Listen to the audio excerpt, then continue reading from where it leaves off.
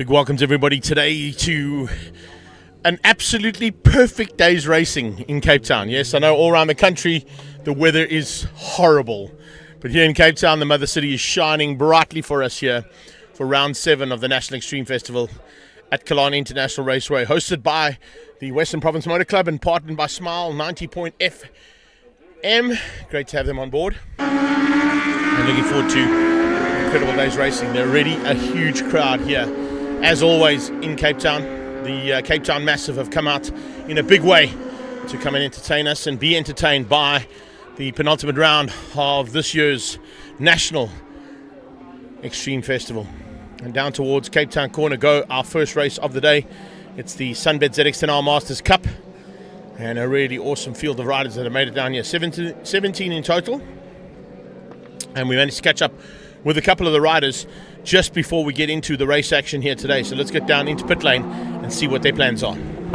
So I started riding my Gen 6 at Killarney, and unfortunately, due to lack of setup and not understanding the bike yet, I had a bit of a crash there, and my throttle unit got a bit damaged there, and it was fun. I mean, I did I think 3 races at Killarney, no issues. I did Thursday 2 sessions. Today the 3rd session, this part decided no thank you. So I'm hoping it's just that. Luckily after Killarney I ordered a new part, so let's hope that it is that, and then we can put the hammer down tomorrow morning. Well, it was an idea we came up with for Sunbet's charity wing called Sunbet Cares, which is a give back where Saki's painted the bike white, and then his son repainted in all the colours is painted in, and then we got kids to come to Killarney on a double header there and photograph the bike. There's a little give back to say we care.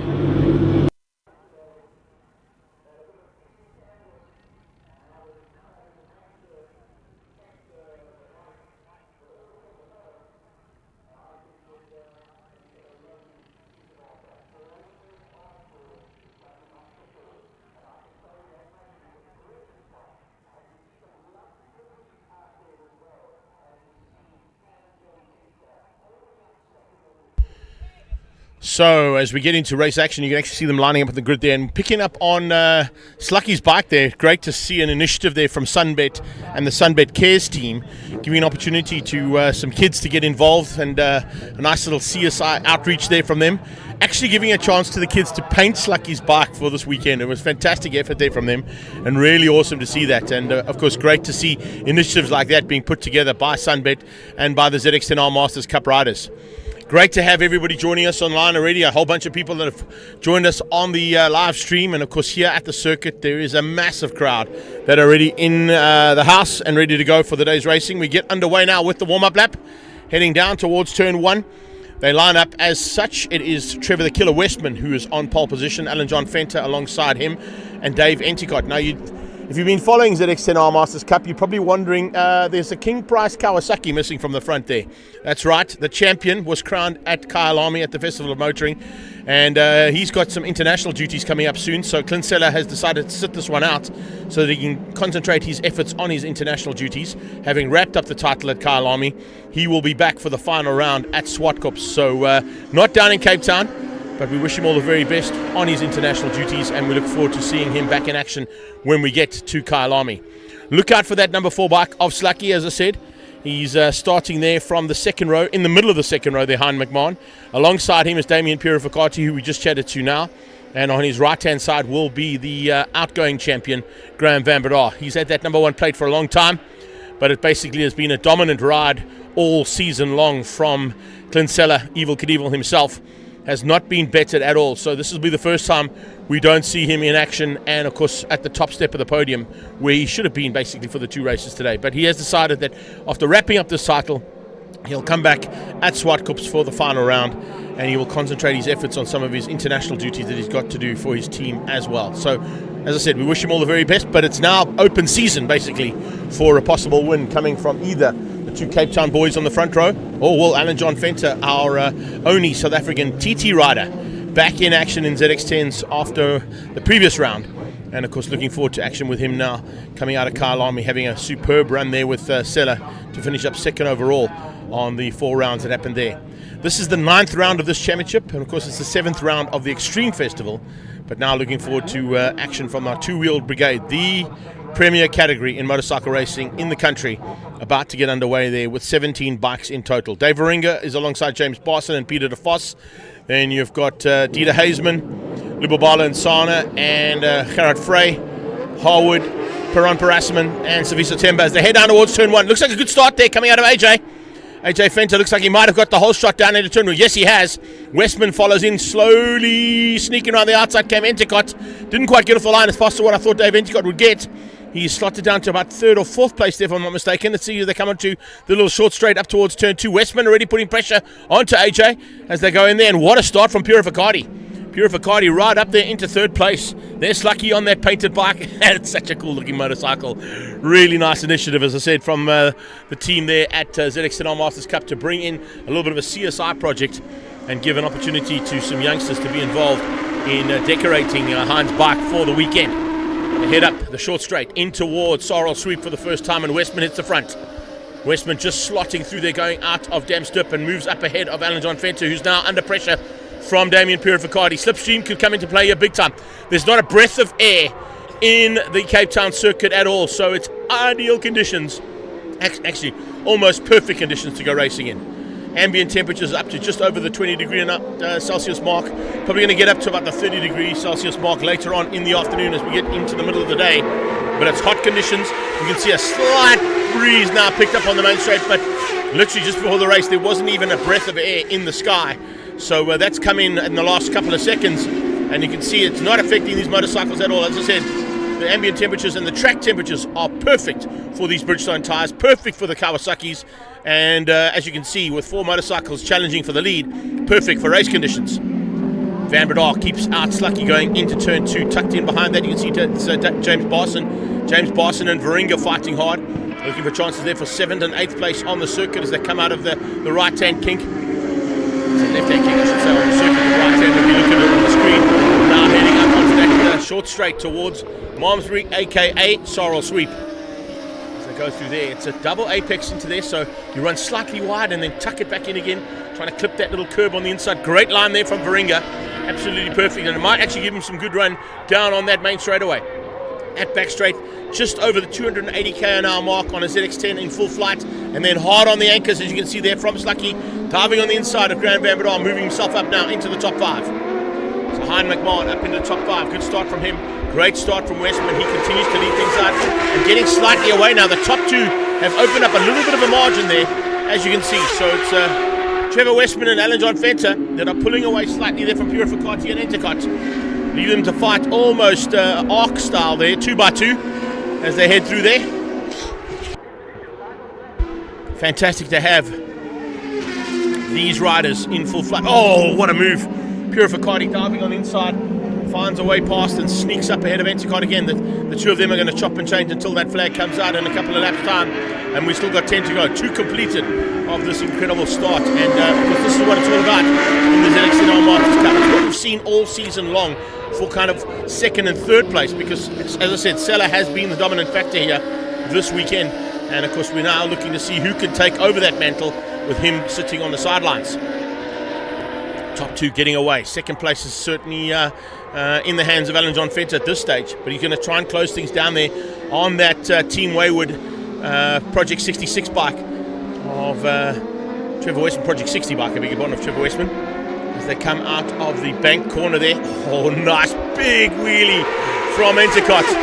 That Motorwise Ravenel bike is absolutely on the back wheel coming out of turn 5 and kept it on the back wheel almost into the left-hand kink onto the main straightaway. That's closed him up right onto the tailpiece there, and now looking to try and pounce on Purificati just ahead of him. Cape Town man will have a couple of special lines, I'm sure, around here. They always say follow the Cape Town boys around this circuit when you get a chance to, because you'll learn the different lines and the faster lines that the Cape Town boys know here. And there are a few very tricky little things that they can use to fight against you if you're in a battle like we're seeing right now between Enticott and Purificati.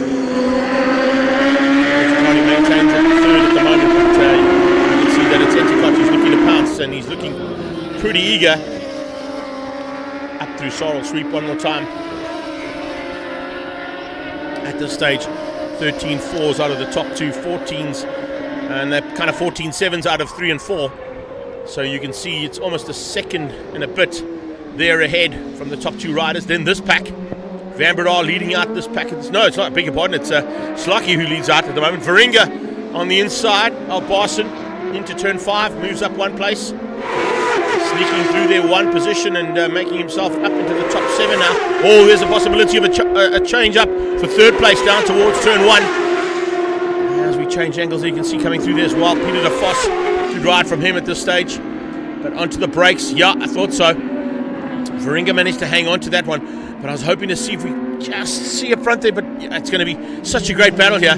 Oh, no, it is. Purificati hung on. I thought we saw a chance there for Endicott. He was right up the exhaust pipe of Damien Purificati as they came out of the kink and onto that main straightaway. And I thought we might see things change up there. We are seeing changes. Yeah, here we go. A bit further back in the pack there. That's Ian Harwood about to be caught by Lubabalo and Sana. Another local man showing the way around there. Good ride from Peron Parasiman just behind that as well. And Safiso Temba, the IM63 man, on a brand new machinery there.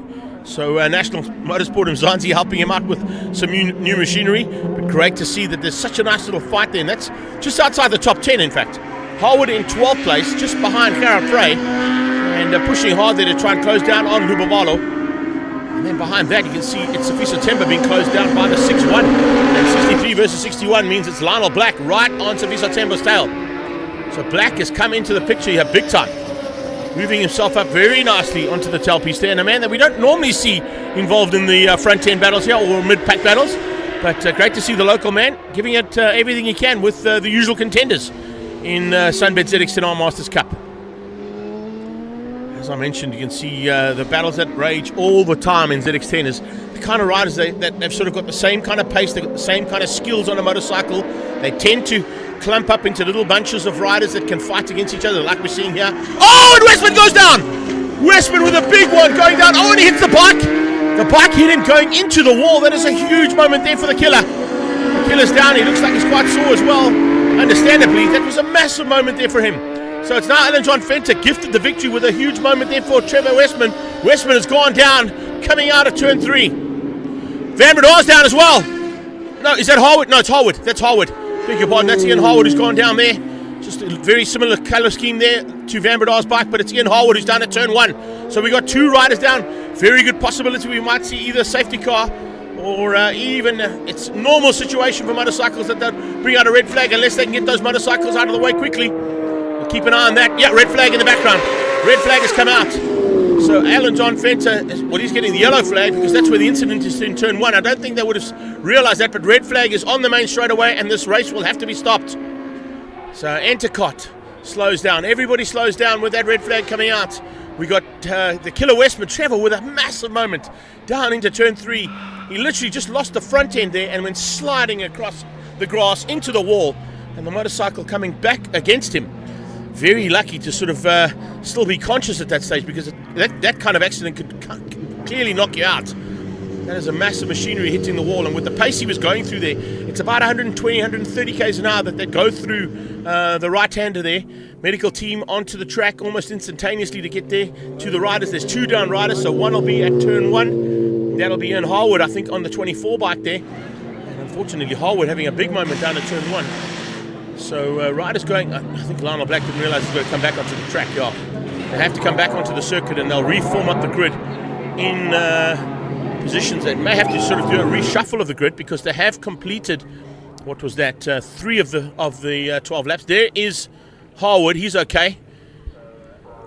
So it looks like just a big moment for him down at turn 1. He's got the helmet off. I think the medics are going to just make sure he hasn't rattled his cage too much. He's looking at the helmet going, yeah, that worked well. Of course, he is the man who is behind bringing in those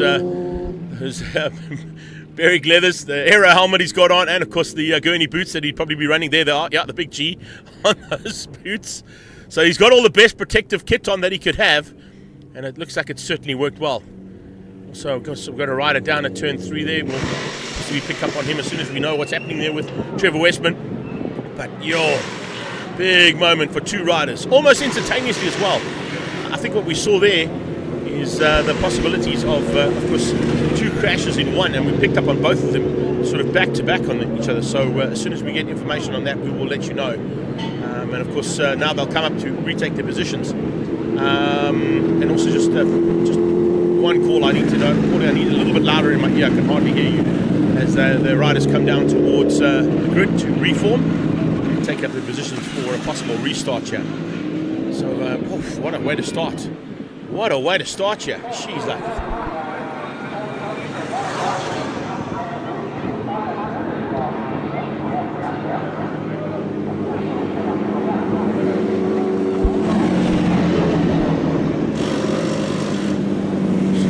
Bambit rolls down to the grid to take up his position again.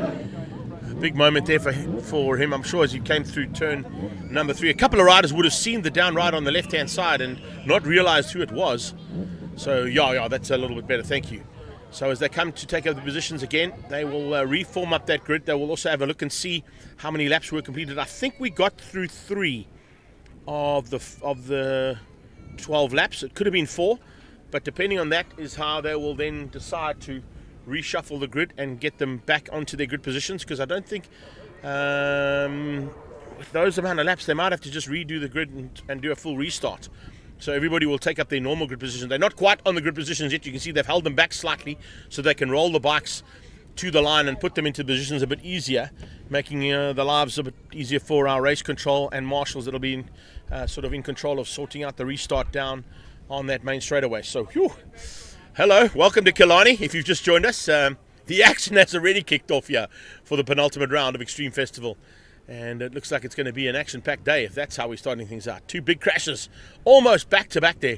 A big off for Trevor Westman and a big off for Ian Harwood as well. Harwood down at turn 1, Westman at turn 3. As soon as we got information, all I can tell you right now, Ian Harwood's okay. I'm just waiting for information to be passed on from Trevor Westman's point of view, and then we will let you know all about that. But yeah, just to also run through how things are going to go. Of course, out of ZX10R Masters Cup, we are moving into a full day's racing with the InvestCam Formula 1600s. We've got Astron Energy Polo Cup. They've got 3 heats of racing today.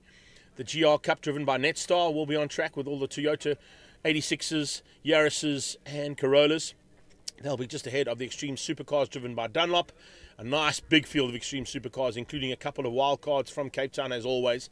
Great to see that. And then South African Touring Cars and the SA Touring Car Super Cup category. They've got 2 heats today as well. That's how it's going to run. I know we're running slightly later than what's scheduled on that program, but still lots of race action to come your way here today at Killarney International Raceway. And it's always a superb circuit to come to, especially when the mother city is shining like she is today. I know a lot of people around the country that are watching from all around South Africa and even all around the world that have joined us so far are ruining the conditions that they're in today. Natal is under snow, I believe. Van Rienen's Pass and a whole bunch of the passes down in Natal under thick snow. I just got some pictures sent through to me from Montrose as well, just outside of sort of the border of Natal and Free State, also under thick snow. Johannesburg down to the sort of 4 degrees Celsius mark, but we are sitting here at the moment and I think it's about 25 or 26 degrees Celsius outside. So it's absolutely ideal conditions to come racing. And as I said, the mother city is shining beautifully today. You cannot ask for a better option than to be at Killarney International Raceway and here at the circuit as well. If you do know anybody who's at the circuit, who's possibly parked at one of the corners around the track and they want to get more of the action, of course, remember to tell them that they can link in to our live stream. It's via Facebook on various channels. Yours truly's, Extreme Festivals, Volkswagen Motorsports, Dunlop, all of them are putting it out. And of course, if you don't have Facebook, YouTube is available on the Two Wheels TV side. You can pick up on all the action here. And then if you also want to check it out, you've got extremefestival.co.za/live as well. So there are plenty of options for you to find all the action that's taking place here today at the penultimate round of Extreme Festival 2024 National Championships. Currently, we have a real feel of 21 degrees Celsius outside. So I can tell you it's warm, it's perfect. There's a slight breeze, which is probably helping the riders in their leathers while they wait there. But as I say, look at that ATS and OMP sign on the right-hand side there. Those banners are hardly moving. Yesterday, they were pumping. The wind was a little bit stronger yesterday than what it is today. So, yeah, looking forward to fantastic day's racing here today in ideal conditions. The Mother City, last time we were here, was not as generous for the regional categories. We were under sort of almost tropical conditions when it came to the rain and the conditions that we raced in here. Beginning of the year, we also had some cold conditions and sort of iffy conditions at some point in the day too. A little bit of rain, a little bit of dryness that happened. But looks like today we are in for a full day of clear, warm and perfect race day conditions to go and play in. Looks like we've got bikes cleared and riders cleared, so I hear motorcycles starting up again. Can't be too long to go before we get underway for the restart. You can see they have shuffled that grid around again and probably gone back to the original start position. So left-hand side of the grid, right-hand side of your screen right now is missing the number 60 bike, the Project 60 machine, and Team Wayward ZX10 of Trevor Westman. He had a big crash down into turn number 3. And of course, just literally seconds after that, we crossed to turn 1 and saw Ian Harwood had gone down as well there on the TRP, and that Kawasaki unfortunately also on the sideline. But good to see him stand up, as I said, wearing all that protective gear, which all these riders have to do. Usually works out to be a good thing.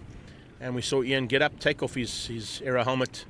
The Berwick leather's hardly even scratched, and those gurney boots and gloves were certainly put to the test. But he stood up and walked away. I'm hoping on the same vein we see a similar thing. It did look like initially when we saw Trev, he was a little bit more shaken than Ian was.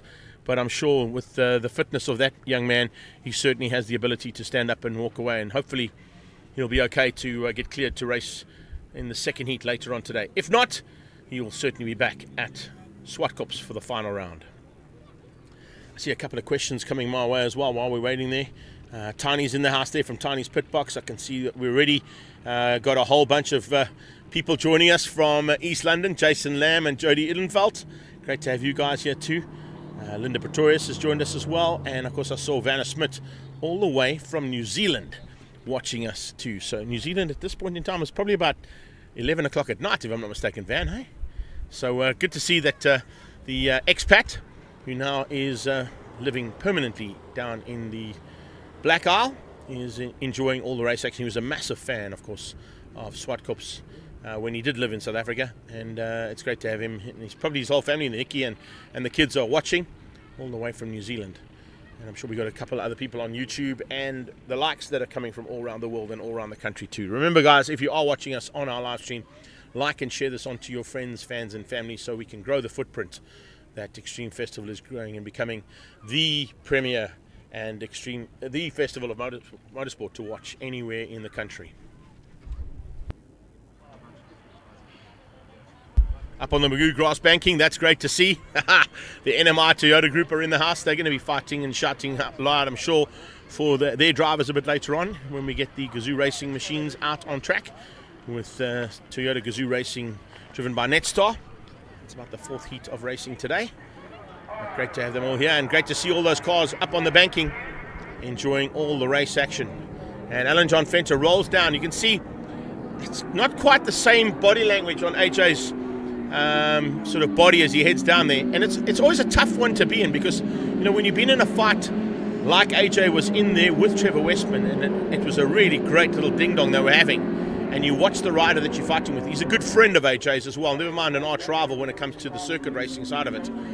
But a lot of the camaraderie amongst the ZX10R Masters Cup riders is the fact that they pride themselves in being good friends off the track, but of course the red mist comes down when the racing starts, so they leave it on the circuit. That's the most important thing. Hilton Null joining us as well. Hope the recovery is going well there, Hilt. The last time out, the recovery process is continuing the way it should be, in a positive vein.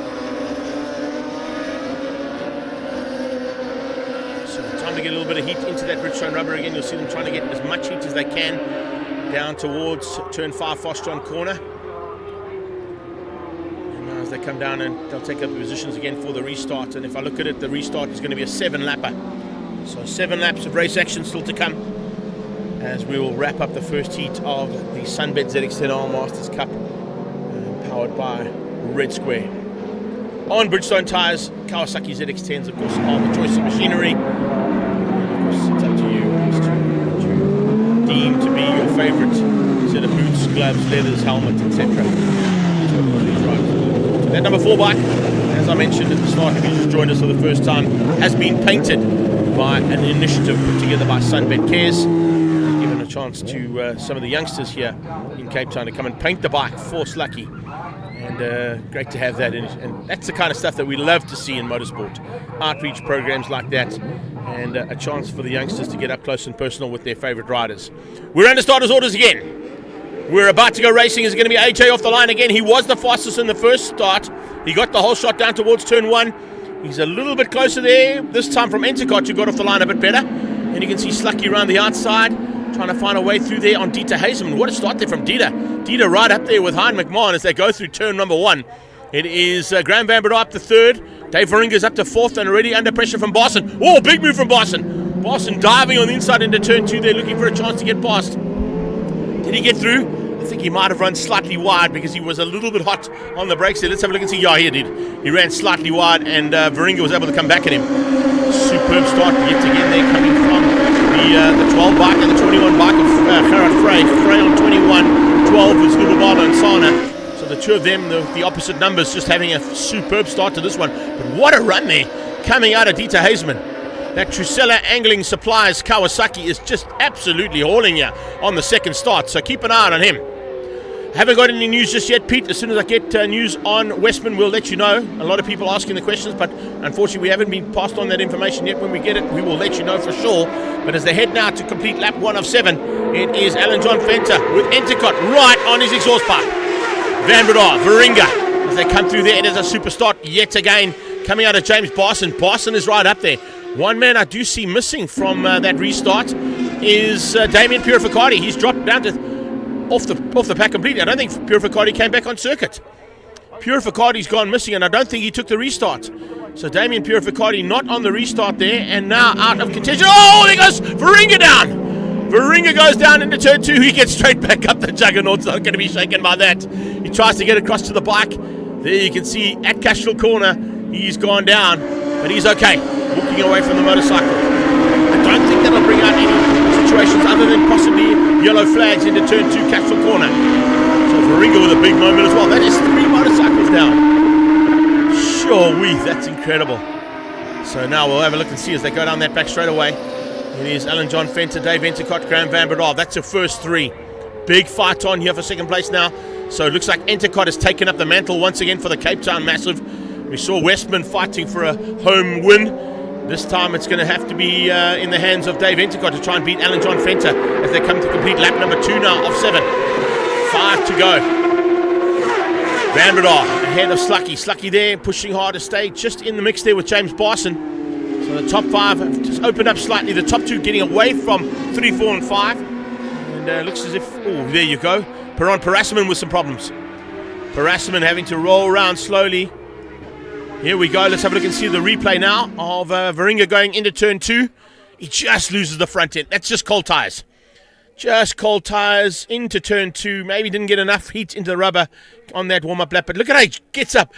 That's unbelievable. I don't think even Mark Marquez can get up that quickly, Veringa. Awesome job, buddy. He goes across, has a look and sees and says, nah, not going to be able to do anything about that. So walking away now from his motorcycle is Big Dave. And that's such a pity to lose him because he's such an eager competitor and really, really one of the finest riders in ZX10R Masters Cup field. So Veringa out, Westman out, and Harwood out. Those are the 3 riders that unfortunately have had some incidents in this first heat. Down on the brakes comes Barson, trying to close down on both. Purificati sounds like it might be a mechanical failure. So Damien Purificati looks like he had some kind of mechanical issue on the motorcycle. That's why he couldn't restart the bike and get back into the second start of race 1. Alan John Fenter absolutely flying at the moment. Looks like Damien Purificati may have started race. I didn't see him though, and then it died somewhere on circuit. So Purificati out of the second start of race 1. I'm sure they'll be working frantically to get that bike ready for race 2. Right now, Hein McMahon ahead of Van Breda. Van Breda under pressure from Barson. So Barson looking to try and sneak up ahead of the outgoing champion. As I mentioned, if you've just joined us for the first time, you will not see Clint Seller out front. Trevor Westman has gone down, Ian Harwood has gone down, and Dave Veringa has gone down. So if you have just joined us, those are the riders who are out of contention here from the start. But needless to say, they've left the windows wide open here for everybody else to enjoy their day in the sun, and it is a perfect day in the sun here in Cape Town. And it looks like Slucky pulling away now from Van der Rohe. Doesn't look like there's an answer coming there from that Stefanuti Stocks and Motul Kawasaki. Larson also right up there. Fantastic effort there from the Steel Monkey machine. And then just behind this pack, Peter de Vos all on his own. Actually riding a lone race there. Great to see a battle. But this is a superb battle. Man alive, it is Cape Town versus Edenvale here. Entercott versus Fenta down towards turn 1. Frey, Lionel Black, Saviso in there as well. Coming into the pack as well. Look out for that number 12 bike of Lubabalo and Sana. Lubabalo and Sana has had a fantastic run so far. And he's just keeping Hazelman and Frey behind him. Just a further back from that, you got Lionel Black, and just dropping off the back of the pack there is Safiso Temba. So maybe not quite up to scratch on the bike just yet. It's brand new machinery, and I'm sure that he's going to do some development work on it to get it ready for Swartkops in the final round. Maybe using this for a bit of testing. Now as they come up under braking, these three having a superb battle. Back to the lead. AJ flying through, Sorrel sweep with Entercott right on his tail, trying to close him down. Alan John Fenta loves this circuit. He knows all the bumps and lumps out there. He's one of, if I'm not mistaken, he may be the longest rider in South Africa at the moment on an MSA license. I think his first license he took out at the age of sort of 3 or 4 or 5, if I'm not mistaken, and he's been riding ever since. So if I stand to be corrected, he is one of SA's longest standing MSA license holders. So fantastic to have him here as part of the ZX10R Masters Cup. Hasn't done the full season. Remember, he had to go overseas to do some duties for Isle of Man, and did an amazing job there, becoming the fastest man ever in South Africa to lap the island. But now we're watching some of the fastest riders in the country lapping this incredible circuit at Killarney, and this is a great battle. Lubabalo and Sana under pressure from Frey and Hazelman. Van der Rohe has not closed the gap onto the back end of third place Hein McMahon. So there's a bit of a fight on there, remember, as well. And if I just change things up here ever so slightly, I'll tell you that we've got Alan John Fenta, Entercott and Hein McMahon, the top three of Class A. Class B, of course, is Van der Rohe. His second place in Class B is Hazelman, down in what is now 9th place. 11th place is Temba, he's third in Class B.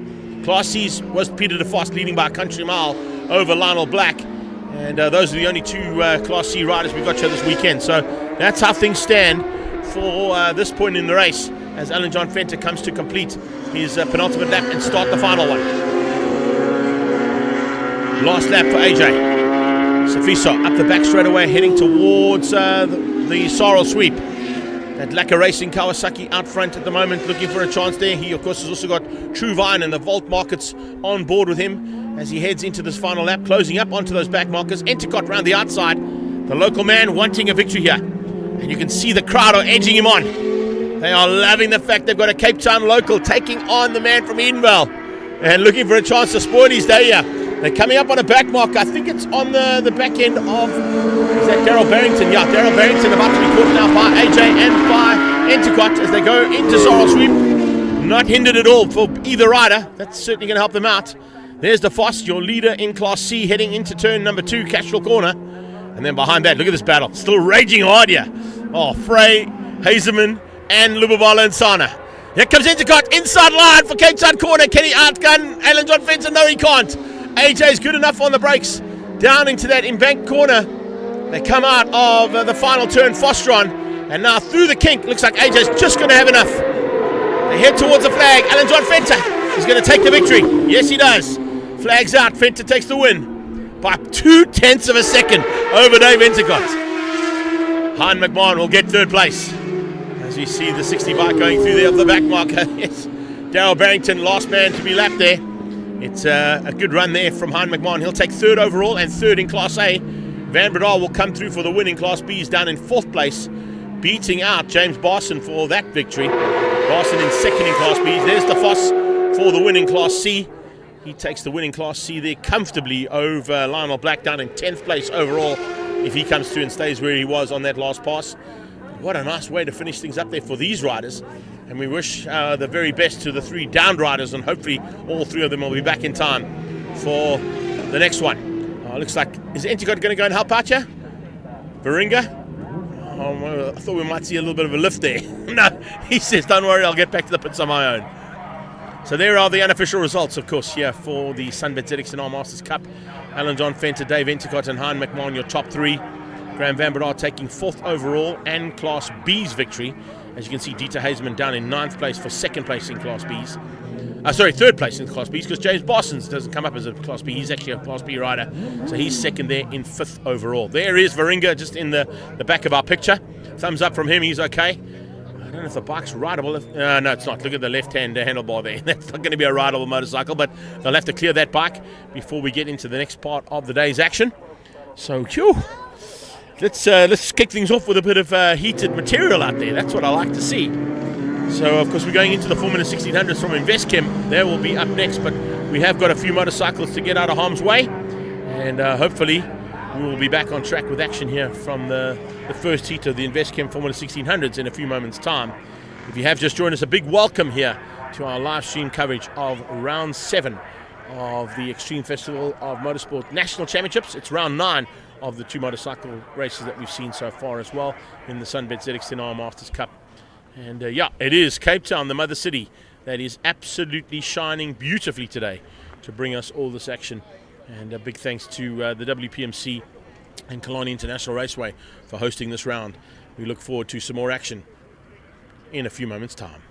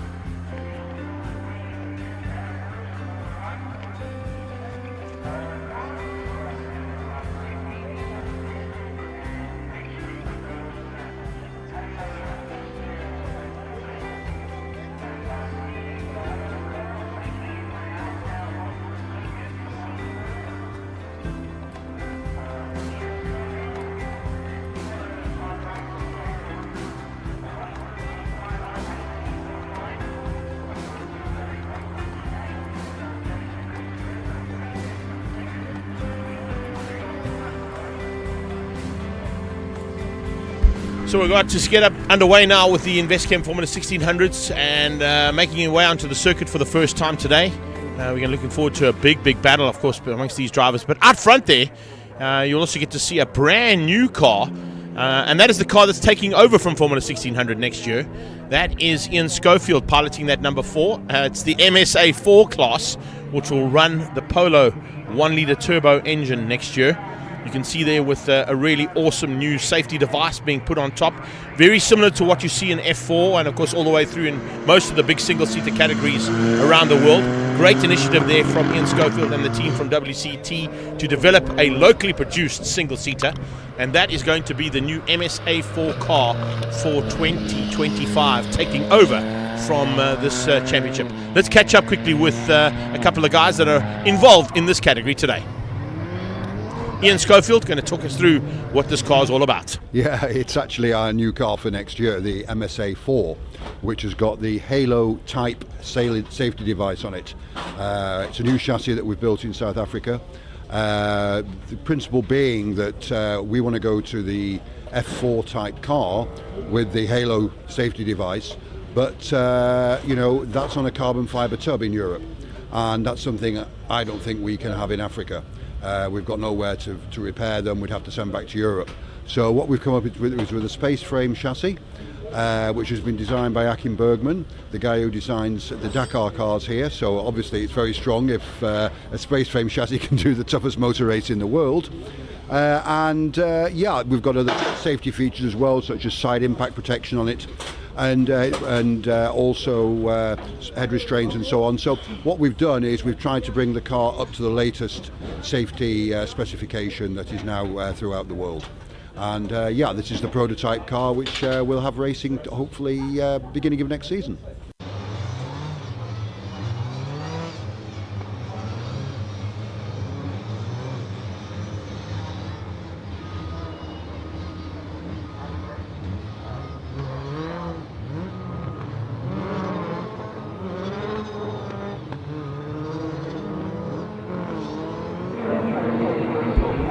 So rolling to the line now. Nice to catch up there with Ian Schofield, and thanks Ian for all the information on that car. Really exciting time for South African single-seater racing in South Africa for 2025. And I believe, chatting to Janet this morning and Kelly Gregory, of course the ladies behind the scenes in this class, they are oversubscribed for cars for next year. So the WCT team are going to have a busy Christmas and New Year's.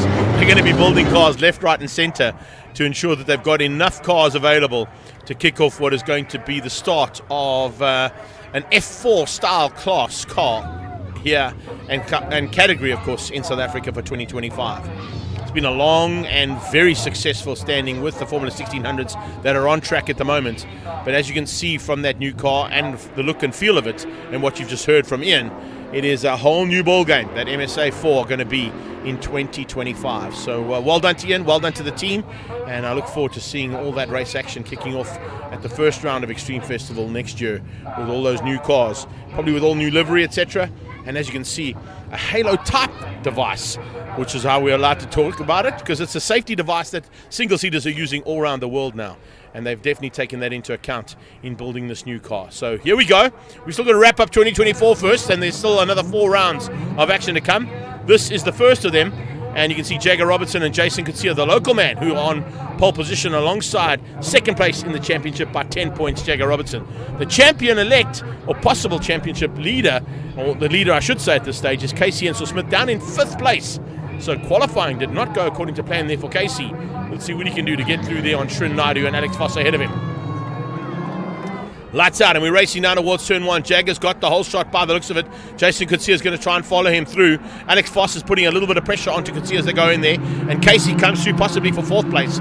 Right on his tail, Michael Vasadenot pushing hard ahead of Siyabonga Monkonkwana and Storm Lanfear as they came out of turn 1, heading towards Castral Corner, turn 2. Alex Foss going defensive into turn 2 to keep out the charge coming from Srin Naidu just ahead there of Casey Ensel-Smith. So it's basically stayed the same as what it was in qualifying as they come out of Castral for the first time. Jagger Robertson needs to take all the victories to try and bridge that gap and get ahead once again of the man who he had an initial lead over, Casey Ensel-Smith, but with a couple of problems that Jagger's had in the mid part of the season, He's dropped down to second place in the championship. So it's all to do for Jagger Robertson. And it's all about consistency and just completing races for Casey. But a little bit higher up than 5th is certainly where he'd be looking to aim for here today in Cape Town. Srin Naidu comes alongside Alex Foss down towards Fostron corner, down into turn 5, that bank turn, looking for a way past but doesn't quite find it. But he'll watch for the high banking and the cutback coming off that banking out of Fostron corner. As they come to complete the first lap here, you can see just how hard they're going to have to push. It's 10 laps to go, 9 of them still to happen as we complete the first one in anger. And look how tight it is in the background as well. Siabongo Monkokwana, Storm Lanfear, Liam Palomi out there as well, and a fantastic run from Ewan Holzhausen and Karaba Malamela. Malamela, though, a long way back compared to what we saw in the last round. So Karaba must not be enjoying things. And looks like he had a slight problem on that warm-up lap as well, Karaba. So I'm just watching to see if we pick him up in the background. I was watching for that red car, but he had a bit of a nightmare in terms of the qualifying because Malamela started down in the last position on the grid, which was 11th place, which is not what we've seen from Karabo over the last couple of race meetings. He's literally been at the front end and pushing for opportunities to even take his first victory. This is a fantastic start from Foss, though. Take nothing away from that, but he's got Naidu on his tail, looking dangerous, looking to get into that slipstream now down that back straightaway. Jagger Robertson is making hay while the sun shines, and the sun is shining here big time. And he's trying to stay up ahead of Jason Kutsia in second place. Kutsia's got the race driver SA Sparko and Veschem car on his tail of Foss. And Srin Naidu is looking for a way past. Casey still down in 5th place. I wonder if they've worked out the points and kind of done all the calculations saying, you know, where enough position would be. Because at this point in the championship, it's up to Jagger to close those 10 points down. But with Casey Ensor Smith, does he really have to go for victories? Is 4 or 5? Oh, somebody running wide out of turn 1 there, just in the background. Just saw somebody running a little bit high and wide out of turn 1 here in the background there. I think it might have been Liam. Liam just getting it slightly wrong and dropping back into the clutches now of Johan Holzhausen. So those two not having the start that they wanted. Jagger certainly having the start he wants as he gets away now in that absolutely high-flying Liqui Moly and Pretoria No Toyota sponsored car, heading down through the sweep at Dam Stip. Short straight up into the Sorrel sweep now as well. Bit of pressure from the back end. And Storm Lanfear is applying that pressure onto his stablemate there, Siabongo Monkokwana. Monkokwana certainly has got some ground to make up as well. He's also usually a little bit higher up than this. Foss is loving life in Cape Town. This is certainly one of his favourite tracks. And as he comes out of Fostron corner, he's got pressure from Naidu, big time. Whether or not he's going to be able to hang on to that pressure and defend from it, we'll have to wait and see. There's a little bit more pressure coming now from Srin as they head towards turn number 1 into Holzhoek.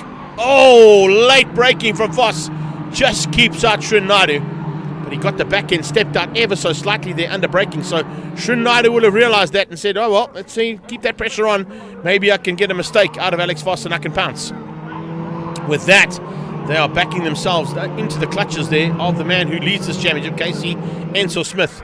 That Africa heating car is starting to heat up and putting the pressure now to close that little bridge down on the back end of Srin Naidu. And that, Michael Sadenot, Siabongo Monkokwana, Storm Lanfear and Liam Palone. So a nice little run there from them as they head into the second part of this second lap of race action. And let me tell you something.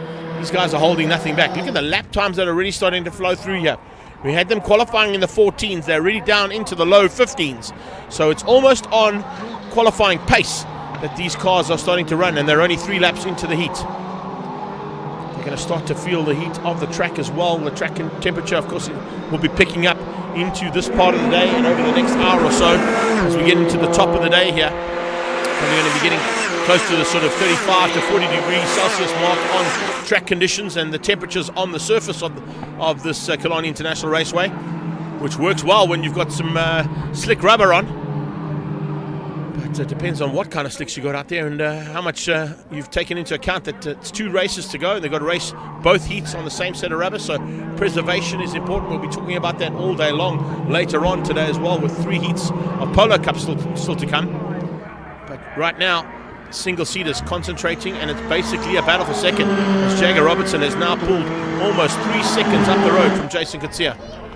Kutsia, Foss and Srin Naidu are locked in a three-way fight, and Casey Enso Smith is about to join them. There's a bit of a wide line coming out of Jason Kutsia. That's not quite the apex being hit there at all there from Jay, which is going to give both Foss and Srin Naidu a chance to close that gap down even more. You can see a little step out there and a little look up the inside there from Foss. Does he get through? Oh, so close to have a look going down into Fast John corner. And behind that as well, also watching for Storm Lanfear. Lanfear had a big look up the inside of Siyabongo Mongkwana. So a couple of cars having a go in towards turn 5 that didn't quite make them stick, but they're certainly just showing the wheels and showing their intentions. Foss has closed the gap down and is right under that exhaust pipe and of course the gearbox of the car in front of him, Jason Kutsia. The Mint Wrap Works and Fuchs Lubricants machine under big pressure now from that race driver SA car that is piloted by Alex Foss. Foss, as I said, is certainly one of the favourites here today. He is a big supporter and a big lover of the circuit. Has always gone well down here in Cape Town. And even on the occasion that he hasn't gone well, he's normally comes back with a vengeance. It certainly looks like he feels like a bit of a vengeance today. Possibly get second place on the podium if he can just find a way through there on the local man, Jason Kutsia. Kutsia is defending for his life. 2 cars about to become 3. I'm watching Casey Enso Smith's lap times. His best so far has been a 15.8, and he's currently lapping consistently in that 15.8 bracket, but it's 15.6s and 15.5s out of the 2 cars ahead of him. So he's got to find about 0.2 of a second in the next couple of laps if he wants to close the gap down and then be in contention for potentially what could be second place on the road. Jason Kutsia got fantastic drive. So they must. Oh, there's somebody gone. Yeah, Shrin's gone missing. Srin Naidu's gone missing there, so Srin must have made a mistake in turn 5. That has allowed Jason Kutsia to open up the gap and get away now from Alex Foss. Foss must have had to take evasive action or something happened down at turn 5, and it certainly changed up the whole look and feel of that battle for second. So Srin Naidu, I think, has gone off. I can hear the local commentators on the live PA saying that he's gone off at turn 5. So unfortunately he's out of this one, and it's now handed Casey Enso Smith a chance of a podium. Can he get through there on Alex Foss and steal a podium? A podium is exactly what he'd love. That will certainly keep him ahead of this championship and in with a relatively comfortable margin. 10 points is nothing when there's 4 races still to go. And when Jagger Robertson is flying the way he is, 4.5 seconds up the road from anybody else, it means that Casey has got to get on the podium. And that's what he's now going to try and fight for there with Alex Foss. Double yellow flags down. Well, yellow flags down into turn 5, explaining that it is Srin Naidu that is off there at turn 5. Here we go down into the bank corner. He'll probably be just out of our shot here in the Killarney. Oh, there he is there. There he is right there. The car's on the outside. Oh, that's quite a dangerous position to be in. Srin is on the wall there with the marshals, but there is Naidu's car parked on the sideline. And we can see that's exactly where he ended up after crashing out on the previous lap. So we have got 3 laps to go. And it's Casey Enso Smith now who is determined to get that machine of his up ahead of Alex Foss. So the fight on there between the Bitro frameless and Africa heating machine to get through on that race driver SA and Investchem car of Alex Foss's. Foss is going to fend him off as much as he can. Try and keep that defensive line at every single occasion. Not give Casey Enso Smith any chance to get through. While he's doing that, he's actually concentrating on trying to close that little gap that opened up between himself and Jason Kutsia. Kutsia has got his head down. He's just trying to maintain that gap and not allow the 3rd and 4th place cars to catch him again. Down in towards turn 5 goes the leader, Jagger Robertson, with almost a 5-second lead now over Jason Kutsia. Alex Foss and Enso Smith fighting hard now for what is 3rd. Michael Besaiden and Siyabongo Mongkwana are 5 and 6, and doesn't really seem like there's much of a difference there as Mongkwana has not been able to bridge the gap, but he has had to fight Storm Lanfear literally every single lap of this race so far. So Sia's had a big fight on his hands there. Much improved Storm Lanfear down here in Cape Town as well. That is great to see. As they head down towards Holshoek for the penultimate time. 2 to go for these cars. Lanfear and Mongkwana into turn 2. Will there be a chance there for them? Into turn 1 right now, but heading towards turn 2. Will we see an opportunity here for Lanfear to get through on Mongkwana? Siyabongo Mongkwana has become a seasoned veteran in this category and certainly knows his way around the cockpit of that machine and what to do to make it go fast. So they come through. Damn Stip. As they get away there, you can see the previous couple of weekends here in Cape Town, there's been a huge amount of rain, lots of cold conditions, but we've got ideal conditions today. But if you see the standing water on the inside of Dam Stip, you'll realize that the last couple of weeks here in Cape Town have been absolutely horrible. Flags have been withdrawn, so overtaking opportunities can happen down in the Cape Town corner. I think because the drivers know where that car is, they won't attempt anything to sort of put themselves in harm's way if necessary. And as I speak about harm's way, well, harm is being done here to the championship with Jagger Robertson going to close the gap down slightly here. He started 10 points behind Casey Enso-Smith at the start of this one, but with a victory and Casey down in 4th place, he's going to close that gap down just a little bit. And it's 1, 2, 3 points here, 2, 3 points the next race, and 2 more races to go at Swartkops for the final round. There's a championship very much up for grabs. I don't think it's going to be sorted out here today in Cape Town for the single-seater side of things, but definitely at the final round at Swartkops in the middle of October. And we are in for an epic one there. It's been an epic battle so far, but it's been for 2nd, 3rd, and 4th place. That's what we've been watching. Haven't really seen much of him, but this entire last lap is well-deserved to see Jagger Robertson in full flight. The Liqui Moly Pretoria Nord car has had a fantastic run here in the first heat of InvestChem Formula 1600s. And Jags now comes down under braking. One thing I have to sort of ask myself, and it's probably something I might have to catch up with Kelly Gregory or even with Ian Schofield at some point, is if Jagger wins or if Casey Enso-Smith wins, the rule is that the champion has to leave the championship and move on to something better. Now, with a new championship next year, does it give them an opportunity to jump into the new cars and defend their titles? Well, not really defend their titles, but make a run for the new championship for next year. I think it probably would. As they come across the line there, Robertson wins out over Kutsia. Foss hangs on to keep Enso-Smith down in 4th, which will help out big time there from Jagger Robertson's point of view. Michael Besaidnote in 5. Monkonkwana kept Lanfear behind him. Liam Palome comes through there, and a good run from him in 8th ahead of Holtzhausen. And Shrun Naidu, unfortunately, out as you saw, parked on the sideline there at Cape Town corner, Fostron. So that's how it all wraps up.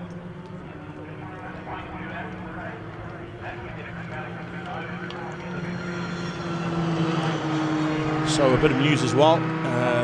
The new car that Ian was in is, of course, has been designed and manufactured by Wallace Race Composites and Henley Clip. That's amazing. That's pretty cool to see.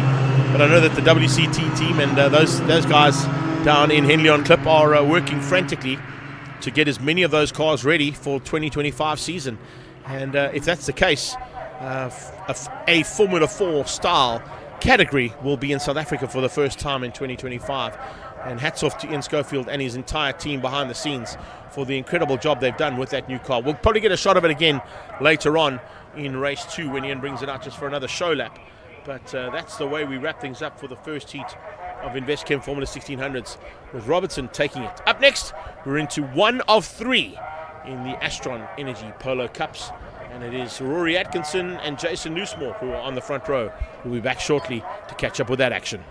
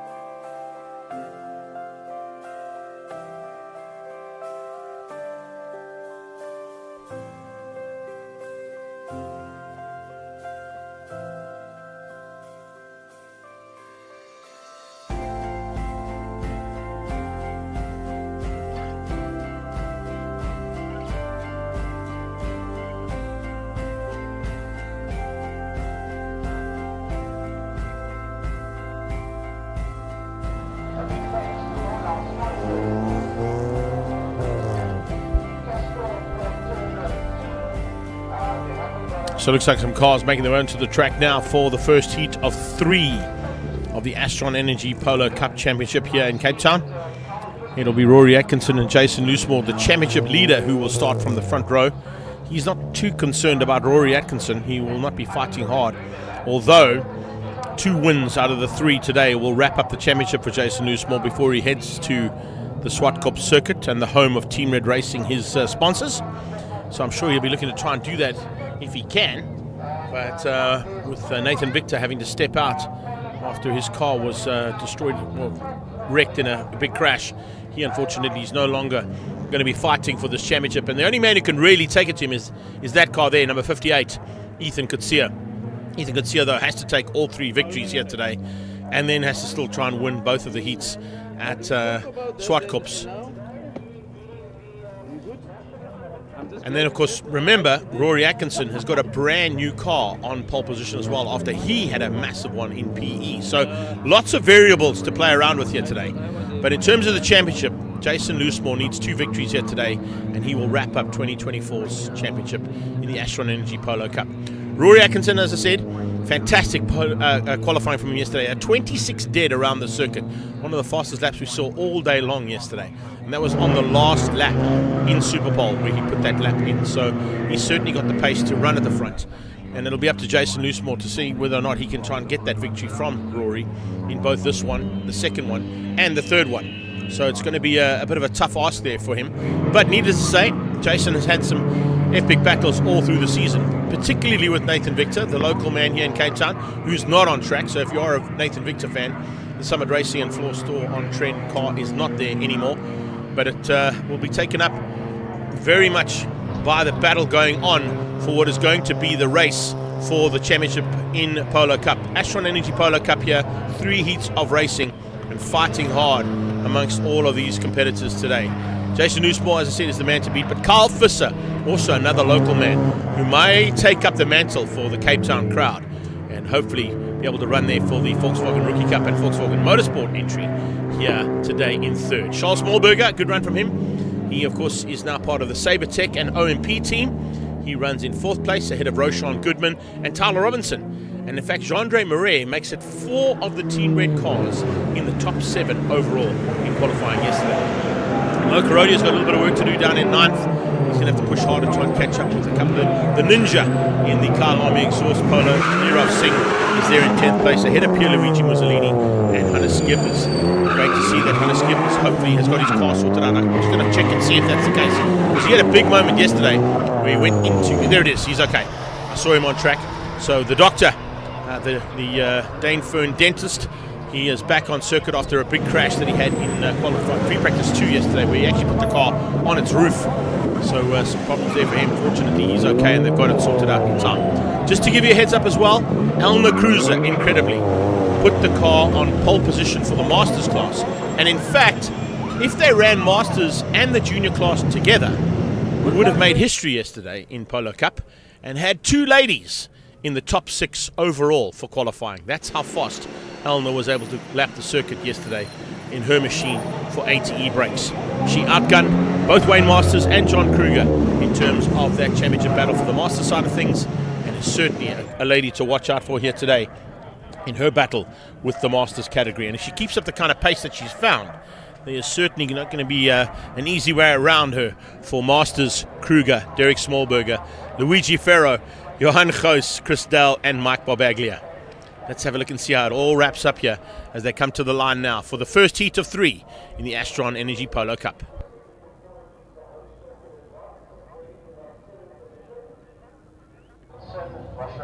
Goodman's a bit further down. He's at 47 car. And here comes the 12 car. That is Charles Smallberger. He'll be the P4 on the second round of grid. Yep, this is going to be extremely action-packed. Let's see all the drivers getting spoken to. So here we go. We are going to clear the grid and get ready to go for the first heat of 3. Astron Energy Polo Cup is certainly going to be one to watch out for here today. And oh man, it's all to play for here, particularly for Jason Loosemore. He's got it all to do if he wants to try and wrap it up here before he gets to his team's home circuit at Swartkops. Remember, Team Red Racing are based at Swartkops. and they've got 4 of their cars in the top 7. So they're all there to try and help Jay out, as they were in the past when the likes of Clinton Besaidno took the championship, when Leighton Farid took the championship, when Charles Visser took the championship. Remember, this is also a possibility of the 5th back-to-back title going towards Team Red Racing as well. So there's quite probably a little bit of pressure there on Jay, but he will be soaking it up, having won a couple of oval track national championships in his career. He knows what to do there in that Renegade Racing and SFA car from Team Red. There is the doctor. A little bit of repair work done overnight. Pierluigi Mussolini has slowly but surely got to grips with how things work here in this category. Behind him, of course, a youngster in the category. Watch out for the improving Bjorn Berthold in that Caesar Anani Plastics car.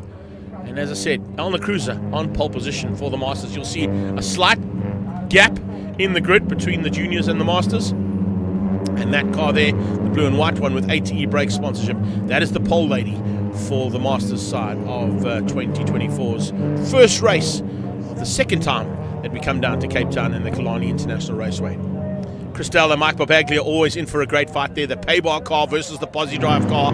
Those two are loving life now, having moved across from what they started their race careers in Challenge, and now full-time in the Masters class here for Astron Energy Polo Cup, and loving it here as part of this category.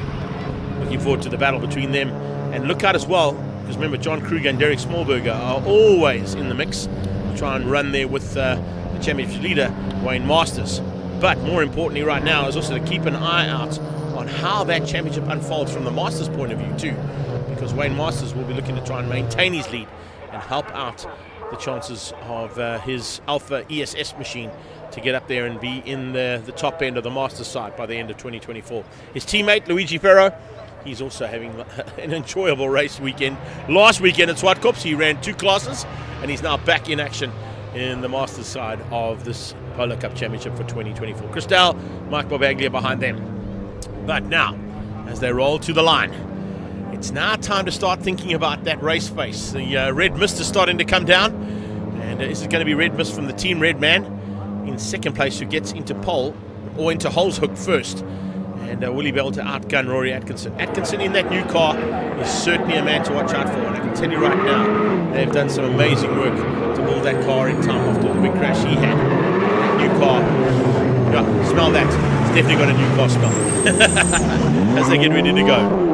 Charles Smallberger is a dangerous man too. He is absolutely lightning quick here in Cape Town, and will be a man to watch out for in the mix, as will Tyler Robinson, our top lady driver there in 6th place overall. She was actually 2nd quickest in qualifying yesterday, but due to that crash that we saw with Hannes Visser, where he put it onto the roof in turn 1, they had to stop the session, and Tyler had to redo it all again and didn't quite get back into the same rhythm she was in when she started the first session. So she's got pace. In fact, got down to a 26.1, so it's one of the fastest laps she's ever done around this circuit. Keep an eye out on the hard charge coming from Johan Goos as well, who makes a welcome return, also in a new car, down in the Masters category as part of the Team Red outfit. And he'll be looking to try and push through there and get in amongst his fellow Masters drivers. We are under starters' orders. Have we got a green flag at the back? We have. The 5-second board runs off the circuit. We're going to go lights on and lights off, and we go racing. Will it be Jay who gets the drop? It's a good start there from Rory Atkinson. Jason Newsmore off the line. Didn't quite get the start he wanted. You can see them all hounding him down towards turn number 1. And already some pressure. Oh, look at that. How was that maneuver from Visser? Visser squeezing out Rory Atkinson. Ethan can see us side by side with him as they go into turn 1. What a start there from Visser. Visser has got off the line like a rocket ship and got through there. Loosemore was the man who actually got the best start out of the junior class. And he hangs on to the lead now ahead of Visser.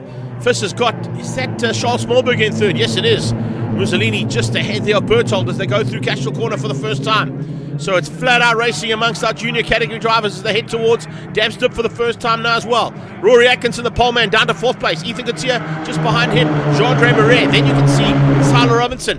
Roshan Goodman side by side there with Hannes Skippers as they come flying through holes and up onto the back straightaway. To the back straight now, the long back straight away. Of course, that's the short one that heads up towards Sorrel Sweep. Mo Karodia just ahead of Nirav Singh. Somebody putting a wheel on the dirt coming out of Sorrel Sweep. And those Dunlops don't like dirt on them, not at this stage of the race. I think it might have been Charles Smallberger, because look at the drive he's got. Trying to come up now on Visser. Visser under attack from 2 cars. On the outside, it is Smallberger. On the inside and tucked right underneath his back bumper, it's Atkinson. Rory Atkinson is putting huge pressure there. That Industrial Petroleum car is looking for a way past as Jason Usmore gets his head down and tries to get away from the pack behind him as they fight so hard, almost from the word go. Remember, there are 3 races. They're on the same rubber for all 3 races. They're on the same brakes for all 3 races. So it's a big concern that these drivers have to take into account. Leading things out in the Masters class as they come across the line for the first time there. Elna hangs on. No, she doesn't. Oh, Wayne Masters has just outgunned her. So it's Wayne Masters just ahead of Elna Cruiser and John Kruger. Luigi Ferrer up to 4th place, and then Christelle. That's how they cross the line in the Masters side. They're just in the background. We'll try and pick them up now. Give you an idea. Here they come.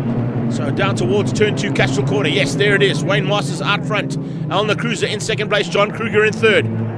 The Habot Lubricants machine there, of course, celebrating 40 years of Habot Lubricants performance in the country. And it will be awesome to see if John Kruger can possibly get it up on the podium for them to celebrate that 40th anniversary. Behind him, though, it is a hard-charging Luigi Ferro.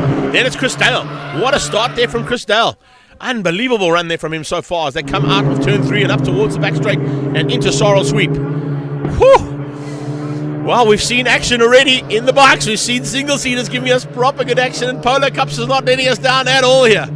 Wayne Masters he's actually looking to try and close down on the back end of the last car on track there in the junior category. That'll be Pierluigi Mussolini. Hannes Skipper side by side there, I think with Roshan Goodman or Jean-Ray Marais, one of the two. Just trying to pick up who it might be. I think it might be Jean-Ray. 2 of them, yeah, it is Jean-Ray in the with the blue livery there. The lipstick and the eyeliner on that car is blue, so it will be Jean-Ray Marais that Hannes Skipper's gone side by side with as they head towards turn 1. Mo Karodia pulling slightly away from Roshan. Roshan doing the same thing there on Bjorn Berthold. And Masters is under attack. Elna Cruiser using probably a little bit of extra time in the saddle last weekend as she partnered up with Mel Spur in the endurance race at Swartkops at last weekend's round. Is loving life back in her ATE brakes machine and putting the pressure here onto the Ferro Energia machine and the Alpha ESS car of Wayne Masters. So there's a big fight on here for the lead. It'll be awesome to see another lady taking a victory. The last lady to take a victory in the Masters class is here today. She's on the sideline and she's helping out, of course, Tyler Robinson. That's Tasman Pepper. Remember, she wrapped up the Masters Championship only a couple of seasons back. So it's good to see Elna putting the pressure on at the front end and giving these boys a good run for their money. Double yellows going into safety car. Safety car has been deployed. Somebody's gone off somewhere. I'm not quite sure where. It must be a turn 2 or possibly turn 3 because these are all the top contenders in the championship that are coming down here. I don't think it's a junior class car, although it might be. Having a look at the way things have gone here, let's see if we can pick up anybody that might be missing from this front pack. It is Loosemore there, Loosemore, Fisser. Then you've got Smallberger, and I'm not quite sure where it's ended up.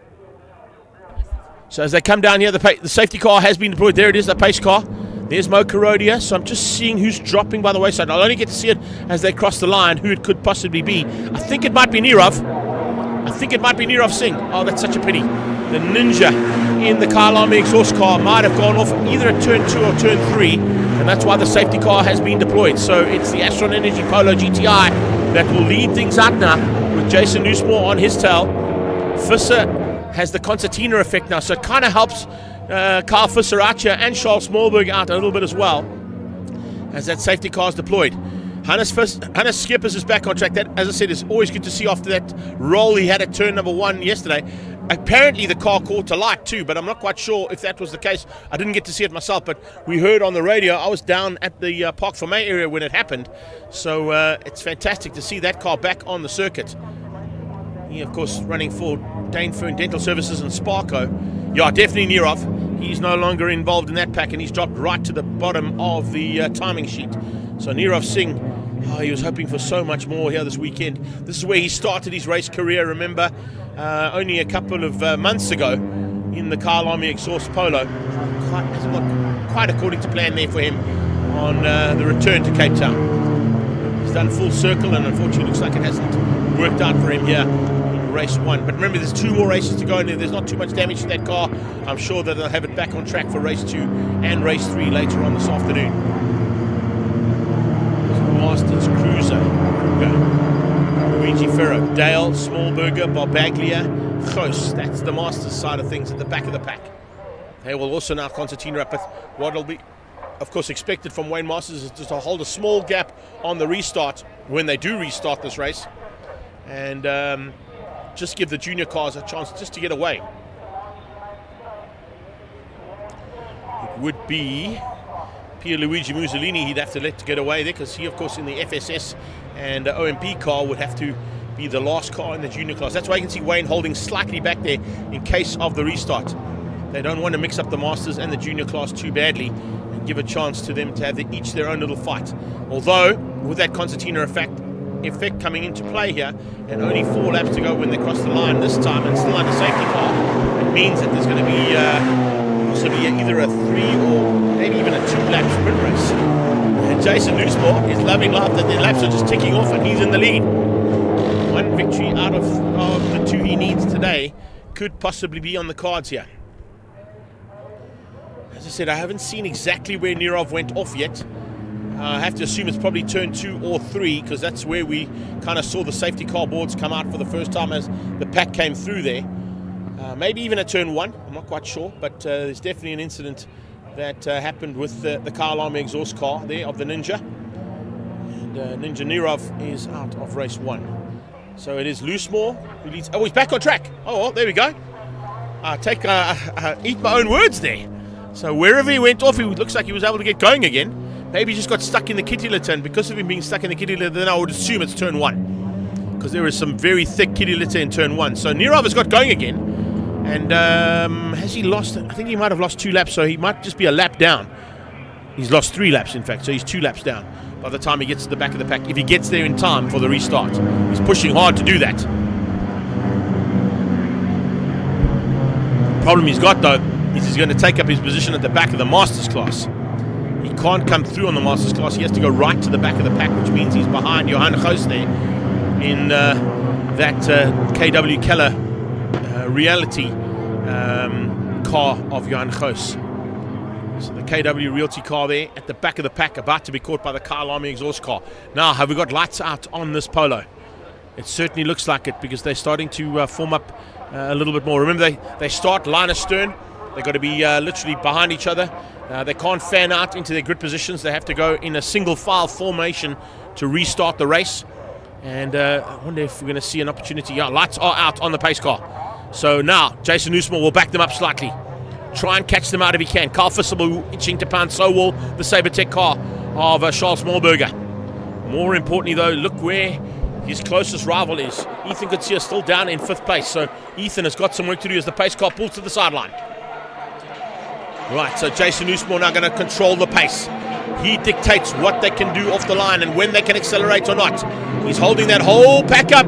He's going to drop the hammer now as we go racing. We are racing once again in Astron Polo Cup for race number 1 here today of 3. As Wayne Masters pulled away. This is Nirov Singh has gone through. He's actually been let through. So Nirov has got through there on the Masters and got to the back of the pack. That was nice. They've given him a chance to go through on that pack and get to the back of the junior category. So he got way through on all the Masters and retakes his position up at the back of the pack there for the car alarm exhaust team. So Loosemore hangs on. Visser in 2nd. Smallberger is 3rd. Look at the pressure coming from Smallberger on the back of Visser. Same thing can be said there from Rory Atkinson. Atkinson looking for a way to pounce now in that industry petroleum car. Oh, this is fantastic. The Hub Racing Machine has done such a good job to get it on pole, but it didn't quite work out for him on the start. He dropped down to 5th, and he's sticky at the moment there around the 4th and 5th place at this stage of race 1. Alner ahead of John Kruger. Masters caught them out slightly there on the restart, so Wayne Masters opens up a little bit of a margin over Alner Cruiser and John Kruger for 2 and 3. Luigi Ferro up to 4. Dale hanging on for 5 at the moment. He's got the hard charge coming from Smallberger.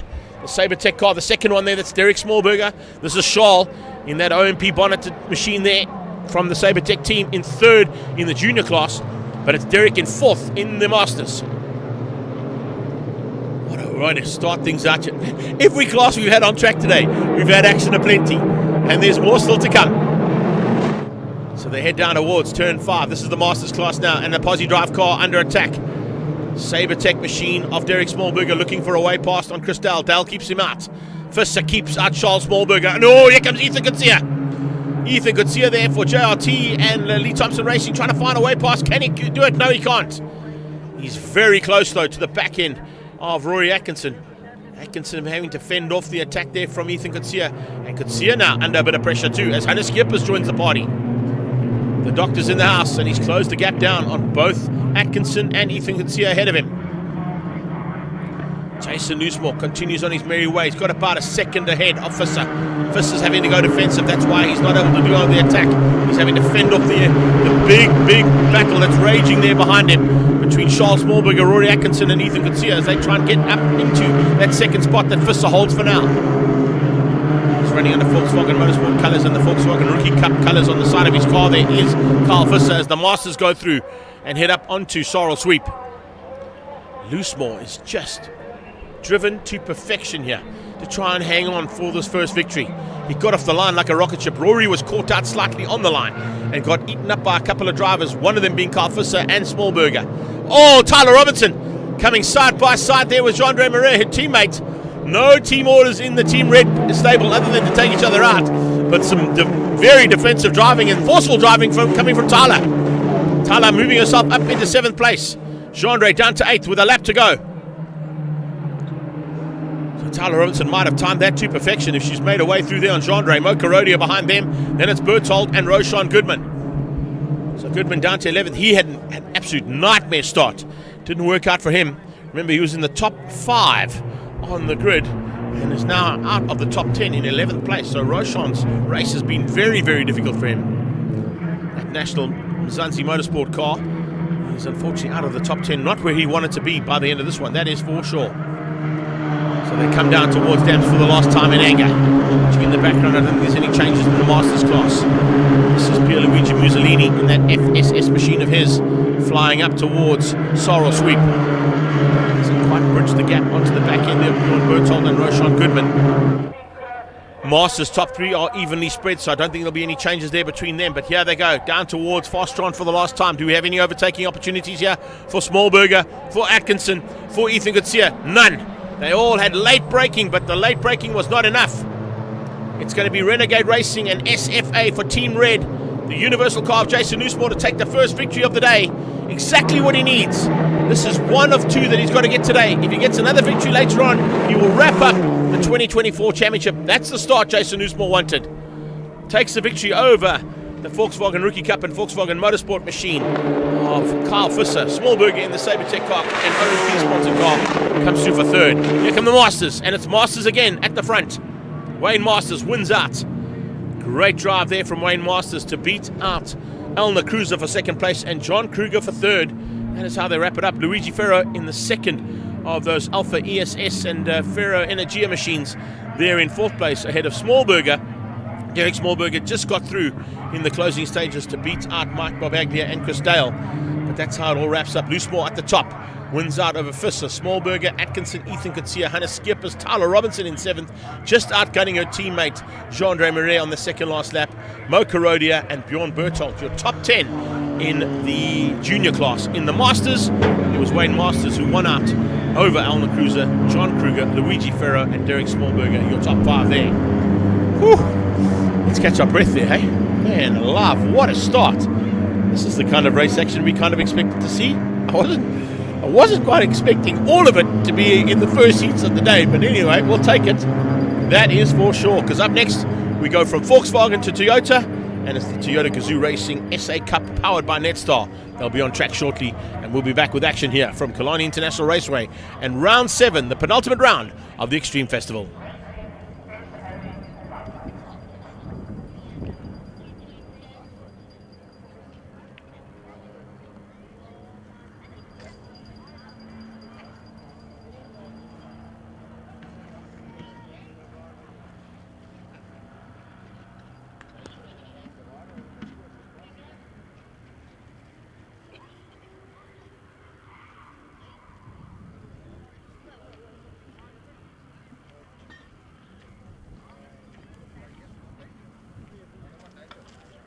Magnet, eh?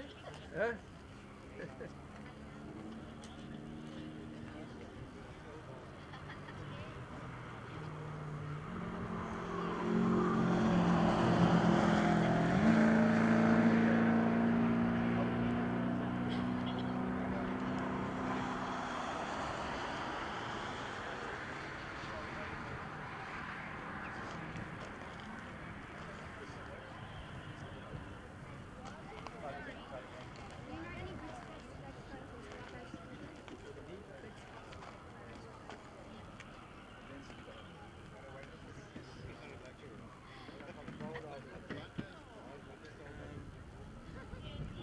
Yeah, it takes it snaps to the vehicle.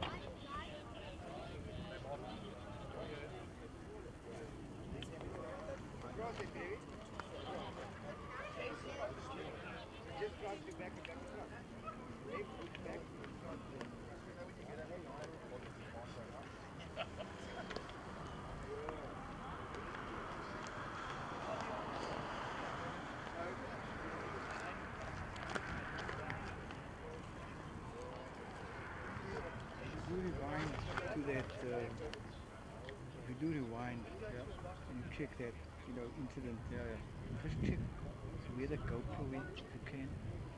Because I think it came in so hard that, Check inside the tires. Yeah, It could be tires. yeah, it could have been the tires, but the tires and of course quite I a actually don't have a recording here. They have a recording there. Oh, so you can't, okay, you can't get back, yeah. Noticed that, I went onto your live stream and I noticed I can't go back. Did you go into the line? I did, yeah. Okay, so But you you then can't- that's you the can't- shot from this camera. Yeah. So you But should I have seen can't, where it is. no, but I couldn't go back on your live stream. You can't. No, I Should can't be go able back to. on your live stream. No, if I go into YouTube, most probably. Yeah. But I just clicked on your, Okay. your link. That's a pity, but is he okay? Do you know if he's okay? He's okay, yeah. Considering,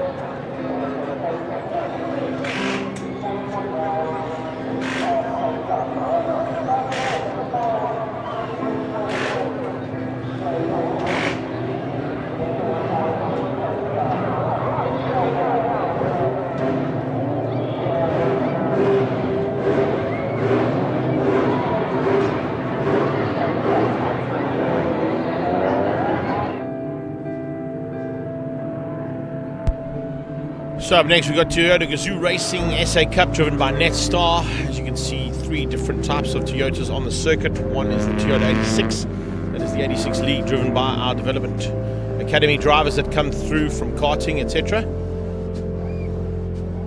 Oh, that's awesome news. I like to hear that. I don't want to be a spoiler, but I'm going to be a spoiler because I love that. Brad Binder, 4th on the grid after qualifying 2. That's a fantastic effort from him, and we wish him all the very best, of course, for the sprint race later on this afternoon and tomorrow's big one at the Marcus Simoncelli circuit. So great to see South African riders doing an amazing job. We saw them earlier on today in the ZX10s, but always nice to hear that in my ear. Thanks, Dave, for that info. So it's 86 League out front. Nico Zafiris, incredibly a big turnaround there from him to be on pole position ahead of Dylan Praji. Darby van der Merwe, the champion, down in 3rd ahead of Sachaba Mashiga. Remember, Darby wrapped up the championship at the last round in the 86 League. The championship for the Corollas and Yaris's very much up for grabs today. It'll be Sean Nurse who will be looking for a victory today. If he gets that victory ahead of the likes of Hannes Visser and Alex Shahini, he wraps up the media championship. And then it'll just be a case of who can sort things out in the dealer and academy drivers in those Yaris's by the time we get to Swartkops. That one's still very much up for grabs. So, as we get down into the heat of the action, remember these are 3 different variables of the Toyota brand. Toyota 86 is out front, rear-wheel drives, and of course running the 86s last year as the media challenge. They've swapped them out for this year. Corollas now are in the hands of our media team, and the Yaris's are in our dealer, our GR dealer team and academy drivers. So looking forward to a big battle amongst those drivers. They qualified with Hannes Visser actually going quickest out of everybody, incredibly, on a 1:24.6, beating Sean Nurse, Shahini and Devin Scott in the Yaris. He was the first of the Yaris's down in 4th place. But remember, when they start things out, they start with the 86 League out front, and then the Corollas and Yaris's mixed up. So there'll be a little bit of a mix-up there in terms of the grid position that you see. They come to take up their grid positions now for the first race. So it will be Nico Zafiris on pole. Praji, Van der Merwe, Sachaba Mashiga, Ryan Naka, and Ken Swartz. Then a little gap down to Hannes Visser, who's on pole ahead of Sean Nurse. Shahini and Devin Scott. Mario de Souza is the second of the Yaris's, alongside Devin Scott there. Well, actually just behind him. He's on the 3rd row of that second part of the grid, and he's in the Motus Toyota. So looking forward to a big battle there between Devin Scott, who comes out of the GR Driving Academy, and he'll be looking to keep Mario de Souza behind him. Kumbim Chikazi is up there in 12th place overall on the grid, just ahead of Jakob van der Merwe from the Citizen. Theo Brits in the NMI car, and I said the NMI boys are here. They'll be shouting hard for, of course, that car. And looking for a chance possibly to be in the running ahead of Bernie Halberg and Marius Klaassen in the Roller Toyota. So that's how they'll be lining up for this first heat of the Toyota Gazoo Racing SA Cup driven by Netstar. Official car, of course, for the circuit today is provided by Amoda as it heads down towards turn 1. And looking forward to who is going to get the top step of the podium. Dylan Praji is still looking for his first victory, so is Nico Zafiris. And the 2 of them are ahead of Darby van der Merwe, who has wrapped this championship up. So will Darby give them a bit of a run and maybe make them work hard for it? Or is he going to let them fight it out for the first victory and to see which one of those 2 drivers can get their first victory before each other in this first start of the Toyota Gazoo GR Cup? I think Hannes Visser is going to give Sean Nurse a bit of a run for his money, having already set the pace this morning in qualifying. He was only 1/10 quicker though, so it's nothing much between Visser from Latvia and of course the man from Auto Trader there, Sean Nurse, in the media challenge. But the car magazine man, Alex Shahini, is not too far behind them. So the yellow car, or the yellow liveried machine there, that's Visser. The green one is Nurse, the orange one is Shahini, then it's Devin Scott and Mario de Souza. Of course, behind that, look out for a big charge coming out of the likes of Jakob van der Merwe. And also look out for some manoeuvring through the field, I think, from the other of our media competitors there, Kumbi Mchikazi. Bernie Halberg, remember, had a big moment at East London Grand Prix circuit where he rolled his Corolla down on the exit of Rifle Range. They fixed the car incredibly and have got him back on track, and he is still itching to be on the podium, at least in the media challenge once this season. So we'll wait and see if that's the case. If it happens here today in Cape Town, it'll be a really nice turnaround for him and just boost his confidence again in terms of his ability at that car. And he really has got a good bit of driving skill behind him.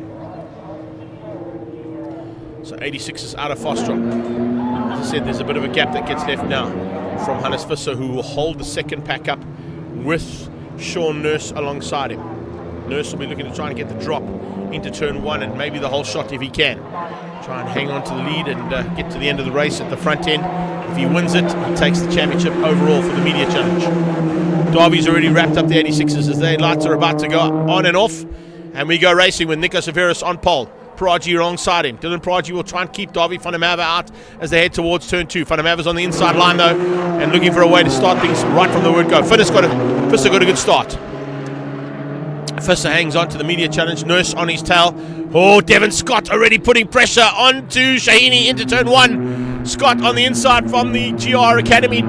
And that driving academy teaches boys and girls how to drive cars, and he certainly knows how to drive one himself, does Devon Scott, as he comes out of turn 1. Oh, somebody running wide out of turn 2 there, Castrol corner.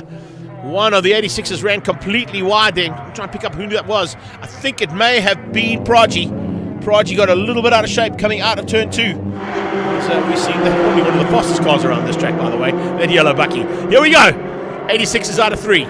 They head down towards turn 4 now and up through Sarl Swing for the first time. It is Visser who leads up the media challenge. Nurse in second, and Shahini has been able to keep Devon Scott behind him for now. How much longer though? Devon Scott's hounding the back end there, looking for a way through. They come down towards the breaking point now for Cape Town for the first time. Fostron corner, and Shahini is looking for third, but it's Nico Severus who's got the lead of the 86s. Coming through nicely is the Chaba Mashiga. So yeah, it was Praji who ran slightly wide out of Castrol corner, and he's dropped almost to the back of the pack of this 86 league. Severus looking for his first win. It'll also be one of the first victories we've seen over Darby van der Merwe this season. Van der Merwe has been the dominant factor in this 86 league and wrapped it up at the last round, so he doesn't have to worry about the championship. That's already in the bag for him. As they head down towards the breaking point, Nurse closing down on Visser. Devon Scott's ahead of Shahini. Shahini now looking in his rearview mirrors, watching Kumbi Mchikazi have a big look on the inside of Mario D'Souza. D'Souza shuts the door, so that Yaris just hangs on for now to keep him out. So fantastic. Oh, looks like a little bit of battle scars there from Shahini's point of view. He's got a little bit of a loose bumper on the left-hand side of that car. Wonder if there was a bit of touching, rubbings racing there between Devon Scott. Oh, is that Kumbi running wide? Kumbi runs wide, coming out of turn 2, Castrol corner. So a little bit of maneuvering there from Kumbi Mchikazi. Not quite the way he wants to be on the circuit. He tucks in and just behind. Might be Mario D'Souza. He's just behind him. So yeah, Chikazi and no, Theo Brits. Theo Brits has got through on him as well. So Theo Brits has got through on Chikazi as he ran wide out of Castrol corner. Show, nice start here from the 86 league. As you can see, a bit of pressure now coming from Darby around the outside. Zafira sees him coming, shuts the door. Keeps him honest, pushes him onto the far side. Darby knows this track very well, having won numerous occasions in the Polo Cup. Now having to try and do it again here for the second time in the 86 league, and he hits the front. So Darby van der Merwe goes to the front for the first time. He'll now try and hang on to the lead of this race and keep Zephyrus out, but Zephyrus wants a victory. He's not going to give this up without a fight. I can tell you that right now. Zephyrus is up for the challenge. Darby van der Merwe in that 200 kilowatt, in fact a 180 kilowatt machine. That's the 86s. They run a 180 kilowatt auto box paddle shift machine, rear wheel drive, 2.4 naturally aspirated boxer engine in that machine. It's a 4-cylinder that they run to the front end. Slightly more powerful Corollas and Yaris's on their tail. The Yaris is of course running 200 kilowatt engines. They run a 6-speed manual box. And then the Corollas are all-wheel drive, 6-speed manual also, of course. And they're running those 1.6 3-cylinder engines, pushing up to it's just over 221 kilowatts in the Corollas. So a little bit of differentiation between the power output of those cars. But needless to say, race action just like you're seeing at the moment, with Nico Zephyrus coming back here for a fight of note with the champion, Darby van der Merwe. Sechaba Mashigo hangs on for third for now, but he's got pressure coming from that 9.3 machine of Ryan Naka. Naka around his outside. Ryan Naka, remember, looking to go and do some testing in the very near future for a possible drive in the GT4 class next year internationally. He's going to be joined by Anthony Vittorius in that test. So the two of them, both of course Toyota mounted drivers this weekend, looking to go and run things in the GT4 championship next year. But Nike now has work to do as he comes down into turn 2, round the outside of turn 1, I beg your pardon. Hannes Visser's dropped back down into third. Devon Scott. Oh, there's a spinner. They just missed that car, and it looks like it's Nike. Yeah, Ryan Nike spun out there. The 93 car has spun out on the inside of turn 1, and the rest of the pack have just avoided that car. It is Nurse who's out front, exactly where he needs to be to wrap up the media championship. Here goes Mchikazi around the outside. I think he might have got back ahead again of Theo Britt, so a bit of a change up there between the two of them. We'll keep an eye on that as they come flying through the little kink towards turn 3.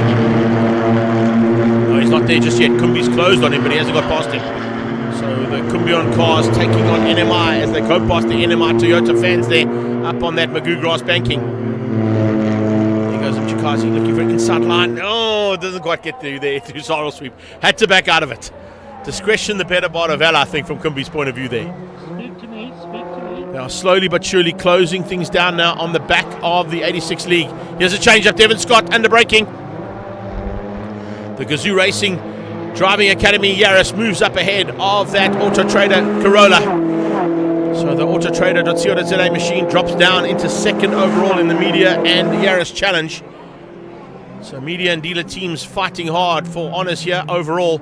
Sean Nurse will still take the win in the Media Championship. He stays there second place in the battle, but he would love to win the championship, having beaten out the man who kind of helped him on his way here, because a lot of these Media contenders have been put through that Toyota GR Driving Academy that's based at Swartkops, and Devon Scott of course heads that up with Theo Brits. The two of them are a part and parcel of that, so they'll certainly be looking to try and show these guys the way around, and they would have put them through their paces to get them up to pace now with what is happening in the GR SA Cup here.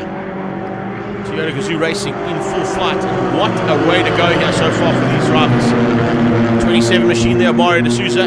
He's currently sitting what would be second place in the Yaris part of the Media and Dealer Challenge, and he's the leading dealer team car there for Motors Toyota. So Mario D'Souza doing a superb job at this point in time. Look at Nico Severus though, putting the pressure onto Darby van der Merwe down here into Cape Town corner. Fostron corner, looks on the inside, watch for the cutback. Might be a drive down towards turn 1 on the cards here for Nico Severus. Can he get the first victory? Can he beat Darby van der Merwe? Be one of a few drivers that had an opportunity to try and beat Darby van der Merwe this season. Van der Merwe, as I said, has been the dominant factor in this category. Yaris now starting to get in amongst those 86 League competitors. Devon Scott starting to tick them off one by one. Remember, he's got about 40 kilowatts more to play with in terms of engine power, and down here at the coast that comes into a big way, particularly when you've got a long straight like the back end of Killarney. He is fifth on the road. He's got to find a way through here on the 777 of Sichaba Mashigo, and he's got to try and find a way through as well on Kent Swartz. That's the cars he's fighting with. Sean Nurse is going with him at this point in time. So Nurse now trying to find a way past if he can, and see if he can go along with Devon Scott, who's opening up the doors here for him. Coming up on the back end of Dylan Praji now. Praji looking to try and keep him out. Behind that, you can see they are fighting hard, and they're all good for now. So pushing it to the limit as they go up the short straight towards Sorrel Sweep. This is a really little great battle. And with the mix-up between the 86 League, the Yarises and the Corollas, that second pack of cars is becoming something pretty spectacular to watch. Here comes Devon. Pulls out of the slipstream. Down towards turn 5, up to third overall. Sean Nurse going to try and do the same thing here as they come into braking. Can he find a way through there? No, he can't. Tucks in behind Ken Swartz. Try and find another way around. 28 versus 58. 28 car there, of course, is Sean Nurse. 58 car is Ken Swartz. Top 2 across the line. Another lap completed and 2 to go. 2 more to go for Darby. 2 more to go for Nico to try and find a way through on Darby van der Merwe. It is Devon Scott, third overall. Sean Nurse about to go to fourth overall. Can he get on the inside under braking? No, he goes to fifth overall. Tucks in just behind the third car there in amongst those 86s. That's Praji now. Praji back up into third place overall with Sean Nurse all over the back of him. Swartz dropping back into the clutches of Sichaba Mashigo and Hannes Visser. Fissa in there as well. Alex Shahini not too far behind that. Then it's Mario D'Souza. Bit of a gap that's opened up here between these drivers. This, of course, is Theo Brits, who's now fighting with Kumi Mchakazi on his tail. Mako van der Merwe, Bernie Halberger, I should say, back in the pack for them at this stage. And then right at the back, don't forget to mention, we've still got Marius Klaassen out there in the roller Toyota. So maybe not getting to grips with things too much here at the Cape Town circuit, as he has on other circuits around the country. But here we go, down into Cape Town corner, Fostron corner as it's known now, for the penultimate time. See what Nurse can do. Can he find a way through there on Prodigy? Here comes a charge from Fissa. Fissa late on the brakes. Can he find a way through there on an arch rival from last year? Remember, Shachaba Mashiga got gifted the victory of the media challenge and got sent into the younger category to have some fun amongst the junior drivers, having won the championship last year for the media side of this championship in 2023. Davy van der Merwe, he is the champion. He has already been crowned. Nico Zafiris wants a victory. Can he find a way past here on the champion? It's not an easy thing to do. Davy van der Merwe is a very seasoned racer and certainly knows his way around this track and knows exactly where to place his car so that you can't have a go.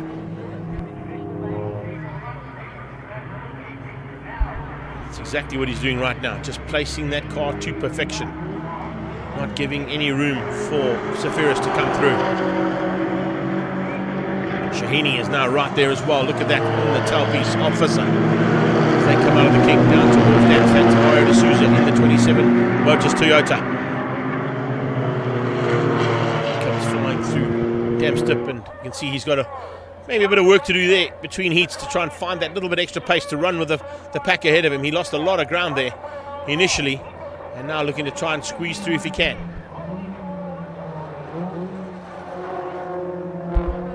So here they come, out of Fostron. And it's going to be Davy van der Merwe. I think he's going to hang on for this one. Davy's going to hang on. He's got it. Nico Zafiris going to try and drag him and use the slip. No, there's not enough. Zafiris will have to settle for second place. Davy van der Merwe takes another victory for the Bucket List Racing machines. There, all of those 86 Toyotas, of course, helped out by Bucket List Racing and Fast Developments to get these cars on track. It is Sean Nurse who comes through for the win in the media challenge, and that is your media championship sorted out. Congratulations to Sean Nurse. He wraps things up there from the media challenge. Devon Scott wins out the Yaris and dealer team side of the championship with a good victory over Mario D'Souza and Theo Brits. So there he is, your champion in the media side from autotrader.co.za. Congratulations, Sean Nurse. That's your second Toyota Gazoo Racing SA GR Cup champion for 2024. Davy van der Merwe wrapped it up at the previous round, of course, in the 86 league. He's also taken the victory here ahead of Nico Zafiris and Dylan Pragi for your top three in the 86s. The Yaris's went to Devon Scott, beating out Mario D'Souza, and then it was Theo Brits behind them. And we look at Sean Nurse in fourth overall. He wins out over Hannes Visser and Alex Shahini, but also wins the championship for 2024 for the media title. So congratulations go out to him and his team, and well done once again to Bucket List and Fast Developments for everything they do for the Toyota Gazoo Racing GR Cup for South Africa. It's truly been a really awesome effort put in by the entire team there at Gazoo Racing to get these cars on track and provide us with the entertainment that they do. We're moving on to the next part of the day's proceedings, and of course it is the big bangers, I think, that are out next, if I'm not mistaken. Just waiting to pick it up on my phone if I can. Just going back to all of the notes that I've made. Extreme Supercars driven by Dunlop, exactly what I was hoping it was going to be the right thing to say there. And I am right. 12 laps of action coming, and are we in for a fight of note? It is the return of the Sheriff down to Cape Town, in amongst the usual contenders that are normally here. We've got the Lamborghinis all the way from PE, we've got the Lamborghinis all the way from the Val, we've got the Lamborghinis all the way from the Swartkops, and all of them fighting hard now for a chance to be at the front end of the Extreme Supercars driven by Dunlop. Up next here at Killarney International Raceway for the penultimate round of Extreme Festival.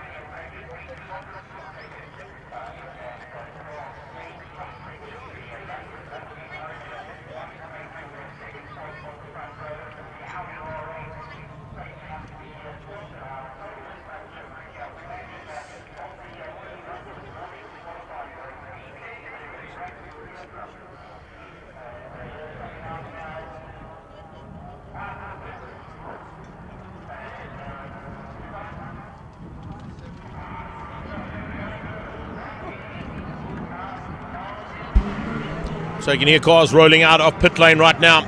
It is the Extreme Supercars driven by Dunlop making their way onto the circuit. The big bangers are in the house right now.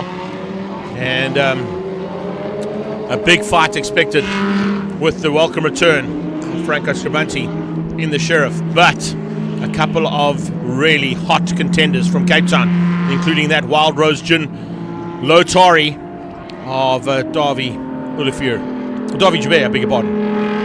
Davi Joubert, of course, runs a Lotus Exige with a Ferrari 488 engine behind it. That's why it's known as the Lotari. But they've all got to catch Arnie Neville and Stuart White, who set the pace in qualifying this morning. Franco Scribante was third. Silvio Scribante was the top of the GT3 category. And he, of course, led out over Jonathan du Toit. Zolila Tlaka was fourth in A+, down in 7th place overall. Charles Arangis, head of Class A in 8th in that new Porsche of his. He'll be ahead of Gianni Giannacaro for GT3, Marius Jackson in the Audi for MJR Motorsport, and Ricky Giannacaro down in 11th place as well. Look out for Marco Retta in the BMW, Imad Modak and Blunden in the first or the second of those McLarens. Ricky Giannacaro, of course, is the first of the McLarens. Jimmo Giannacaro in the Porsche. He'll be at the back with Renzo Torrente.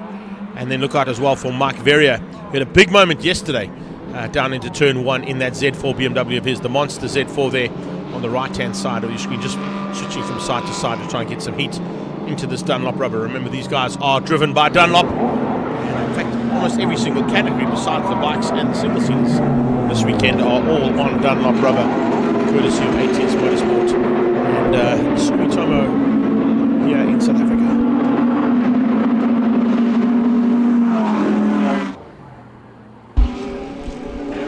Lights out and we go racing. It's Stuart White who almost instantaneously goes across the side. Oh, but look at the Sheriff.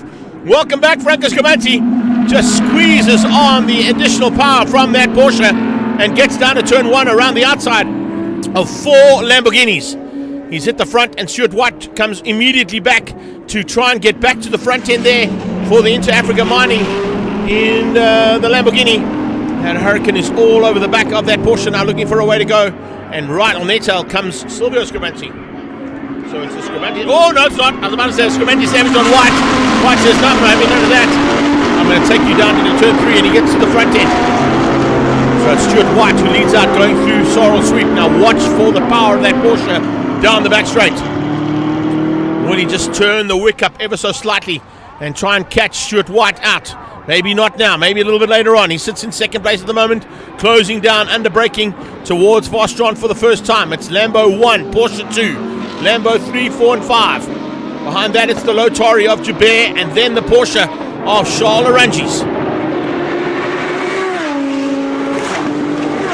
Kind of expected to see the Porsche of Franco Scribante in the mix right from the word go, and he was. He got the whole shot down into turn 1. Now he's backed out ever so slightly as they complete lap 1 of 12. Coming out of Holshoek, making their way around and in towards turn 2. Looks like there's a problem. Oh, the Sheriff has gone missing now. Something has gone wrong there on Franco Scribante's Porsche. Whatever the issue is, he's dropped right out of that top 5 and falling down into the clutches now of Marius Jackson and Gianni Giannacaro, who are behind this first pack of cars. Something didn't quite work out there for Franco Scribante on the restart. So quite a bit of development on that car, so maybe all the new developments on the Porsche haven't quite worked out according to plan. Imad Modak, good start from him just behind Gianni Giannacaro. He is now the second Porsche on track. There comes the Lotari looking for a way through there on EXO. Oh, and Joubert spins out. Joubert loops it out onto Cape Town Corners, Bank Corner. Big flame out of the back of that Lotari. That's just under the deceleration. I don't think it's actually the engine is on fire. He's trying to get it fired up again. That's why he gets it going. And the Wild Rose premium handcrafted Jim Lotari is spun out of turn 5. Can he get going again? Looks like he might be able to. But he's got to wait for a safe return to the circuit there. Stuart White now leads out over Silvio Scribante and Jonathan du Toit. Zolila Tlaka in 4. It's Lamborghinis 1, 2, 3 and 4. First Porsche in 5th place. And that new Porsche, of course, there coming out of Chidale Motorsport. The Charles Oranges at the wheel. Super stuff to see him developing that car and slowly but surely getting to grips with that new machinery that he whipped out the last round at Swartkops. Here we go. Down the straightaway. Look at the gap that Stuart White has pulled out over Silvio and Jonathan du Toit. Zolile Latlaka. So it's A+, GT3, GT3, A+. So the two A+ cars are 1 and 4. GT3 battle is for second and third at the moment as they come flying through down towards turn number 1 again to complete another lap in anger. Marius Jackson leads out Class A. A+ second is Marius Jackson. Just looking at the timing change there. Caught me out slightly there. A, of course, is led out by Charles Oranges.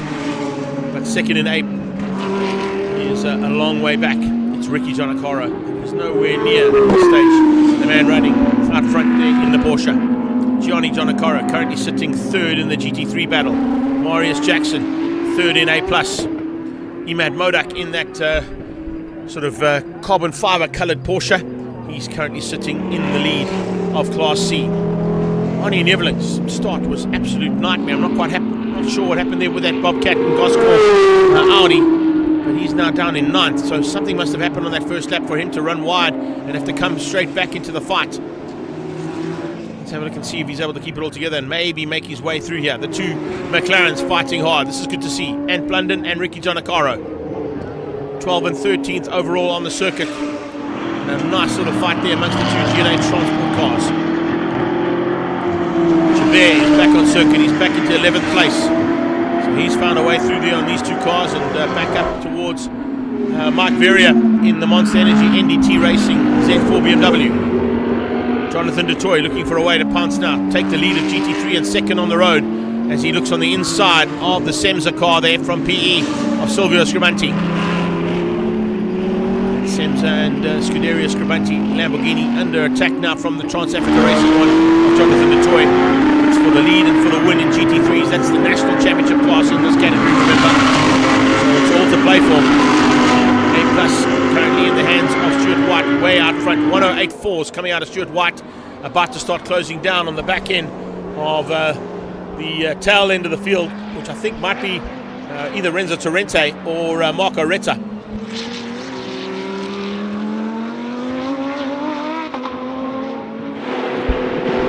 Torrente, of course, yeah, it is.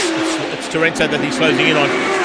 It's the red, white and black machine of Lorenzo Torrente that they're closing in on there from Stuart White's point of view. I see indication of top speed. On yesterday's top speeds that they were getting down the back straightaway during the practice sessions, Pops getting to about the 275, 280k an hour mark for the Porsche of Franco Scribanti. And I know that the Lamborghini, I think, of Stuart White was close to that as well. I'm not quite sure what they're doing right now. I'll try and get that information in between the two heats. But they're basically on the same kind of top speeds as what the ZX-10R Masters are doing down towards turn 5. So, your question,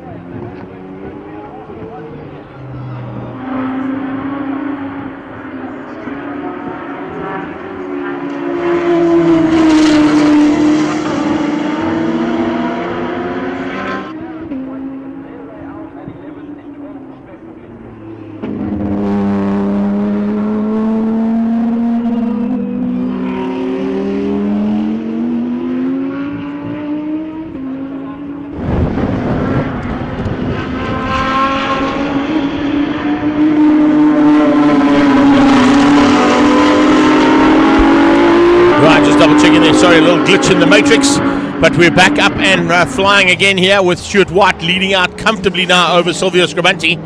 So part 2 of our proceedings now, as we're into the closing stages of the first race of the Extreme Supercars driven by Dunlop. It's Stuart White here in this machine, the Inter Africa Mining Lamborghini Huracan, leading comfortably by almost 17 seconds now over Silvio Scribanti, who's still fighting hard for second and third place there with Jonathan Dutoy in the closing stages of this first heat of the Extreme Supercars driven by Dunlop. Yellow flags waving down towards the main straightaway, which means it might be a little bit of an issue that they need to be aware of heading into that main straightaway. Here comes that battle for the GT3 side of the class, and it is still Silvio out ahead of Jonathan Dutoy, trying to find a way past. Is Dutoy, hasn't quite got there just yet. Arnie Neveling has made his way back after a small mistake. It was Zolila Leclerc who pulled into the pit lane. That's the reason why we had the yellow flag out there only a couple of minutes ago.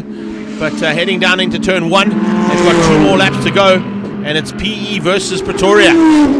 Yeah, the man from Aldo Scribanti and Semza Scribanti Racing taking on the Stradale Motorsport and Trans-Africa Racing Lamborghinis of Jonathan Dutoy.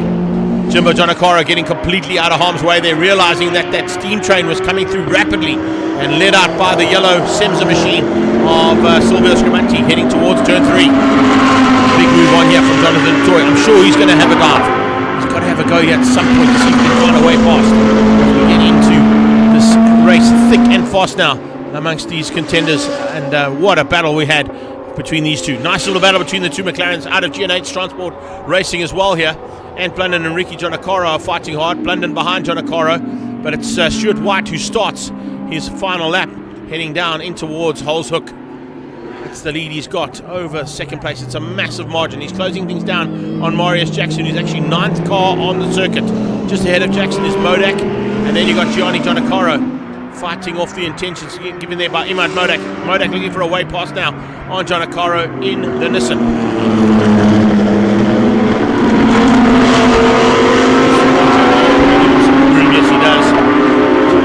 Out of the way, allows Stuart White to be unhindered up towards Sorrel Sweep. White will probably overtake both of the cars ahead of him. Maybe he'll back out heading towards the main straightaway.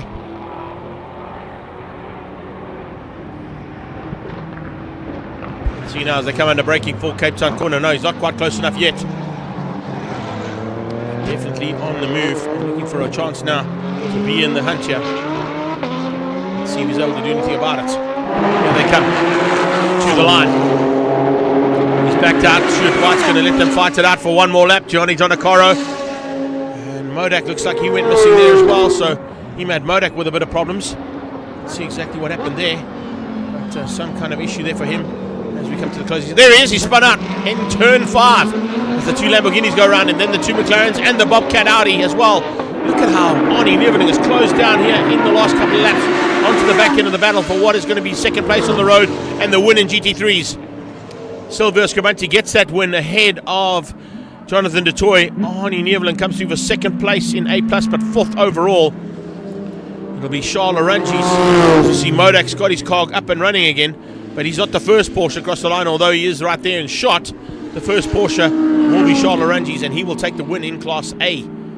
Nice return as well from the Lotari there of Darby Jabir. So Jabir comes through for 6th place, and that will put him into 3rd overall in the A+ category in the Wild Rose Gin Lotari. So we'll get confirmation of the unofficial results, of course, now into this finalisation of the first heat of Extreme Supercars driven by Dunlop.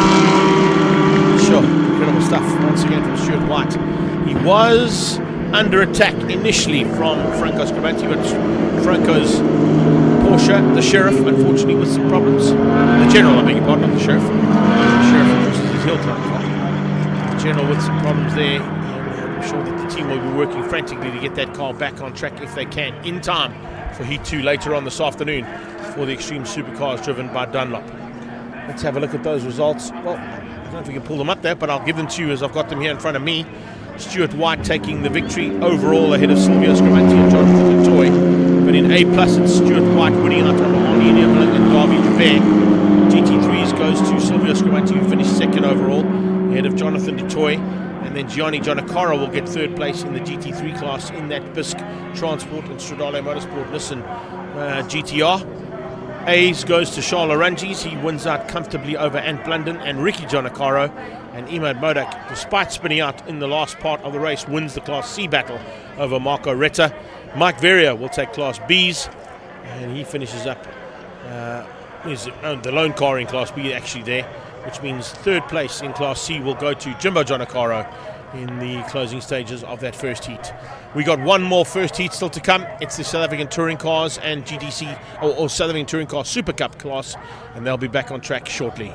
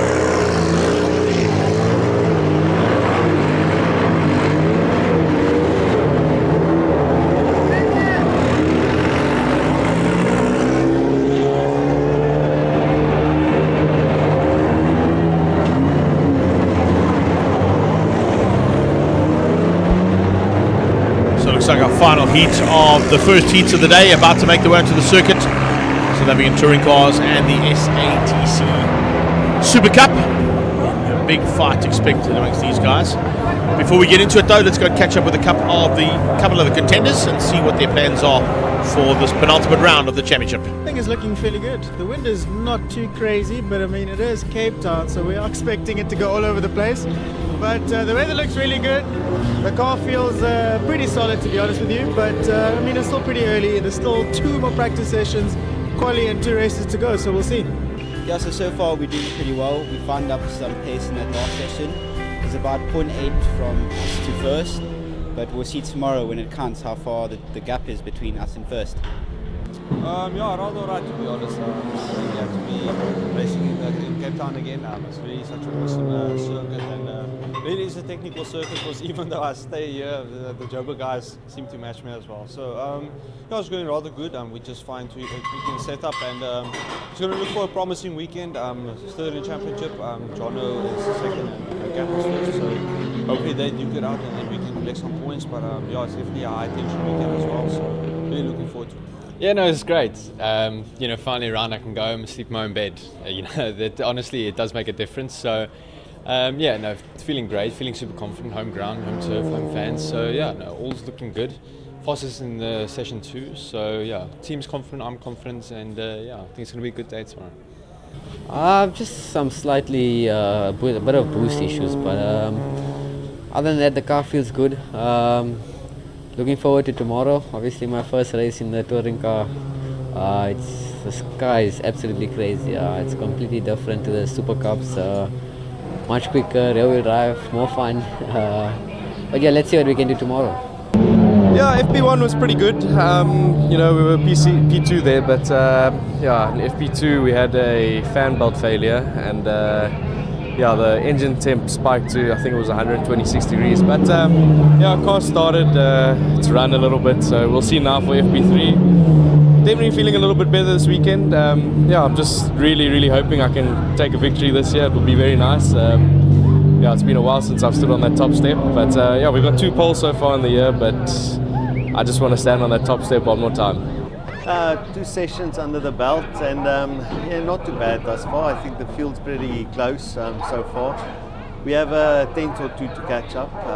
We have something in the bag, so we'll pull out all the stops later this afternoon, and hopefully we'll be on pace tomorrow. So there you have it. Those are the contenders. Those are the fights that are expected to happen out on circuit. And remember, there's still a championship very much up for grabs in both the touring cars and the Super Cup. It's not going to be wrapped up, I don't think, today. Robert Volk, Julian van der Walt, Anthony Pretorius and Michael van Rooyen all evenly matched in that championship for the touring car side of things. Keegan Campos, who starts from second on the grid, still a bit of work to do there with Brad Liebenberg, Charles Visser, Jonathan Mahotzi, and of course the big push coming from our poleman Tate Bishop, who's come into his own here at his home circuit to take pole position. So big fight expected there. The one championship that has been wrapped up as of today is the Masters side of the Super Cup class. That goes to the Graphic Supply World and Team Red Racing car of Roberto Franco. And congratulations on his birthday as well. So happy birthday there, Roberto, and well done on the championship. Great to see that there is a couple of Masters still wanting to fight it out. I know that Andre Besaidnout wanted to be here to race in the Team Perfect Circle car.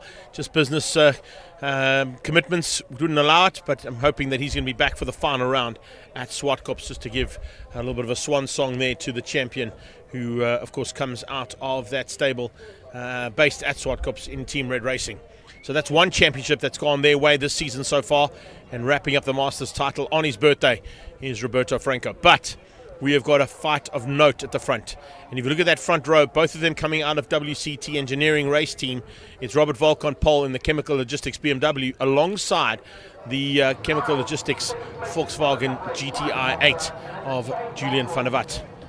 Anthony Pretorius for OMP and Lee Thompson Racing is right on Robert Volk's tail. And he'll be looking to try and squeeze through there into turn 1 if he can and fight off the intentions being shown by Michael van Rooyen's early charge for Team Gazoo Racing in the Toyota Corolla. Natium Samanga is behind him, his teammate Andrew Schofield. Robert Volk's teammate is there alongside him. And amazingly, it's young Saad Variawa who steps into his brother's shoes for this weekend and into the third of the Corollas because of a crash that Saud had in an off-road event a weekend ago. Hasn't been cleared to race, so he has given Saad the chance to jump into a touring car for the first time at 16 years of age, just making it into the age bracket for that category. So let's see how well he goes in the 2 heats of racing today for South African touring cars. At the front end of the Super Cup, as I said, it's Tate Bishop for Angry Racing, who leads things out over the Campos transport machine of championship leader Keegan Campos. Brad Liebenberg in the Sparko and Turn Me On Starlet Toyota is there in 10th overall, but of course sitting in 3rd overall ahead of Charles Visser on the 2nd row of the Super Cup class. Then it's Jason Campos and Jonathan Mahotzi, David Franco and Nicky Vistanos, JP van der Walt and Dean Fenter, Cara Hill and Roberto Franco. And incredibly, it's great to see Shamil Variawa into Super Cup for the first time. He'd be running in the Masters class, of course, today. So we'll probably give Roberto Franco a bit of a run for his money in terms of that championship. But that's just for honours on the day, not for the overall championship, because that's already sorted out, as I said. But Shamil, Big Daddy Variawa, is in a Toyota Gazoo Racing Starlet for the first time this weekend. And I'm sure he's looking forward to a great little fight there amongst the Super Cup combatants. We've heard from the top contenders. We know what their plans are. Can they now put them into place? And will they be able to run near the front end or as close to the top end as possible to keep this championship alive and let it go all the way to Swartkops to the final round? That's what we're hoping. It's always good to have the championship wrapped up at the final round. We're going to see a possibility of a few championships already wrapped up. We know one 100% correctly is in the hands of Roberto Franco from the Masters. And earlier on in the day, we mentioned the fact that ZX10R Masters Cup from Sunbet Red Square is already in the hands of Clint Seller. Everything else is still very much up for grabs.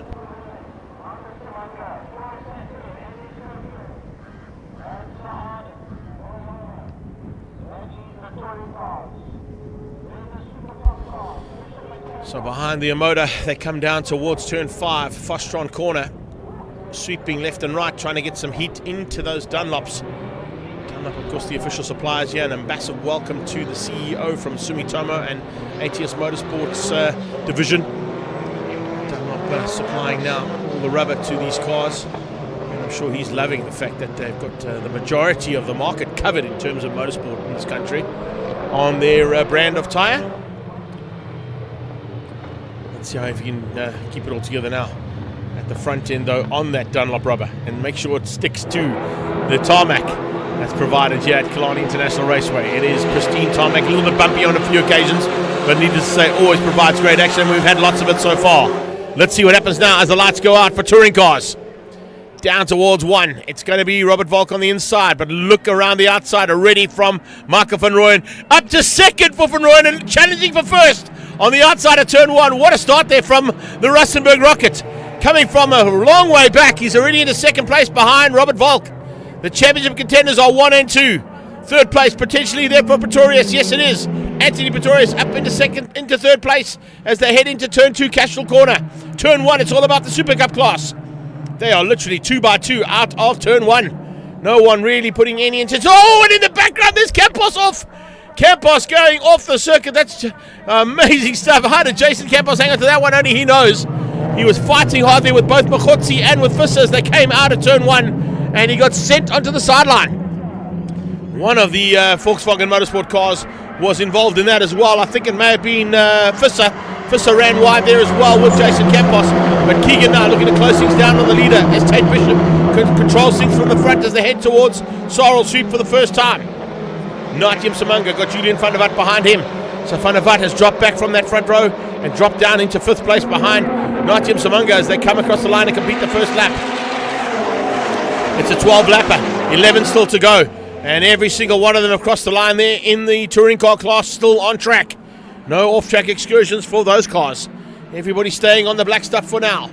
Big action a little bit further back, though, in the Super Cup category as we watch a little bit of running wide there from Nazi, just putting a wheel just ever so slightly onto the dirty stuff, trying to close down on Pretorius. It's Isad Variawa. Welcome to touring cars for this young man. Watch out for him in the future. Certainly going to be a big contender, I'm sure. I think Saud Variawa could potentially be looking to go the off-road route. He's loving life in that Toyota Gazoo racing machine of his that races flat out in the off-road championships. And here we go. Oh, big challenge on from Campos. Campos looking around the outside, opening up the door possibly for Brad Liebenberg. Sees him coming, shuts the door. The Toyota Starlet nearly snuck through there. So the Sparko and Turn Me On machine looking for second place ahead of that Campos Transport Volkswagen GTR Polo Cup. The Super Cup car now, 1 and 2 in the hands of Volkswagen piloted machines. It's a Toyota Starlet in third with Brad Liebenberg at the wheel. Incredible start here from these guys. But it's kind of what we expected. As they come onto that back straightaway now, Tate Bishop, the Angry Racing man, leads things out. Lee Thompson Racing and Angry Racing working together now to keep out the intentions being shown by the championship leader, Keegan Campos, Brad Liebenberg, Machotsi and Visser behind them. A little bit of smoke coming out, I think, of Jason Campos. A couple of cars also starting to smoke in the background. Didn't quite see which ones they were. So it's Nicky Vastanis behind Campos, then David Franco. Franco's got JP van der Walt. And looks like Cara Hill, Roberto Franco and Shamil Variawa at the back of the pack for the Masters. At this stage, it's advantage Franco over Variawa. So here they come towards turn 2, Cashel corner. inside line from Keegan Campos, looking for a way through, can't find it just yet. Brad Liebenberg fends off Machotsi, fends off Visser. Fantastic start here from our top runners in the Super Cup class. Back to the front end, Pretorius under a bit more pressure now from Variawa. I beg your pardon, from Msimanga. Msimanga has got his own pressure, soaking it up from Van der Vat's point of view, and looking very good at this point in time. I can tell you there's not going to be anything in it here between the fight for third place. Here comes Pretorius, has a big look there in the Lee Thompson Racing and OMP car to try and find a way past on Marco van Rooyen. Marco van Rooyen shuts the door though, doesn't line through.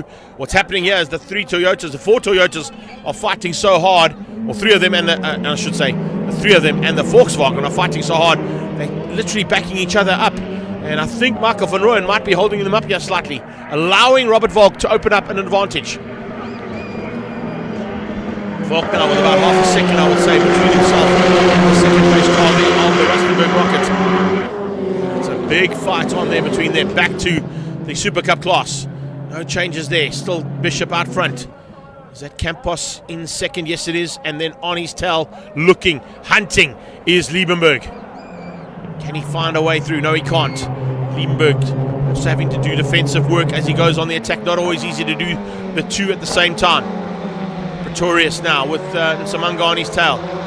Anthony Pretorius, as I mentioned earlier on, when we saw Ryan Naka out on circuit in the Gazoo Racing 86 League. The two of them heading off on international duties pretty soon to go and do some testing for GT4 drive next year.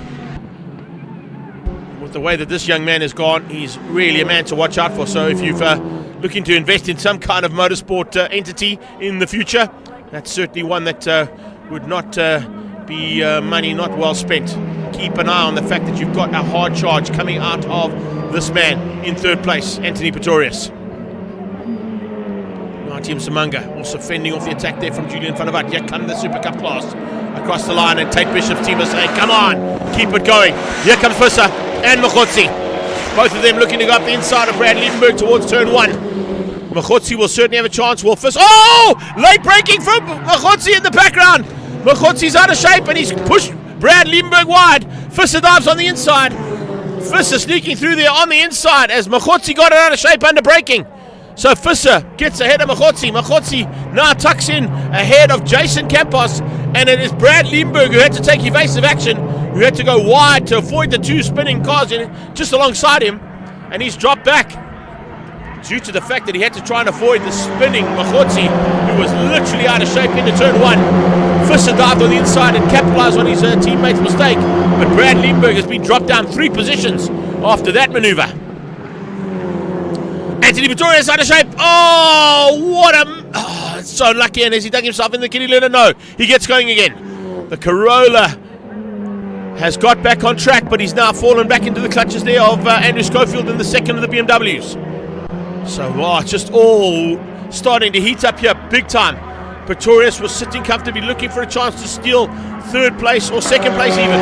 Now it's Julian van der Vat. Van der Vat joins the hard-charging Marco van Rooyen on their attempt to catch Robert Volk out front, who's going to try and extend his lead ever so slightly in the South African Touring Car Championship. Bishop, Campos. Machotsi's back up ahead of Charles Visser. Visser from Machotsi, then it was returned the favour as they came across the line, and Machotsi's back up ahead now of Charles Visser. So Machotsi back up into third place, Visser down to fourth. What if he made a mistake into turn 5 there, Cape Town corner? Charles Visser would not have given up a chance of being on the podium at his home circuit unless something went wrong. And now Jonathan Machotsi trying to close that gap down again. Jason Campos has got Brad Liebenberg slowly but surely reeling him in, but it's a long way to go still before he gets up close and personal there with the man in 4th place or 5th place on the road in the second of those Campos Transport and Turn 1 insurance machines. So Jason Campos, he had an off-track right at the word go, we saw that, but he recovered nicely. Now we see a battle of note for second place in the touring cars up front. Second place up for grabs. Marco van Rooyen, the Rustenburg Rocket in the GR Corolla, looking to try and keep out the WCT Engineering Volkswagen GTI of Julian van der Vat.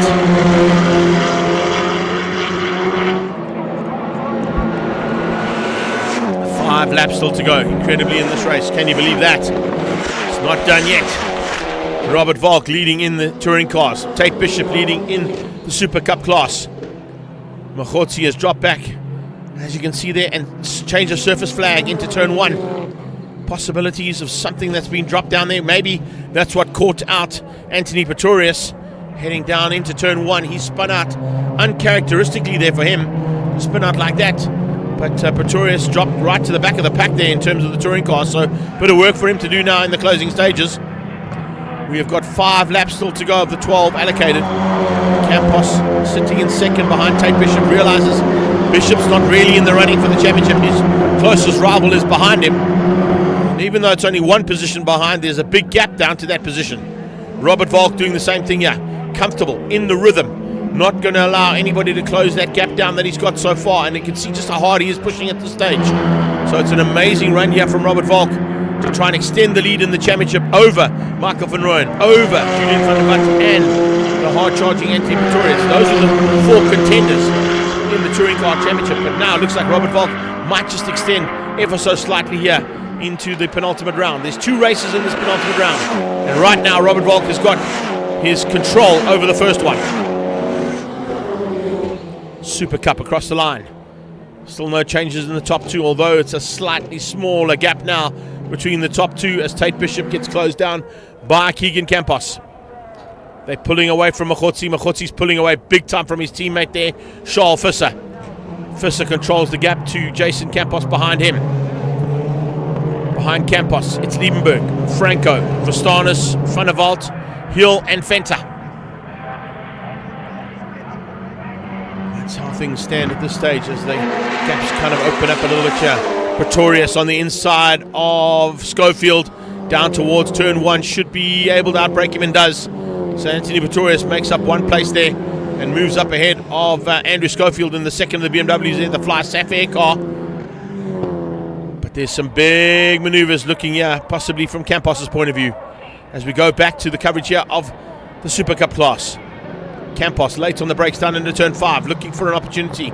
Will there be one here for him to sneak through and spoil the day?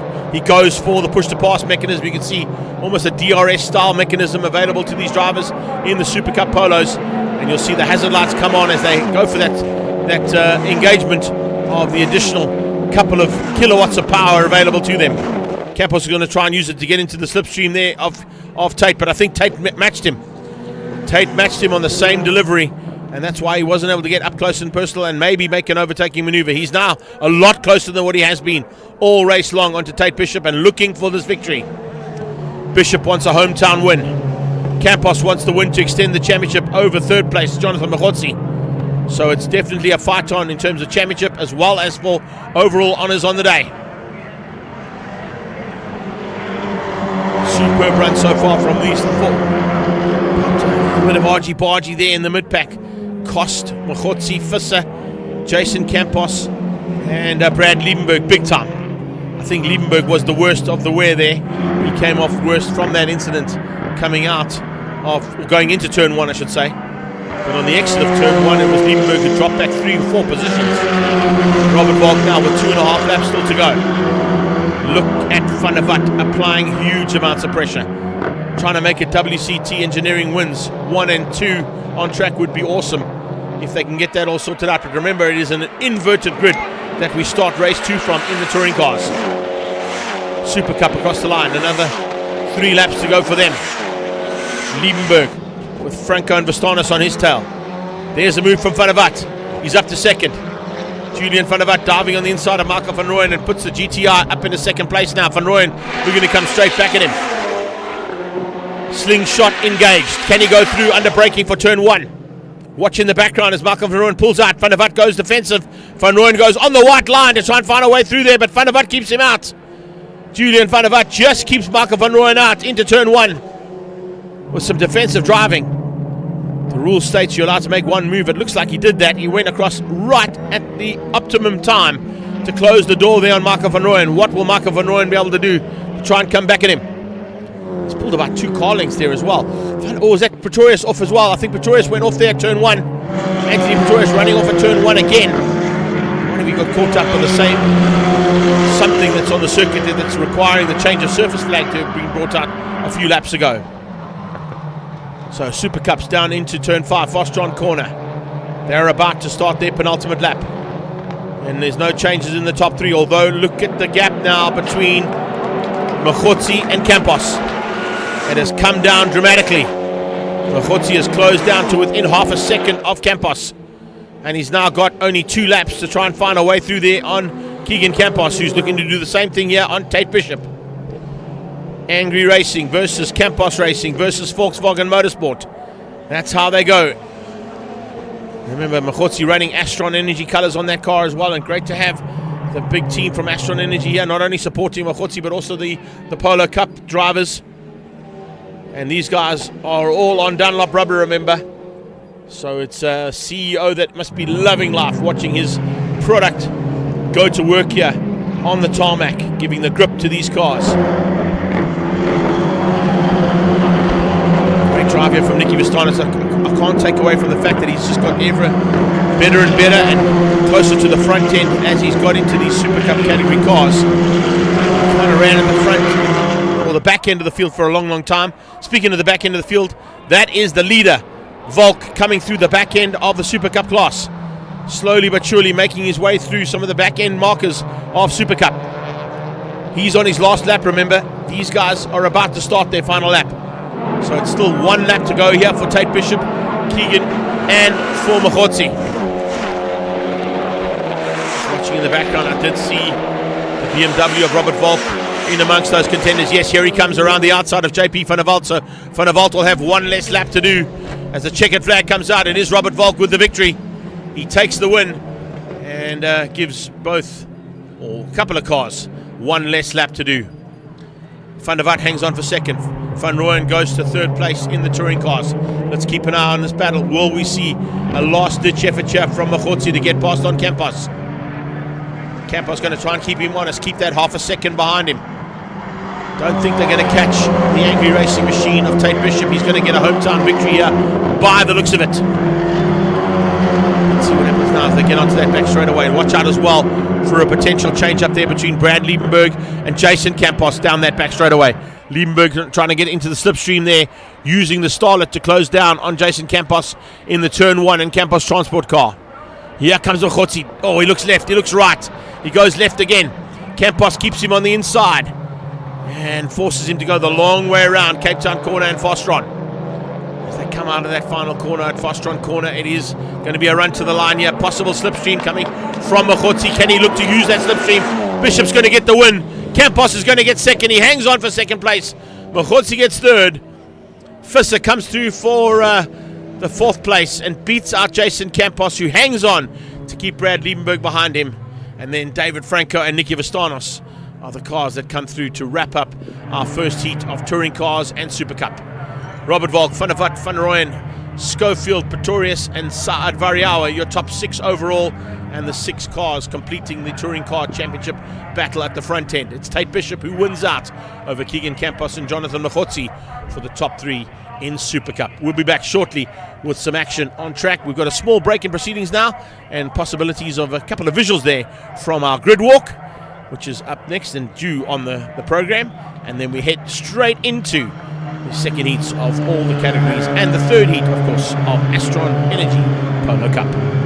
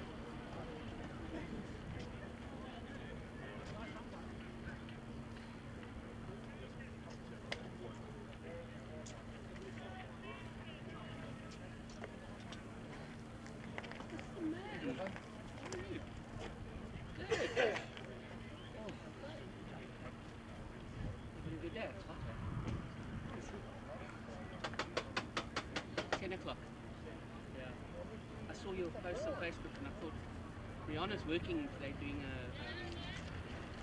called Fair Trade Conference out in Paul. She's gone through to work. So I thought I'm going to stay in bed. It's a nice day. So I saw your post and I left it. I showered and got to bed. I left at 9 o'clock. Well, I got dressed at 9. I got here at about 10 to 10. I actually parked over here. I normally go on that side of the track. That's what I need a different angle. I met Gordon up there. Chatted with him. He's lost his link. He's a bit miffed.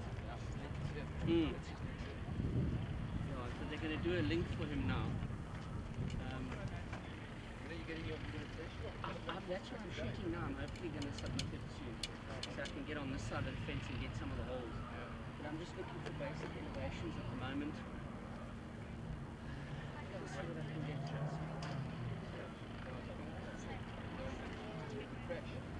No, I didn't. No, I missed it. Is it? Is it? Okay. I took a photograph of him in staggering back.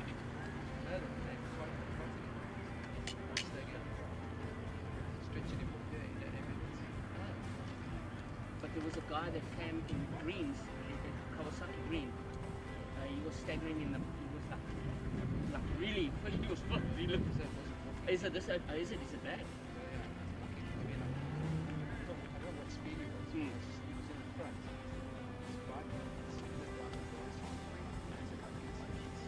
Yeah, from the trail, yeah. Right? Oh, yeah. And he followed. And you got it all? Go back to the wolf. Into the right.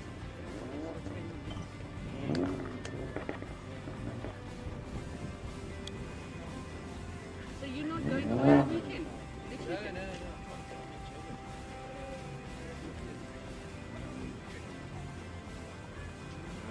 Yeah, Rihanna and I are going to go.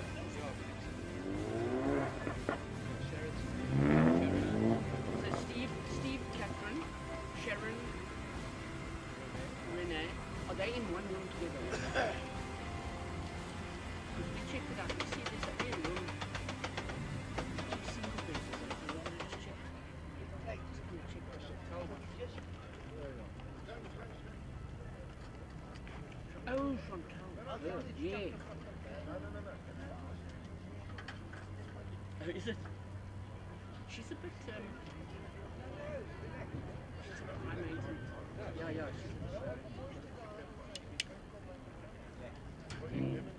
Yes, I noticed that. We're just making conversation. Yeah, we're just going to go and chill. They're going riding. Sharon doesn't ride, does she? Does she? Okay. Yeah, so we're gonna go. Rihanna's mother lives literally a stone's throw from this place. So we'll probably go visit her in the morning, sleep in, go for maybe do wine tasting as well, and then we'll go to the market or something. We'll do something. We'll cook it.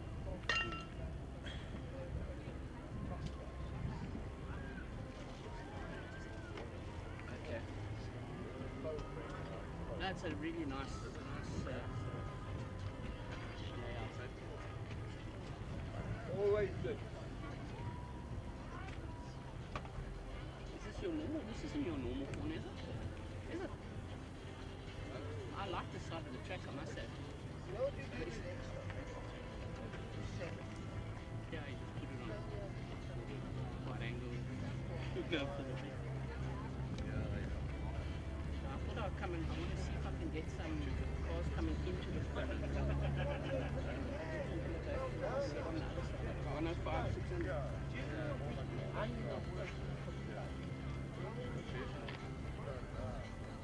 went through the Port Bay last night and took a photograph of the waves. Perfect. I bought this vest carry my shit in and I don't know where I put all my crap. I figured it out.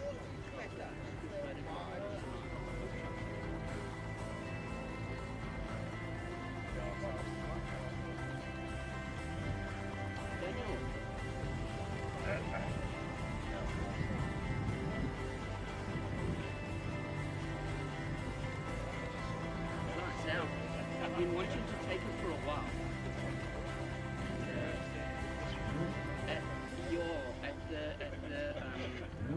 On the station. Yeah. Let's get some good stuff. Go to that Falky's restaurant. Yes.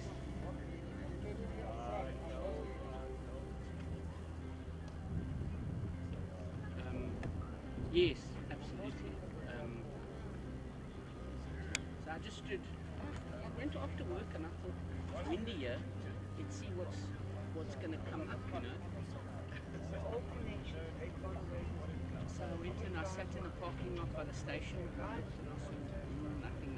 And all of a sudden one broke. Okay, one's breaking. Then there's chance of more. So hung around for about 6. Yes, it was cold. I had a beanie on. I've got a beanie in the car. So I put my beanie on my feet. My hands were cold. Yes. I was happy with it. Got a nice one that I'm going to frame A4. No, not A4.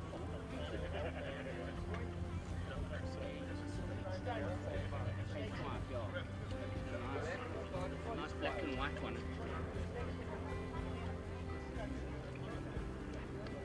Here for the long day. Six. Last race, it's crash. Car crash. Stepping down.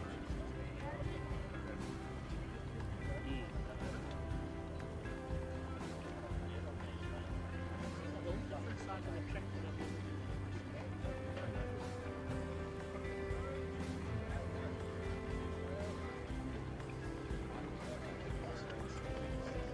Probably for food again. Yeah.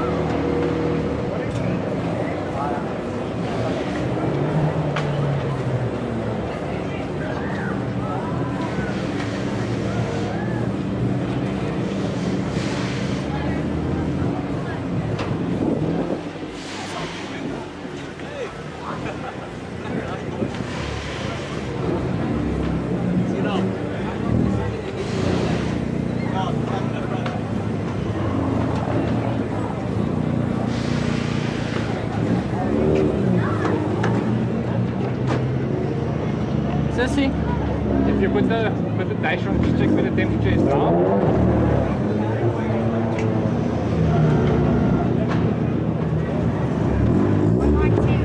110.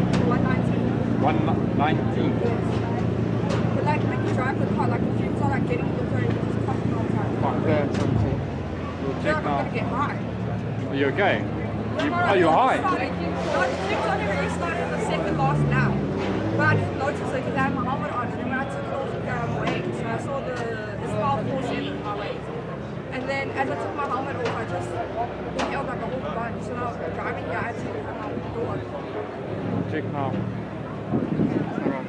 Because I was catching English JP, and then my engine was opening up. Kom skits eers hierso. Ai. Keegan.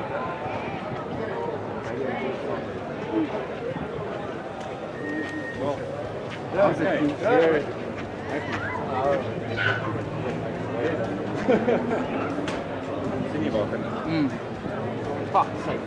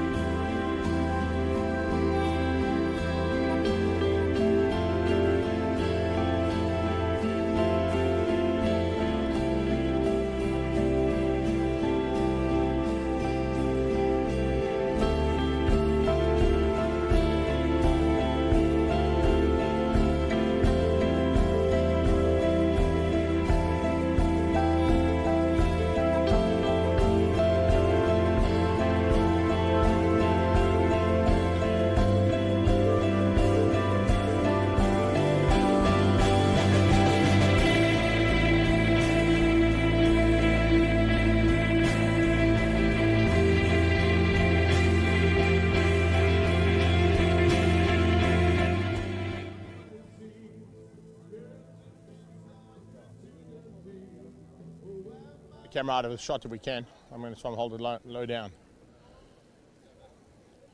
As always, here at Killarney International Raceway, fantastic opportunity to get up close and personal with the cars for the general public. The grid walk and fan walk is highly sought after. And when you've got cars that are supported by Dunlop and the CEO of Dunlop here, it's great to have an opportunity to get up close and personal with those cars. Some of them are still under park for May conditions, so it's a little bit more difficult for them to sort of have a walk around. But we're going to try and catch up with bits and pieces of the public and see what they've thought of the race day so far. We've got the Polo Cup just behind us here, and we've got the touring cars have just put an amazing battle on about 2 seconds ago, if you caught all the action here on our live stream. And the GDC Super Cup as well, of course, the touring car Super Cup just behind them. So it's non-stop action here at Killarney, as always. Let's go and see what we can find out there and see who we can chat to here on the grid amongst the fans and see what their day's been like so far.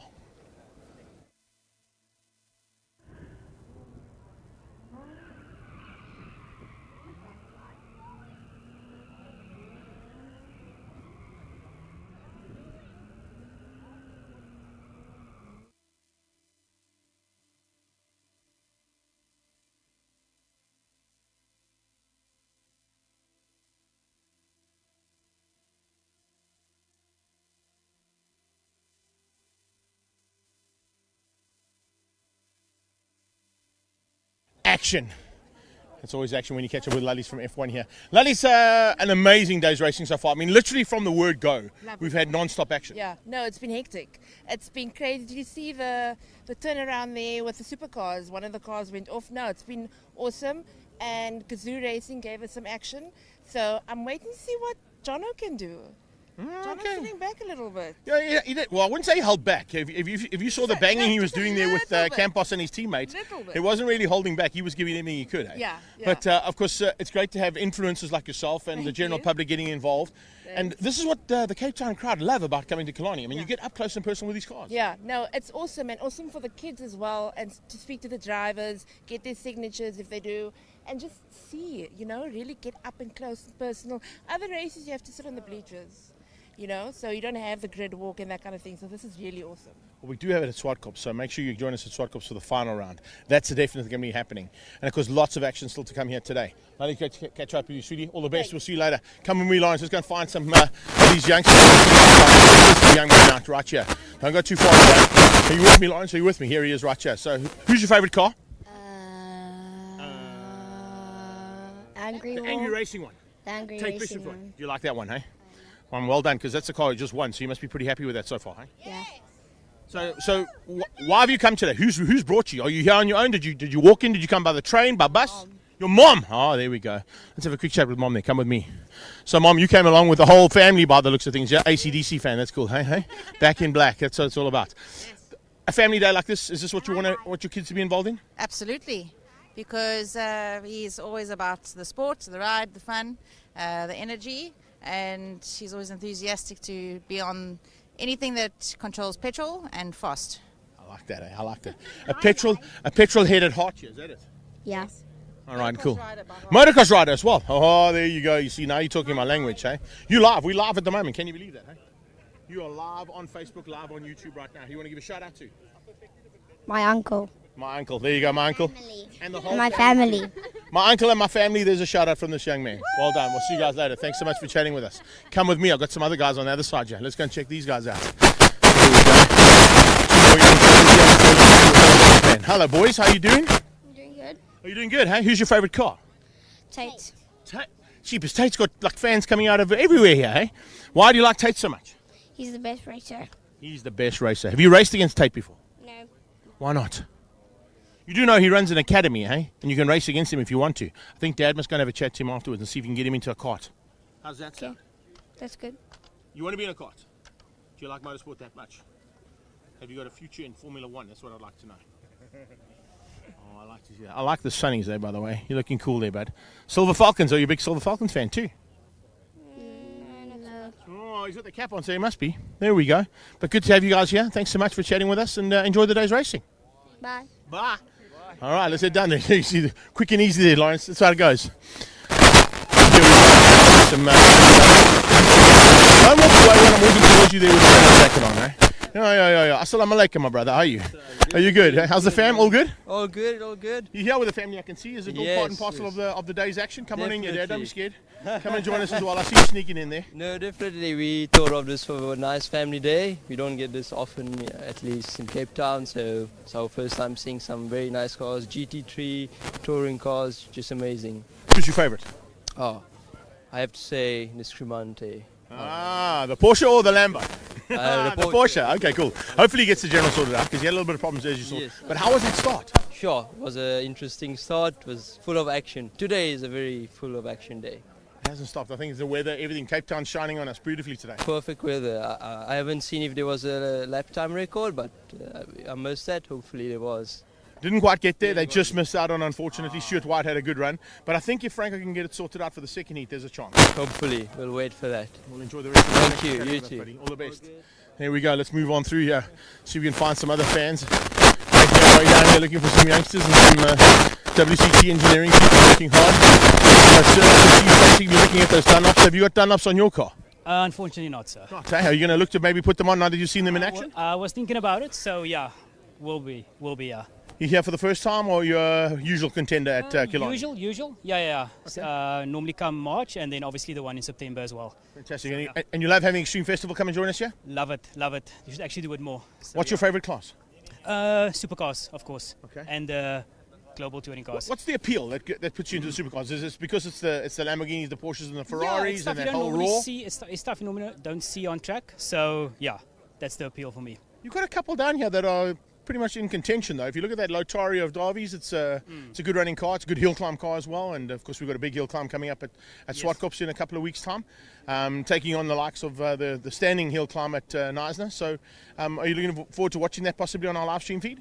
Definitely, yes, definitely. Awesome. I'll watch out for the link and I'll follow it. Fantastic. Thanks for catching up with us, buddy. Enjoy the rest of the day. There we go. Let's take a walk down here, Lawrence. I've got a couple of guys standing on the sideline here, which we might want to have a quick chat with. Check those terrorists over there. The Campos brothers were causing chaos a bit earlier on. Give us a wave there, boys. Hello, boys. Oh, hang on a second. Hold on a second. Look who's in the house over here. Pepperoni?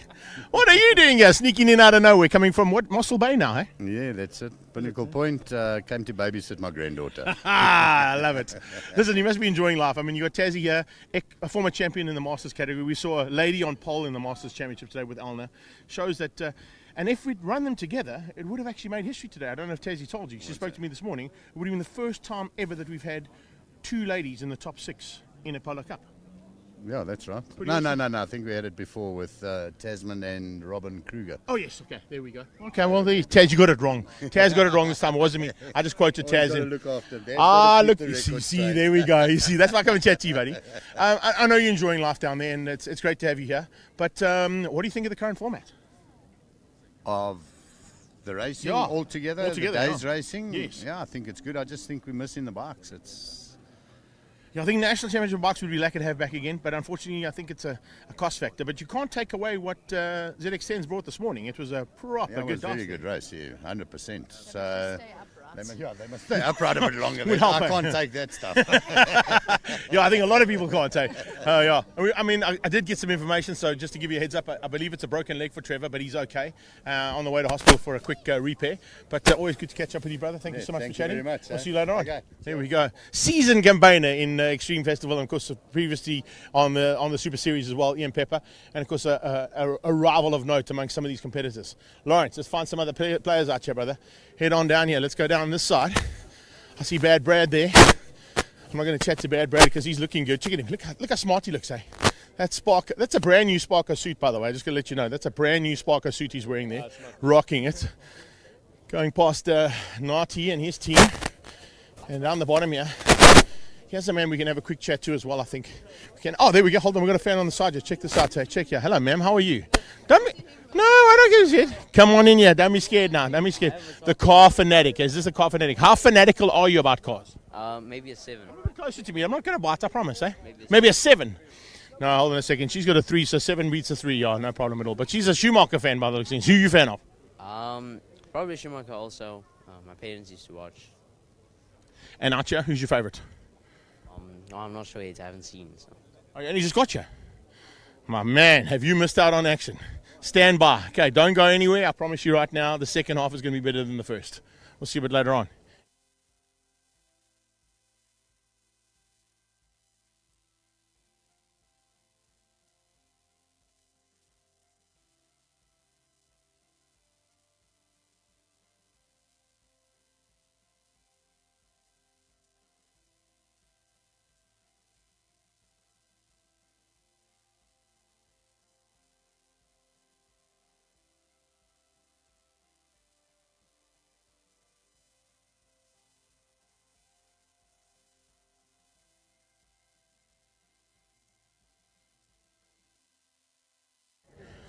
Let's try that again. Scoff. Didn't quite go according to plan there, but looks like things are looking much better in this car and a little bit more confidence from your side.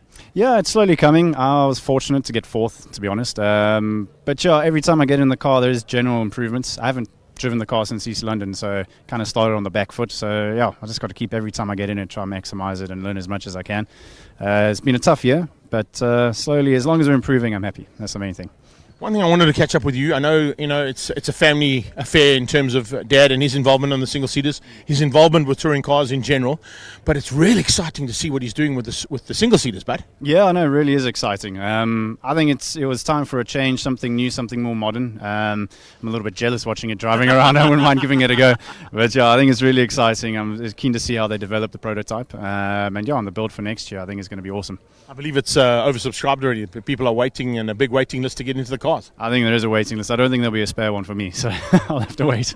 Listen, just carry on doing what you're doing there. I think it'll get better and better every single time. Thanks for chatting with us, buddy. Thanks, appreciate it. Catch you later on. Now, where did that young man go? He was here for 2 seconds. Lawrence will go find him, but come with me. Let's find that young man again. He disappeared on us there, bud. He was like right there, and then we went off air. Carbon fiber, he knows all about cars, eh? He knows all about cars. Let's go and see if these guys know all about cars here over my shoulder here, Lawrence. Let's sneak in here. Ladies, how are you doing? Are you well? Good to see you. Tell me, who's your favourite car? Definitely number 94 in the Super Cup, for sure. And who's that? That's Tate Bishop. Tate, what are you doing, pal? Because every single person I've chatted to on the grid is a Tate Bishop fan. Brad Liebenberg certainly has lost his appeal. Maybe it's because he hasn't shaved and he's going for the Movember early on. Tate, pull in here, buddy, because I've got to tell you something. Every person on this grid, I say, who's your favourite driver? They say Tate Bishop. Certainly the marketing is working well. Yeah, of course. I mean, marketing on track as well. Winning a race here at home in front of the home fans, it's absolutely amazing. I'm super stoked. Yeah, it's just a surreal feeling. It's words can't really describe it, but yeah, super happy. I do love the fact that you've closed the gap down. You can't quite get to the championship, I don't think, but there's certainly a chance still of second and third. Yeah, maybe. I mean, we'll see how the rest of the season goes. Hopefully, if we take another win in race 2, then it's going to close up even more. But looking positive. Oh, I'm looking forward to it as well. You gave us great action. We'll see it a little bit later on. And you two, who's your favourite driver? Obviously, Tate Bishop. Tate. I'm not even going to go there anymore. Everybody I speak to is Tate Bishop. Hang on a second. Here's a young lady who might not be a Tate Bishop fan. Let's catch up with her quickly. Unfortunately, her father and her brother don't have a great football team that they support. Who do you support? Liverpool. Don't say Liverpool. Say Manchester United. Okay, no words from that. Gentlemen, Pit Vipers, bro. Rocking those today, hey? Let's just cover that badge up there, unfortunately, for a little while. Take us through why you're here and why the family are here. Is it a good day out? Yeah, it's a good day. We've just come to enjoy the racing and have fun while we watch the racing. What's your favourite category? This category. Touring cars. Why? I just love how they travel all across South Africa and just do races. Yeah. And you like the setup of having a touring car class and a Super Cup class, the development class coming through as well to provide drivers for that. Have you ever been in a race car yourself? No. Would you like to? Yeah. Okay, one man I can chat to. You from Cape Town? Yeah. Can have a chat to Tate, okay? He'll sort you out, okay? Thanks for chatting with us there, guys. Enjoy the rest of the day. Thank you. There we go. There we go. Where did that other guy go, bro? I don't know where he's gone. He's like literally disappeared on us here. But hang on a second. We'll still find some other people here. Let's go down here and have a quick chat to these guys on the far side here. If you're still with me. Hang tight.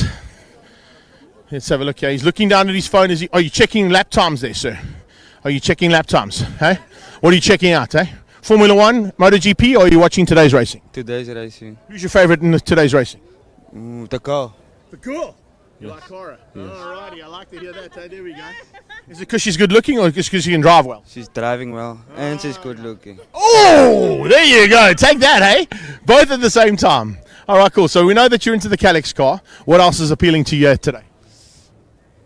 It's my first time in a long time, so I really starting to enjoy it.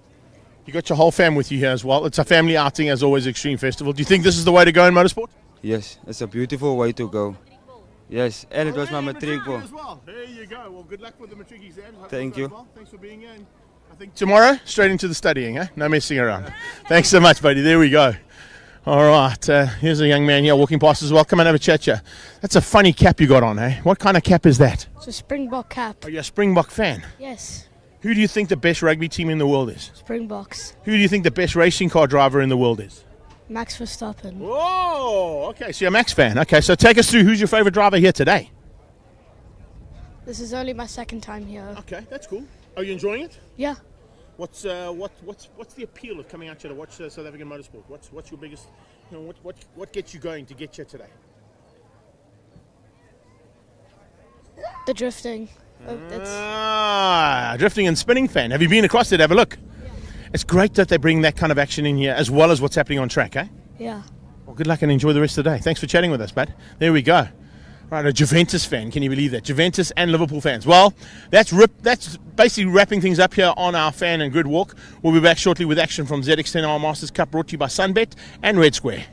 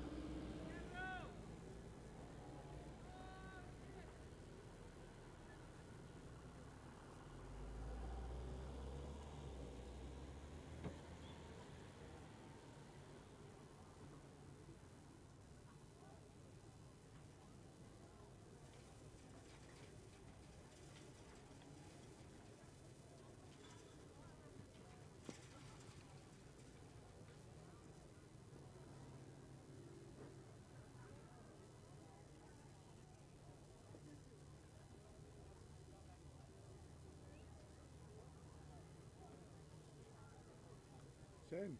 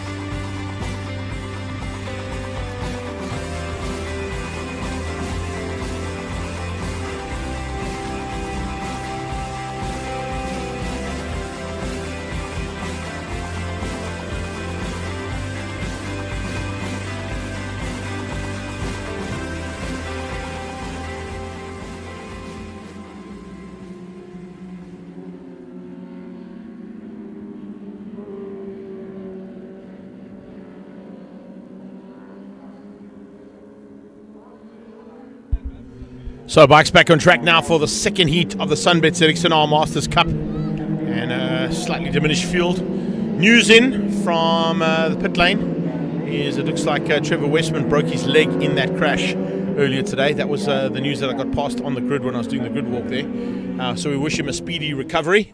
He's off to get that all sorted out, of course, at the medical facility. So all the very best to the killer for a speedy return to motorcycle racing, which probably means he'll miss the final round of this championship as well, which is a big pity to lose him. I'm just waiting to see whether or not the other riders that went down and Ian Harwood were able to get their motorcycles all sorted out and back onto the circuit in time for race 2. Hopefully that's the case. And if that is the case, it'll be great to have him back on there. As we see riders making their way around now towards the grid. Also looking to see the return of Damien Purificati, who had some problems on the second of the first heat starts. He basically pulled to the sideline literally just off the start.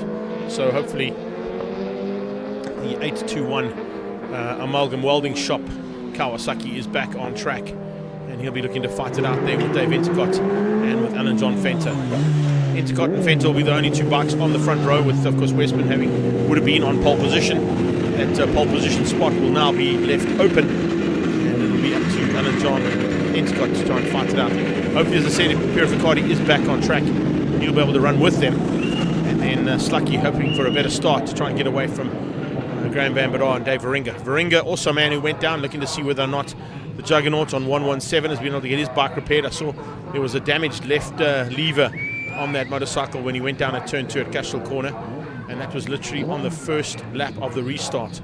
So costly outing for him, and hopefully that bike was able to be sorted out and fixed in time for him to get back on track. We'll look down the grid, of course, as they roll around for their warm-up lap. They've just done the sighting lap now to come and take up their positions on the grid. They still get one more warm-up lap to get some heat into the Bridgestone rubber that they run, and we'll be looking forward to another phenomenal battle amongst our Sunbet ZXNR Masters Cup contenders. We had a great first heat, lots of action, lots of overtaking, lots of banging as well, but unfortunately, as I said, 4 riders going down in that first heat meant that we lost a couple of riders, and I'm hoping that at least 3 of them are back on the grid for the second heat.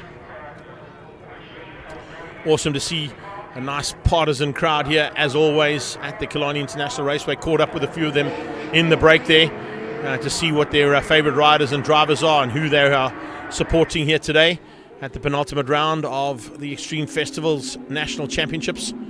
We're down in the mother city, and as you can see from the conditions, we're sitting currently at 26 degrees Celsius ambient temperature. A little bit of a breeze coming in from sort of the west-hand side of the circuit, and of course that means just ideal conditions.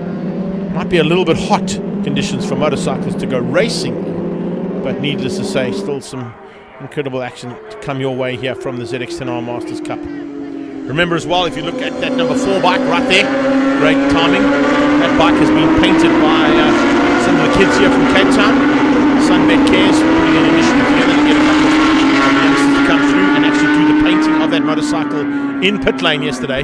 So giving an opportunity to the youngsters involved in the CSR projects that Sunbet have got to come and be part and parcel of the day's racing and do a spectacular job on the paintwork on Hein McMahon's bikes, Lucky. It's really great to see that. There it is. We get a little bit up close and personal of it as he comes through turn 5 and gets ready to go now for the second heat of Sunbet ZXNRs.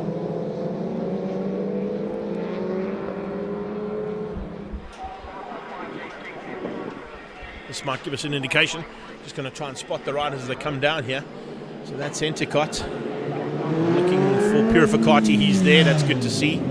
Do I see the 117 of the Juggernaut? No, I don't. So it doesn't look like we've been able to get Dave Varinga back on grid. So Varinga and Westman will be the 2 bikes missing, and I didn't see Ian Harwood either, the man from TRP, so I don't think he's made it back onto the circuit either. So 3 of the 4 bikes that went down in race 1 not back on track, and looking forward to seeing what happens now with their absence. As I said, the absent bike, most notably, is the pole position man, Trevor Westman, after a big crash in turn 3. We've got a 5-second board moving out of the way. The lights are about to go on, and we are racing. Here we go. Back down towards turn 1, Holes Hook. It's Alan John Fenter once again off the line like a rocket ship, looking to try and get the whole shot over Entercott. He holds that inside line.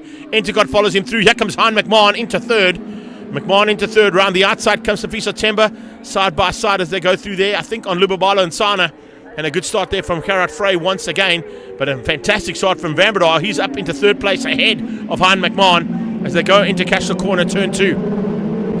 Good start there as well, as you can see just behind that from is that James Barson, I think, who's moved his way up into that top 5. Yes, it is. Barson just behind that ahead of Peter de Vos. Peter de Vos leading out the second pack. As here comes a big move from the 21 machine. And sneaking through there, Scarrett Frey. Just chopping and changing them to his opposite number 12, Lubabala and Sana. So Frey and Sana fighting it out as they make their way through and into Sorrel Sweep for the first time. Down the back straight away now. Slipstream City. Are we going to see some slipstreaming coming from Entercott from the word go? Vanbredar is there as well. Vanbredar looking to try and get on the inside. Entercott for the lead. Can he get there? No. Vanbredar. Oh. Venter around his outside just cut his nose off through the second part of the corner and carried that corner speed through almost 600cc style as he came out of Cape Town Fostron corner. Complete lap number 1 of 12. 11 still to go. Fenter ahead of Entercott. Vanbredar in third. McMahon is fourth. Purificardi in the top 5 ahead of James Barson, and then Peter de Vos leads out the second pack, which has got Dieter Hazeman, Peron Parassaman and Sifiso Temba in it. Fenter opening up a little margin there. I think a little bit wide out of turn 1 from Dave Entercott. The Motor Wise Ravenel bike just running a little bit high and wide out of Holes Hook, and it just cost him a bit of time.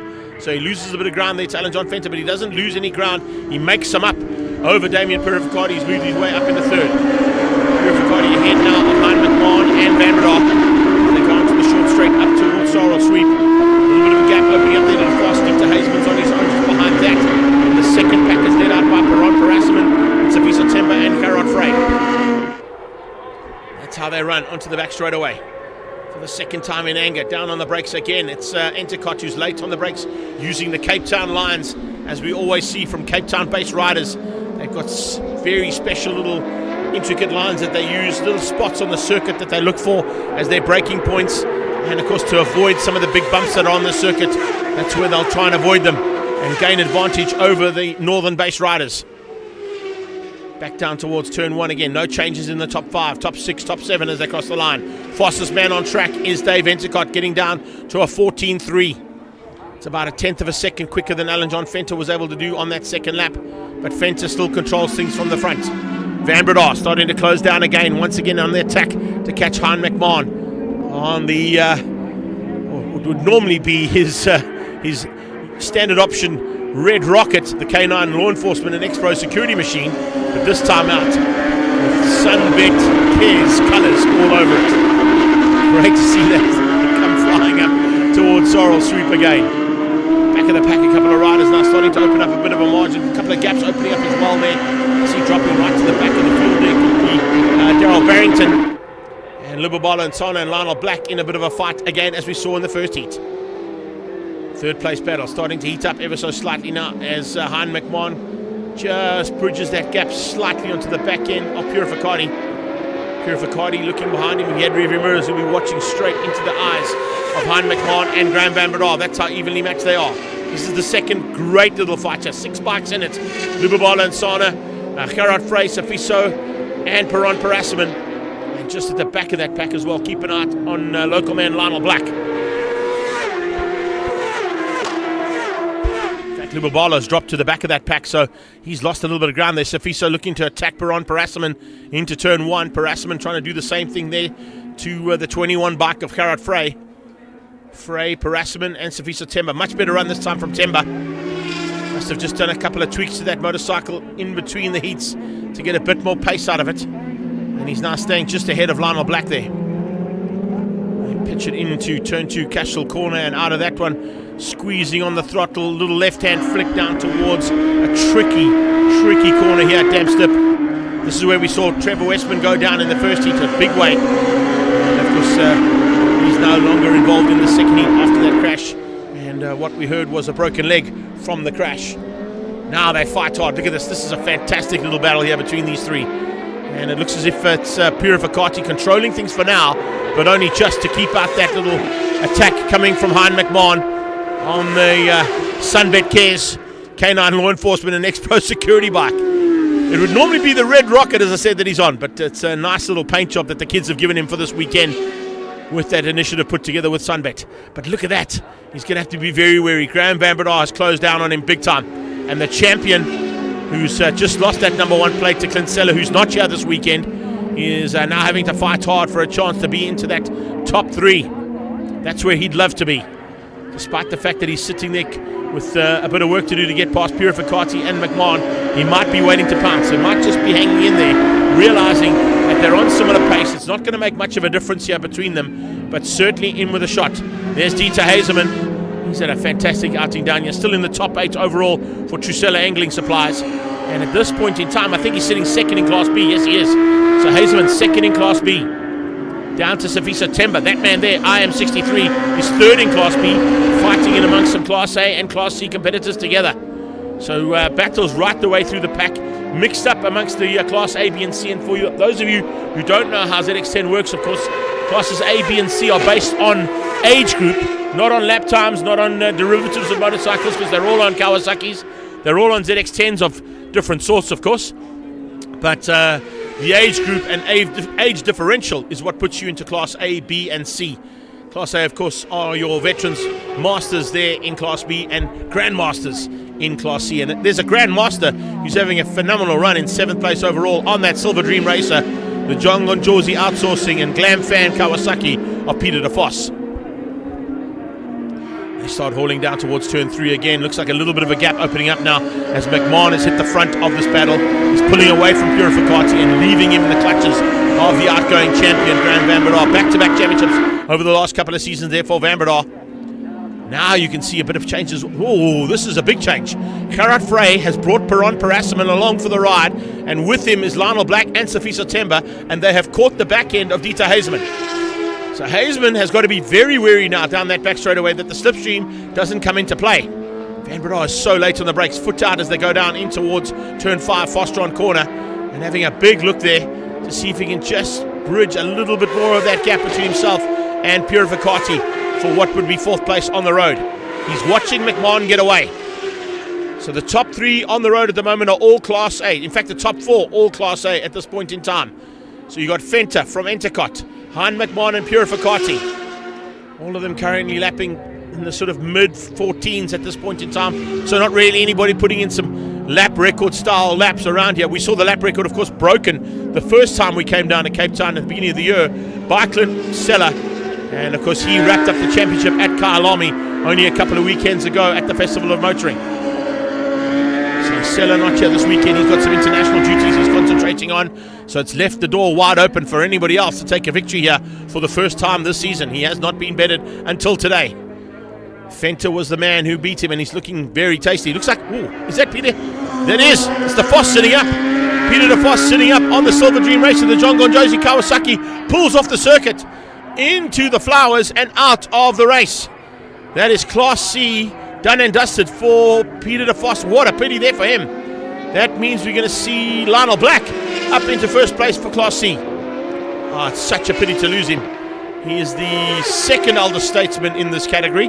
Remember, we had a big crash at Kyalami that saw Johan LaRue crash out, unfortunately, and he wasn't able to join us down here in Cape Town. So today, that is our oldest rider on track, pulling to the sidelines. And it's such a pity to lose him. I chatted to him earlier in the day. He said he was having a little bit of issues on the bike, but it didn't seem to hinder him at all in race number 1. He won comfortably the Class C battle in race 1. But it looks like whatever that problem is, it seems to have now given him the gremlins that have had to pull him to the sideline. We have got 5 to go. Van Breda has closed the gap but hasn't found a way through yet on Purificati. It's kind of equidistant between these riders here for the 3rd place battle. McMahon hangs on to it for now. Hein McMahon on that Sunbet Cares machine this weekend. Here we go. No love lost between these two brothers. Lubabalo and Sana and Safisa Temba going to be fighting it out now. As they come up on the braking, Dieter Hazeman has been caught and passed. So we got Gerard Frey up into the top 7. With the demise there of Peter DeVos, Frey goes to 7th, Dieter Hazeman goes to 8, Parassaman goes to 9, into single digits for Perron down in Cape Town. He'll be happy with that. And then he's got Lionel Black right on his tail, closing him down. Lubabalo has made up some ground, gets ahead of Saviso. So Lubs and Safiso fighting as they go through Damstip. Good possibilities here. Maybe of a change-up. I don't know. I'm not quite sure. As we go back to the lead battle for third.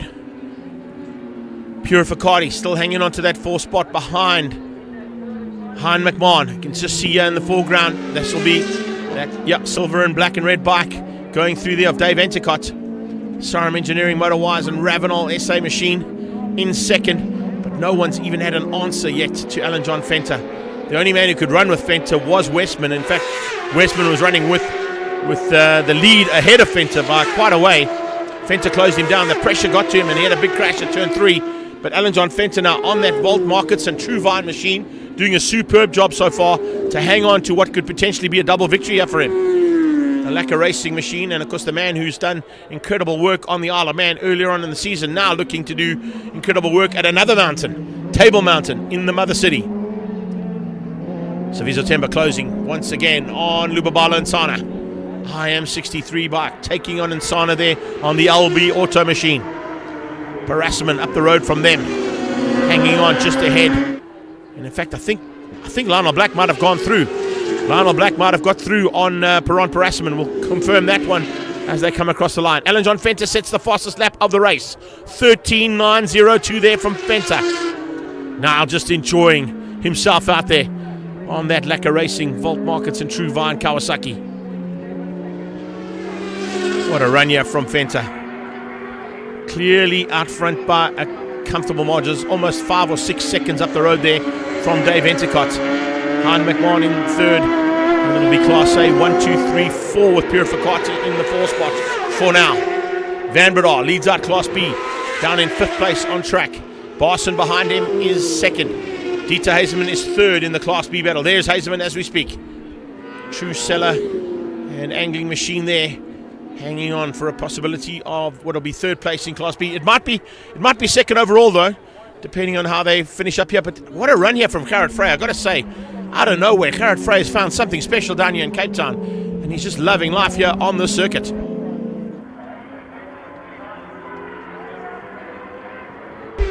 Head down towards turn 3. Frey under attack. I think Hazeman wants to come back at him. He's up for a fight, that's for sure. It's a big pity we don't have his teammate here back again as they come into the closing stages. But I can tell you something, David Veringa would have been up for the challenge had he come back into the battle. That is for sure. They got 1.5 laps to go now for Alan John Fenter, heading down towards turn 3. He's comfortably ahead, almost 4 seconds ahead of Entercott there for second. Dave Entercott would have loved to make it a Cape Town victory here. Ooh, Black with a problem. Lionel Black just falls back by the wayside, and Hazeman's off. Hazeman's run off at Fostron in the kiddie litter, trying to get that bike out. The big man is trying to get it back on track. Hopefully he keeps it upright. He does. Nice recovery. Back on track with some dirty Bridgestones to clean up quickly before he gets going again.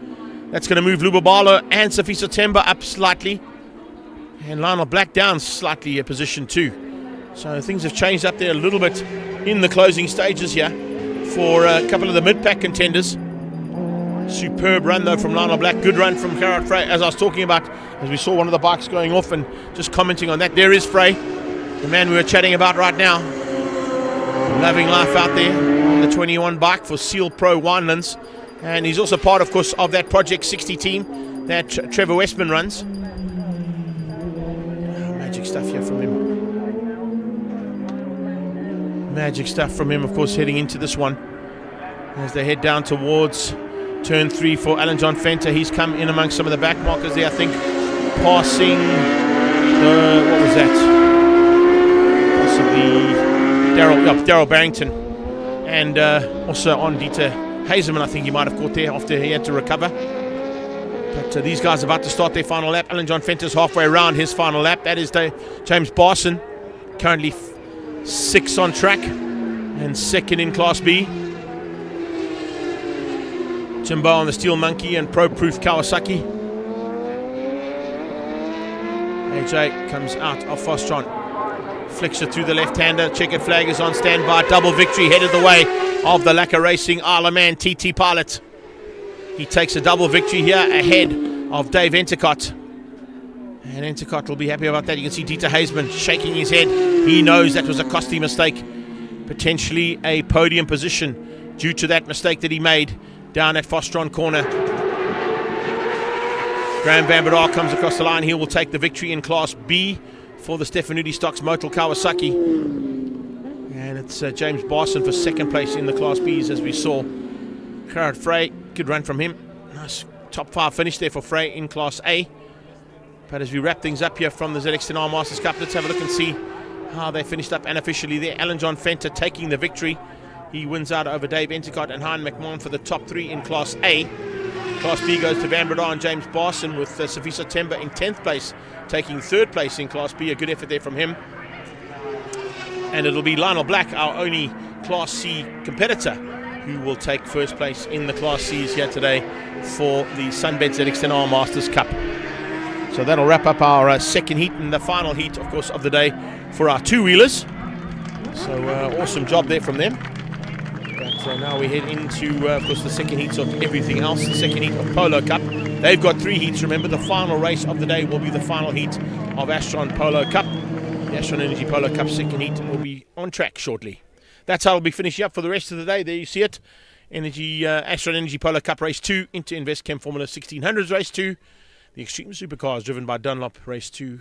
South African Touring Cars just ahead of the GR Cup driven by Netstar.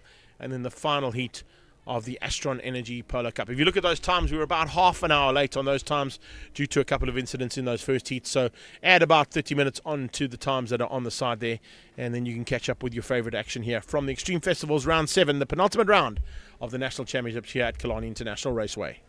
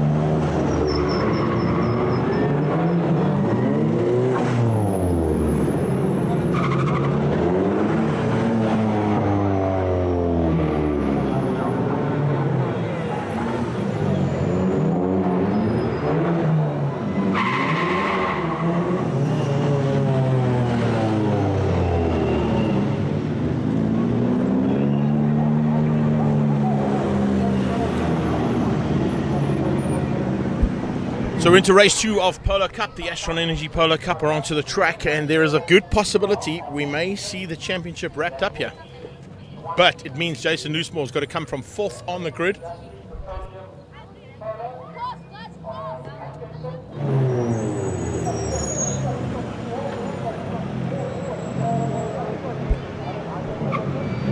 Rory Atkinson starts on pole, Carl Visser is 2nd, and Ethan Kutsia is 3rd. So Ethan Kutsia is literally the only man who can give Jason Loosemore a run for his money in this championship, but he's kind of out of it if Loosemore finishes up anywhere near the front end. If he wins this race, he wraps up the championship. That's how it works. And there's a very good possibility with the pace he had in the first one. If he can get through from the start, there's a chance he's got of wrapping this championship up. Maybe not now. Remember, he's still got one more race to go at the end of the day as well, where he can try and wrap up the championship for 2024 before heading to the home of his team at Zwartkops. Official pace car from Astron Energy and Volkswagen Motorsport makes its way around. And making its way around there, of course, into the battleground that is going to see Astron Energy Polo Cup back on track for the 2nd time today.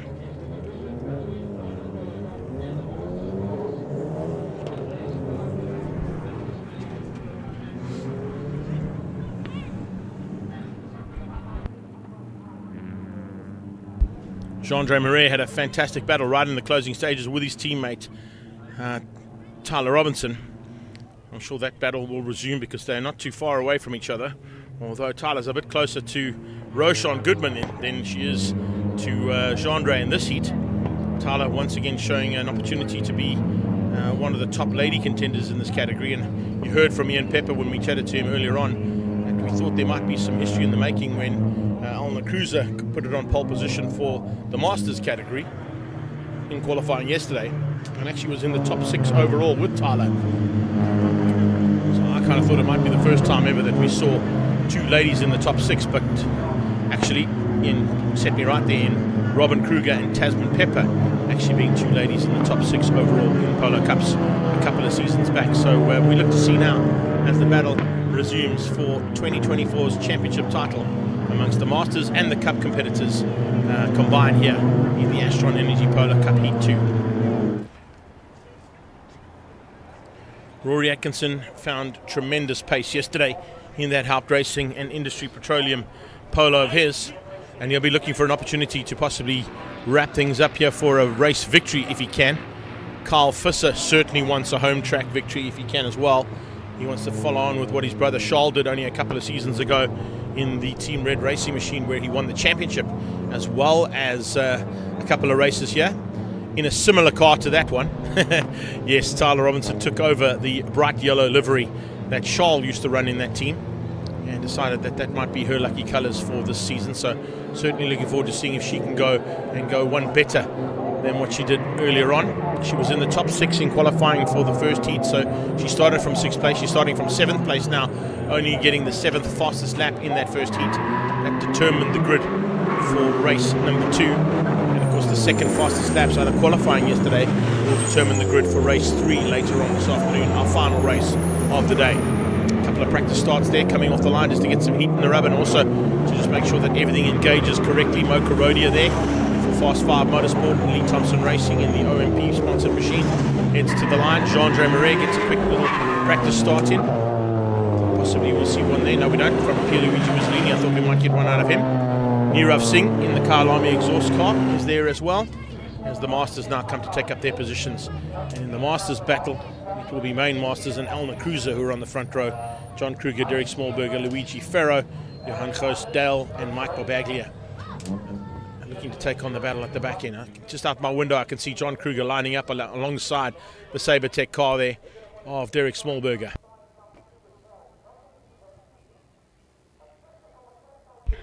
Let's see whether or not Visser can get down into turn 1 first. If he can, he's got a chance of taking a victory here for the Cape Town Massive. That's what they want to see. They want to see Cape Townians on the top step of the podium every single time we go racing. But Rory Atkinson's got other ideas, and so did Ethan Kutsia. They get off the line nicely, heading down towards turn 1 for the first time. It looks like Atkinson might hang on to that inside line. Watch out for Jason Loosemore tucked in behind Visser as Visser goes around the outside. Visser goes around the outside and holds shots into turn 1, holds hook. And we see Carl Visser hit the front for the first time. Atkinson to 2nd place. Jason Loosemore tucks in behind Ethan Kutsia. That's his closest rival in the championship, so he knows if he just keeps Ethan within his grasp, he can hang on.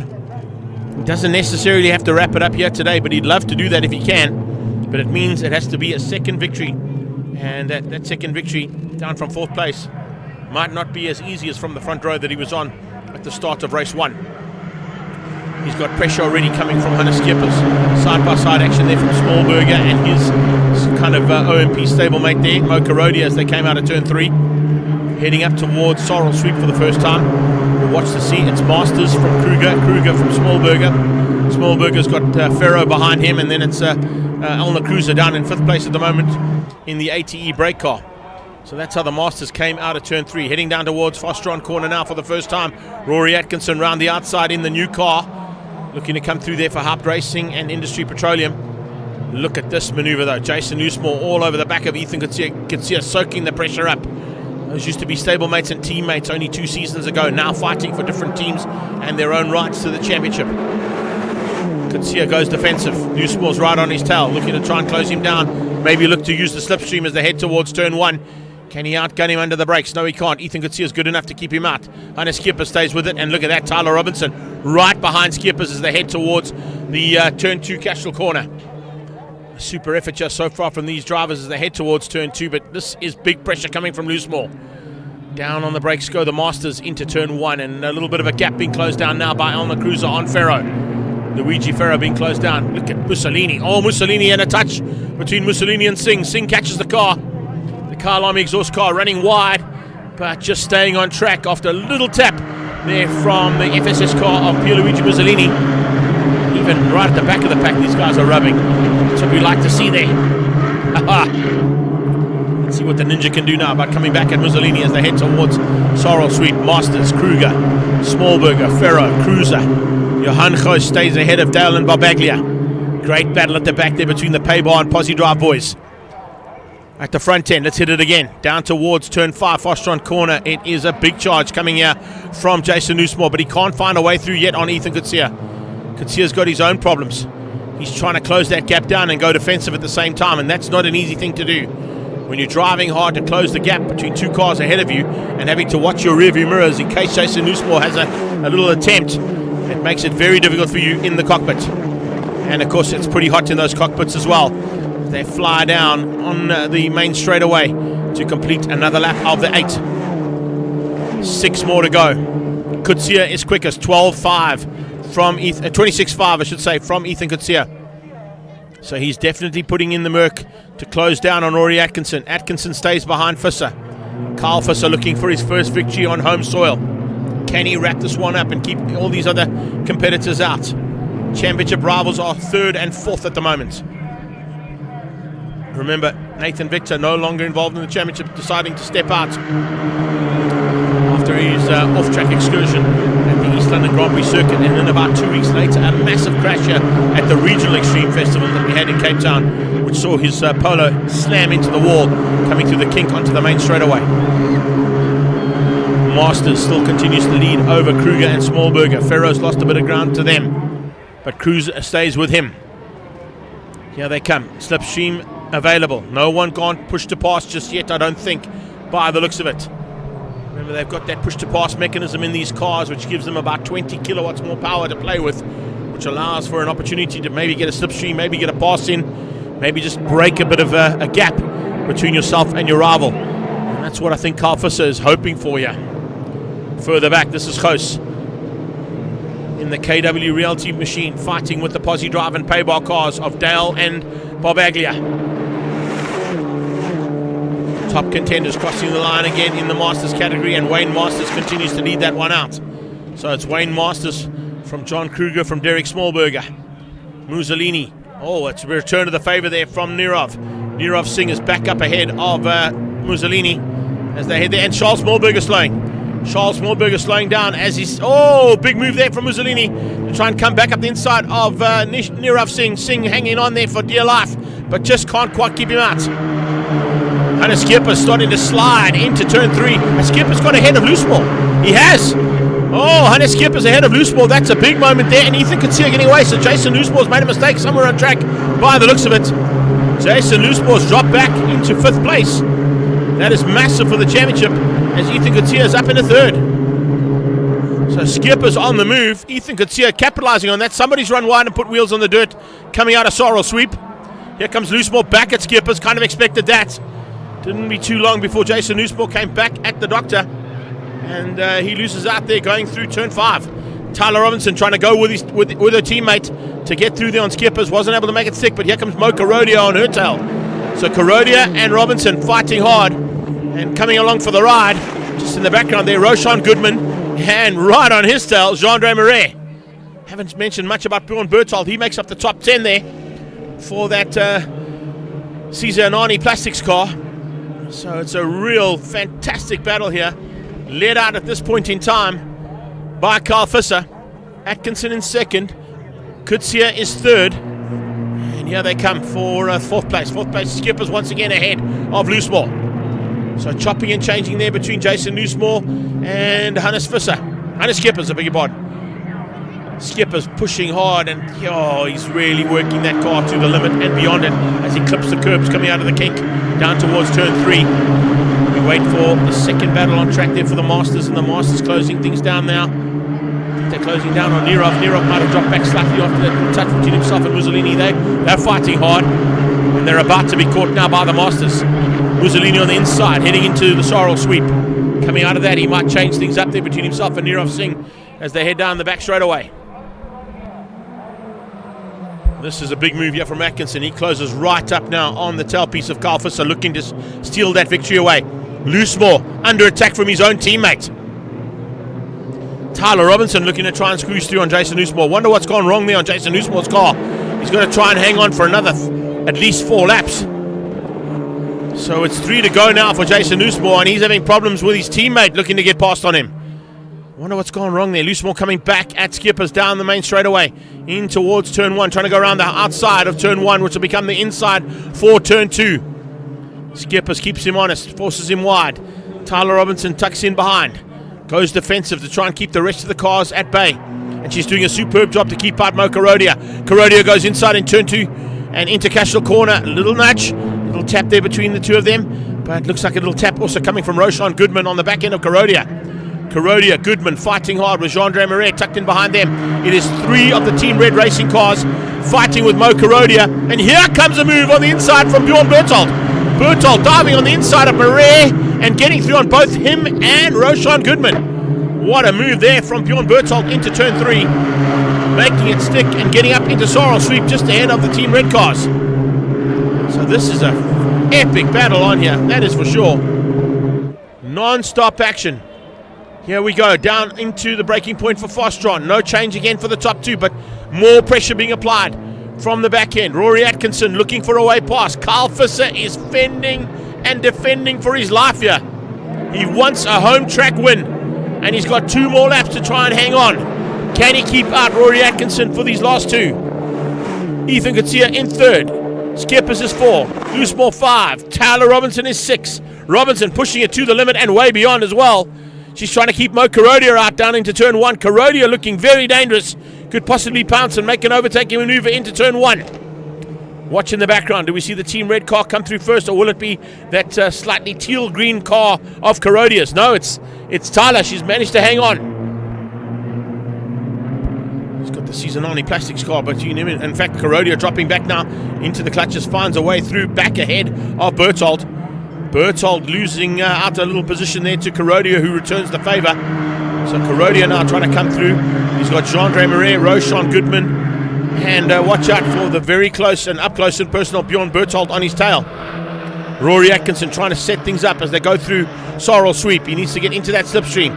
Has he got to push the pass left, maybe to make an outbraking maneuver or get past under the little bit of extra acceleration that push to pass mechanism gives him down the back straightaway? That's how hard he's pushing. Can't find a way through just yet. Visser is late on the brakes down into Cape Town corner, Fostron corner, and he's hanging on for now. He's got 2 corners and a lap to go. They come through the very tricky banked corner at turn 5, Fostron. Inside line, possibly there from Goodman and Jean-Andre Marais to get through on Bjorn Berthold. They start the final lap. It's Visser out front. Atkinson is 2nd. Atkinson looking for a way on the inside into the first corner. He has a big look. Wheels locked up into turn number 1. Can't quite get there, but a big move on the cards, no doubt about it there from Rory Atkinson. He's making a concerted effort to get through here on the leader. Carl Visser, the Cape Town man, hangs on for now. Can Visser keep him out? We'll have to wait and see. There is a big move on here from Atkinson. It looks like he might have a little bit in the bag here to get through on Carl Visser. Visser will have to use every part of the circuit that no one knows about in terms of those Cape Town lines we always speak about here in the Killarney International Raceway. He's got about a third of a car's length there ahead of Atkinson. Is it enough? Can Atkinson possibly get into that slipstream down the back straight? I don't think he's close enough. Unless he's got to push the pass here, I don't think he's going to get close enough. Visser thinks might have enough here.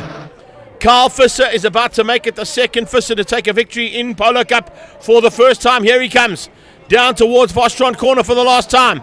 He's got enough in hand. He can brake at the right point. He doesn't have to go late on the brakes. Atkinson had to go late, but he can't quite get there. Carl Visser for Volkswagen Motorsport and the Volkswagen Rookie Cup car is going to come through for the victory. It's Carl Visser to win things out for the second heat of Astron Energy Polo Cup. Ahead of Rory Atkinson. Ethan Katsia comes through for third place ahead of Skippers, or is it going to be Skippers or Loosemore? There's a late charge here from Loosemore. He comes alongside Skippers, but Skippers just hangs on. Oh, tight stuff there in the end between them. Here come the Masters. Masters should be Wayne Masters at the front, and I think he's gone through. Yes, he has. Wayne Masters taking the victory there in the Masters category, wins things out over Kruger and Smallberger. I think Luigi Ferro was able to just stay ahead, yes, of the pole sitter earlier on, Elna Cruiser. So once again, Polo Cup never fails to deliver action and plenty of it, and that's what we saw all race long. So it's Carl Visser following on from his brother's footsteps and joins his brother as a Polo Cup race winner for the first time. Visser's at the top, beating Rory Atkinson to the line ahead of Ethan Kutsia and Hannes Skippers, who managed to keep out Jason Loosemore, the championship leader, to the tune of 0.198 of a second. 1/10 there between Skippers and Loosemore as they crossed the line ahead of Mo Karodia. Tyler Robinson just being beaten by Karodia there in the end for 6th and 7th place. Berthold hung on for 8th ahead of Jean-Andre Marais, and Roshan Goodman in the top 10 for Team Red Racing and Mzansi Motorsport. So there you have it. That's how we wrap things up for the second heat of 3 in the Astron Energy Polo Cup. Amazing effort there from them. And as always, action aplenty, but more action coming away now from our single-seaters. Jagger Robertson, Jason Katsia, Alex Foss, Srin Naidu, Casey Ensel Smith, and the rest of the InvestChem Formula 1600s are standing by for single-seater action. This will be the last time Cape Town get to see the Formula 1600s in action, because next year we move on to the MSA4 Single-Seater Championship, a brand new class. And we'll give you more information about that when we see that car on track in a few moments' time.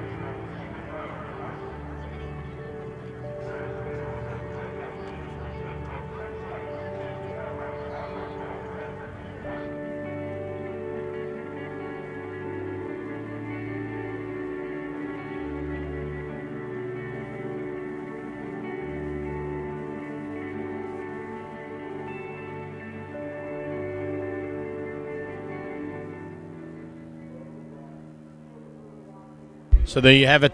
The car I was just chatting about only a couple of seconds ago back on the circuit. That will be the prototype of what will be MSA 4, our F4 championship starting from 2025. And a big effort being put in by the man behind the wheel of that car right now, Ian Schofield and his team at WCT. And of course up in Henley on Clip with the build of those tubs that are going to be racing. They'll run a 1-litre turbo Polo engine in it next year, and very much on card and on song for what would be South Africa's first F4 style championship to take over from the cars that are behind him there, and possibilities of course of a new single-seater Dawn in South Africa. You can see it's got all the latest devices on it, including a very similar styled protection device that we see on all single-seaters at this stage around the world. And great to see that initiative being put in for the safety of the drivers as well. But if you want to get involved in that championship, get hold of Kelly Gregory. Let's have a quick chat to a couple of the contenders, though, for their plans for the second heat and for the day's racing. Yeah, look, I mean, I think we signed off quite well the last time we were here. So hoping to obviously carry that into momentum for tomorrow or today. So yeah, I mean, all I can say is we'll just give it our best. Hopefully everything stays together and turns out well.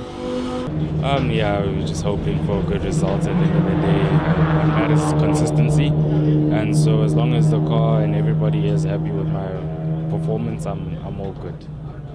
Obviously I love Killarney, one of my favorite tracks to come race out at. So hopefully we do good results, coming from East London. I hope we keep that same momentum and hopefully do well at this track as well.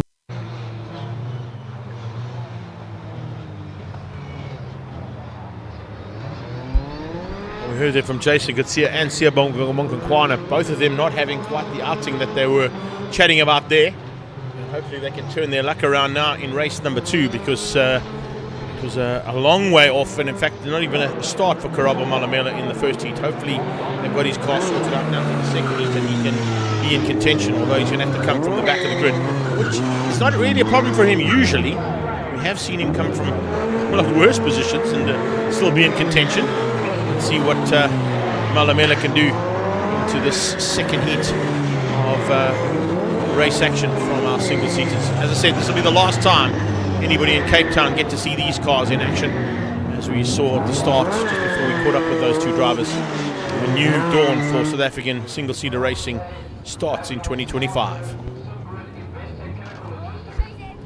If you want to get up close and personal and you're at the circuit, maybe you can go down and chat to the guys at Formula 1600 and have a look at that new prototype that Ian Schofield and WCT have developed for what will be MSA 4 next year. The single-seater championship taking over from this highly successful championship that has basically reigned for the last couple of seasons as the single-seaters premier class in South Africa.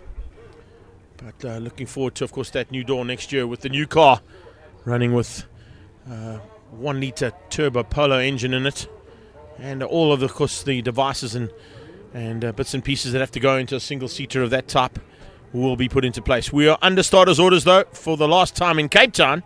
Still 2 more races, of course, to go as we go to the final round at Swartkops, and I think that's where the championship is going to be decided, because Casey Enso Smith only finished down in 4th or 5th place, in fact, in the first heat, with Jagger Robertson taking the victory. So Robertson's on pole, Kutsia's alongside him, Foss and Srin Naidu. Casey will start from 5th with Michael Besaidnote alongside him, Monkankwana and Storm Lanfear, Liam Pallone, and then it's Ewan Holtzhausen and Karabo Malamela if Karabo's car is back up and running. Lights are on and we're racing, and what a start there from Jagger. Yeah, off the line like a rocket ship, and heads down towards turn 1, trying to fend off the attack coming from Jason Kutsia, who also got a great start. He tries to drive around the outside into turn 1, couple of wheels locking up and some smoke coming off. I think that was off Alex Foss's car, or possibly off Srin Naidu, who's looking to try and get through on Alex and get ahead of him early on. It is Jagger who has gone to 2nd. It's Kutsia who leads out. Srin is into 3rd. Enso Smith around the outside of Foss for 4th, looking to try and sneak through into the kink and get 4th. He does so, and Alex Foss tucks in behind him as they come through down towards this incredibly tricky right-hander at Dam Stip. Come out of Dam Stip, everybody seems to stay, well, as I say, that everybody stays on track except for Alex Voss, who might have put a wheel on the dirt there ever so slightly in his attempt to try and close that gap down on Casey Ensor-Smith, and also at the same time defend the attack coming from Monkonkwana and from Storm Lanphier. They are right on his tail and hunting him down dramatically. Another man who's right there as well is Michael Besaidnout. Look at Besaidnout putting huge pressure. And Malamela, just threading the needle. Karabo Malamela finding a way through on 2 cars, saw the gap open up and stole it away in a brilliant bit of maneuvering through there. How was that? That was worth another look at, that's for sure. That is incredible stuff coming out of Karabo Malamela. As he came down on the braking markers, the gate opened up and he just continues on his way forward. Look at him into turn 1. He's made up another 2 positions. He runs slightly wide though because he's so hot into turn 1. He loses out the positions he made up on Casey Ensor-Smith and Alex Voss, but he's able to come back on track. And has he stayed? No, he hasn't stayed ahead of Michael Besaidnout. So all that hard work has gone to nothing there for Malamela.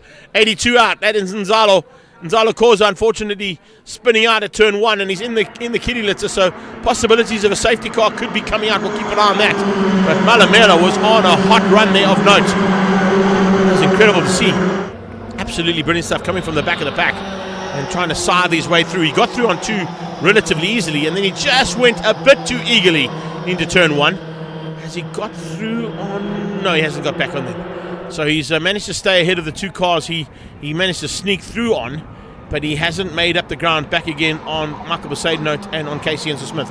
Jagger Robertson round the outside, high line out of turn 1. There is grip out there for a single-seater because of the downforce that's provided by the wings, and that's why he attempted to go around the outside and now has the inside line for turn 1, and he's got the drive onto the main straightaway as well. Can he get through? Looks like he might. Safety car. Oh, that yellow flag is waving, but it was waving late into that overtaking maneuver that Jagger was making. Whether or not that's going to count, I'll have to wait and see. They'll have to determine whether Jagger was under yellow there when he made the overtake maneuver, but I don't know. It came out quite late, that flag. Let's have a look and see what they say about it. I'm not going to make that call. They're not going to worry about it right now because they are just giving him a yellow flag to warn him that there was a car off at turn 1. That is Nzalo Khoza, who's parked in the kitty litter. Jagger's through. He's in second place, but he's in first place, but I'm not quite sure if that's going to stick. He may have to give that position back. They might have to put a pit board out and warn him and give that position back to Jason. I don't know. It was too close to call for my liking. Here comes a big move from Casey Ensor-Smith, though. Ensor-Smith is all over Voss, looking for a way through. Voss under attack. Karabo Malamela trying to come back at Besaidnout. Besaidnout hangs on for now, but Malamela's in the slip. He's now trying to pull away ever so. Was that Malamela ahead? I think Malamela might have got ahead there of Michael Besaidnout. Let's have a look and see as they come through there and complete this next lap. It'll be 7 to go. Jagger Robertson now pulling away from Jason Katia. Ensor-Smith ahead of Karabo Malamela. He's ahead of Michael Besaidnout and then Storm Lanphier. Siyabonga Monkonkwana down to 9th. Ewan Holtzhausen is 10 and Liam Pallone in 11th place.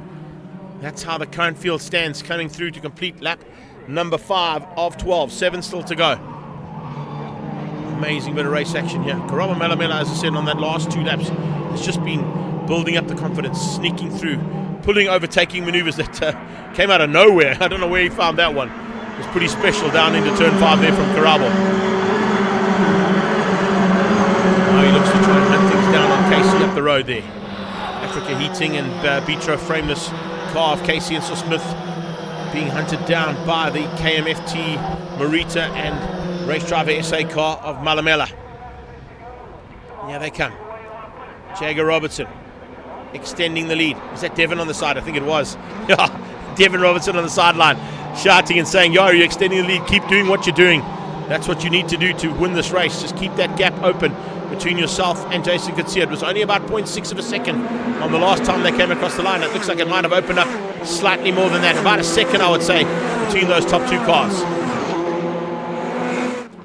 Make that just under a second. 0.9 on the dot with Jason Katia in second place. Here comes Casey Ensor-Smith once again on Voss and looking for a way past. Can he do it? No, he can't.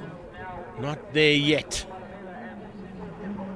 Jaggy Robertson hanging on for the lead. Karabo Malamela's got through on Casey. Casey Ensor-Smith dropping by the wayside here, dropping down into the clutches now of Michael Besaidnout. So So Enzo Smith dropping that far back is not good for the championship. I'm sure his team have done the calculations. He knows how far back he can drop in order not to lose the championship lead heading into the final 2 races of the year at Swartkops. That, of course, happens in the middle of October. We've still got a couple of other races to go before we make our way to the final round of this incredible National Extreme Festival on the 19th of October. That will be the final round of 2024's National Extreme Festival Championships. And this championship is certainly going to go there to be sorted out. It's not going to be wrapped up here this weekend. So Jagger from Kutsia from Shrin, Alex Karabo, Casey. Here comes Besaidenote. Besaidenote on a big move, a big charge here from Michael Besaidenote to get through on Casey Hensel-Smith. He's going to lose out to Besaidenote down into turn 1, or is he? No, he's not. He just manages to keep Besaidenote out. The Huawei car almost dived up the inside to get through. Yeah, the outside line, he was going to try and do the cutback to come through on Casey. It didn't quite work out. And now he goes defensive on Shrin. Siabonga Monkonkwana going to put Shrin and Michael Besaidenote under pressure. Monkonkwana now with a bit of a sniff and says, no, I'll have some of that if you guys want to play. I'm up for the challenge. Let's go. Fox. Just on Shrin Naidu. I don't really think about that little margin he's got there, and it's only I think 0.3 of a second there between the two of them. Shrin Naidu on Besaidenote. Siabonga Monkonkwana coming along for the ride. The 3 of them are slowly but surely reeling in the championship leader. Enzo Smith's days are numbered, I would say, if you look at the pace that's coming from behind from Besaidenote, Lanfear and Monkonkwana. Speaking of pace, look at Malamela. He's got onto the back end of Alex Foss rapidly and could potentially have a go here. Yes, into turn 1. He pulls out along the main straightaway, comes alongside Alex Foss. And as he got through, yes, he has. He sneaks up the inside of Foss and forces Foss wide. Foss running very wide out of turn 1 with that forceful maneuver being put onto him by Karabo Malamela. Now Malamela sets his sights on Shrin Naidu just up the road. Can Malamela come back onto the podium overall? That could be an incredible drive considering he had a DNF in the first one. Turning his luck around dramatically. Siabonga Monkonkwana also sneaking through there as we watch them come out of Castrol. Getting ahead now of Storm Lanfear. Lanfear losing out to Monkonkwana as they went through into Castrol corner, and he now has to follow that red rocket through up towards the back straight and onto the Sorrel sweep.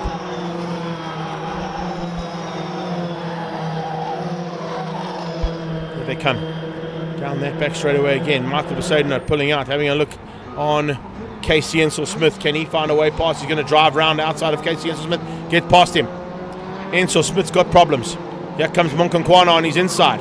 Besaidenote goes inside and defensive, but how's that? Around the outside from Casey Hensel-Smith again to return the favour. Outgun on top end, but sneaky and great racecraft from Casey Hensel-Smith brought him back into contention again and returned the favour. But here comes Monkonkwana. Monkonkwana caught them both napping. He goes round the outside of turn 1 and gets through on both Hensel-Smith and on the hard-charging Michael Besaidenote. Besaidenote drops back into the clutches now of Lanfear. Casey Hensel-Smith has dropped back again another position. He is now in 7th place. That certainly is not where he needs to be, with Robinson in with a chance of a double victory. It was a 10-point advantage Casey Hensel-Smith had coming into this round. That is going to be diminished dramatically heading into the final 2 heats of the season in the middle of October. Oh, it's going to be brilliant stuff at Swartkops. Swartkops, you guys and everybody that's going to be watching on our live stream are in for a dramatic finish to the final season of Formula 1600s. Lanfear coming along now. Can he find a way through on Casey down on the brakes into turn number 5, Fostron corner? He's got Lanfear on his outside, right on his gearbox. He had Michael Besaidenote. I think Lanfear got through on Besaidenote there. He has. Lanfear's through on Besaidenote. He's now going to try and get through on Casey as they come onto the main straightaway. Watch out for Michael Besaidenote. Going to try and use the slipstream to get through on Casey as well. He's through. The two of them go defensive into turn 1, keeping Casey out. Casey Hensel-Smith has dropped down into 9th place. Can you believe this? The championship leader is down in 9th. And I think there might be a bit of pressure there. He might be feeling the pressure of trying to wrap this championship up. It's certainly not going according to plan there for Casey Ensel-Smith.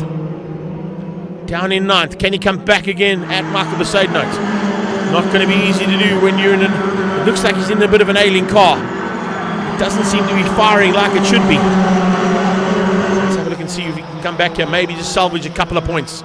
Monkhonkwaana's got away from this little battle. Lanphier hanging on now ahead of Besaidnout and Ensel-Smith. Oh, I don't know. Hang on a second. Ewan Holtzhausen's about to join the party. Can he take him out of single digits and put him into 10th place?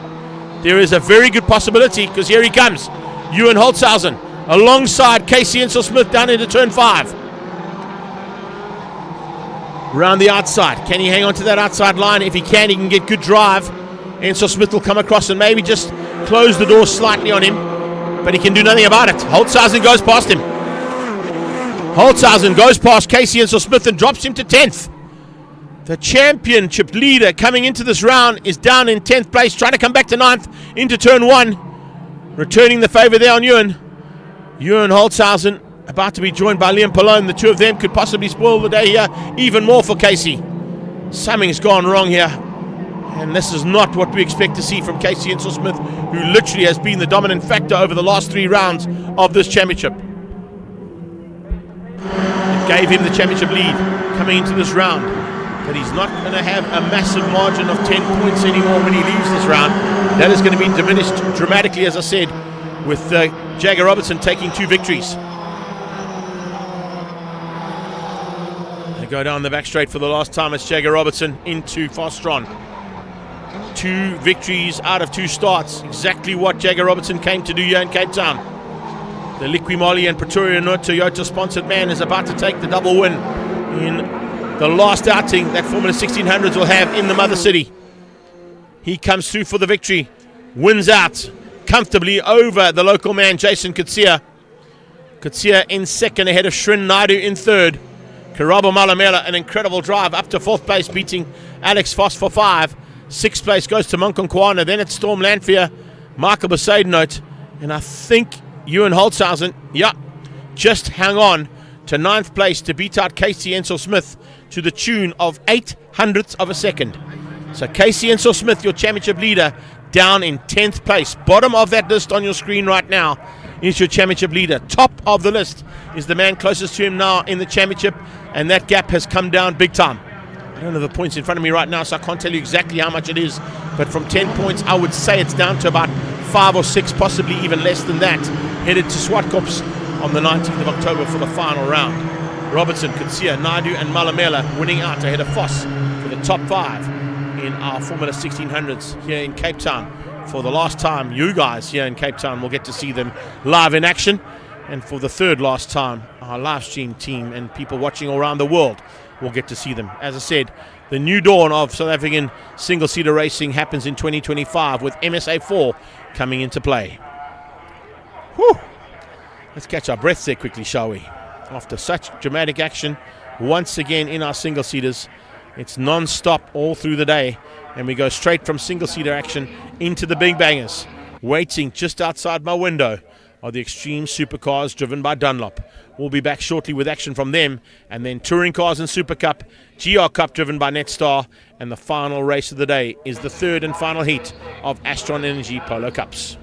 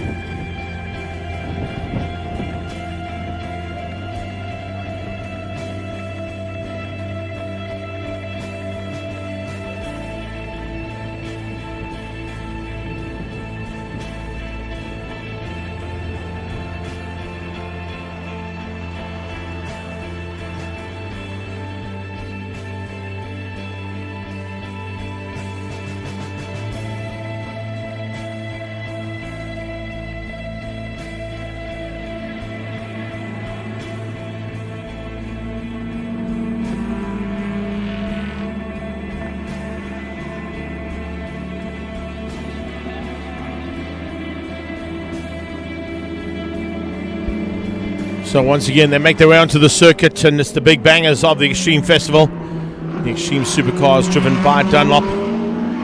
Looks like headed out there by one of the BMWs. I think that might have been Marco Retto, who was the first car on track. But as you can see, an array of machinery out there about to go to battle. Once again, looking forward to seeing the return of the General. Hopefully the Scribanti team have got that Porsche right there back into running order. He started the race dramatically with an out-braking and accelerating maneuver into turn 1 to get the whole shot. He hung on for about half a lap, and then something went wrong with Franco Scribanti's Porsche. So let's see if they got that all sorted out now for race 2. Emad Modak will be looking to be slightly higher up in his Porsche.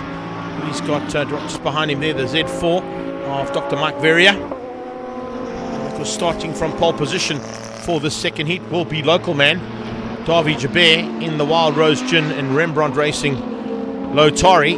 It's a Lotus Exige powered by a Ferrari 458 engine, a 488 engine, I beg your pardon. So it'll be interesting to see if he can keep it on track, because he spun out here at turn 5, Fostron corner in the first heat on his way to the front end of the field. So if he can keep it on track, I think Jabir might be able to give the likes of Stuart White and Franco Scribanti a run for their money. The Monster Z4, the General, Franco Scribanti, army coloured green machine there. Gianni Giannacara in the Bisc Transport and Logistics Nissan GTR.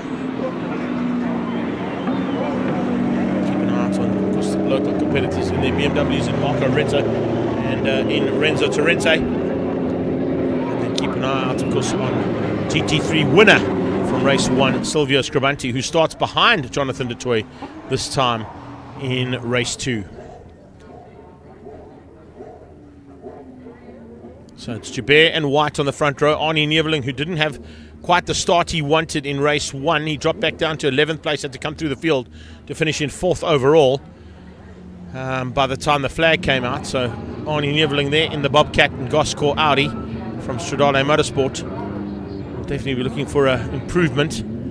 Jonathan Dutoy will look to stay ahead of Silvio Scribanti, and the two of them will try and keep Gianni Giannacara out in the battle for GT3 honours. Charles Orangis looks like he's been bumped up to A+ now. So he was Class A earlier on. He's now coming up onto the screen on A+. So they must have bumped him up because of his lap times. So Class A+ is now a fight between Davi Jabir, Stuart White, Arnie Neveling, Charles Orangis, and Marius Jackson. Franco Scribanti. Those are the contenders there. You can see the wind has also picked up ever so slightly compared to earlier on today when these cars were on track. So those windy conditions, just a cool breeze. It's not a massive gust of wind that's coming across the circuit, but it will affect the downforce and the wings, of course, of these cars. Turn-in points that they'll be looking at. Maybe even braking points will be affected as well. So usually what happens if you've got a headwind is you can brake later. You've got a tailwind, you've got to brake earlier because of the additional power provided by Mother Nature. Looks like everybody's got off the line okay. So as they come through there, it's Jabir, White, Neveling, Dutoy, Scribanti, Orangis, Modak. Behind Modak, it's Jackson from Scribanti. Franco will try and get through on those slightly slower cars ahead of him as quickly as possible, I'm sure. Behind him, he's got Gianni Giannacara, Ricky Giannacara, and London. Marco Retta, Lorenzo Torrente. Jimbo Giannacara being the last car on track there in the G&H Transport Porsche. So Extreme Supercars powered and driven by Dunlop. Driven by Dunlop. They're all powered by their own sort of choice of engines, and not all of them are the standard engines that are found in those cars, because the poleman in the Lotus Exige runs a Ferrari engine underneath that hood. So yeah, the Lotari versus the Lamborghini Huracan.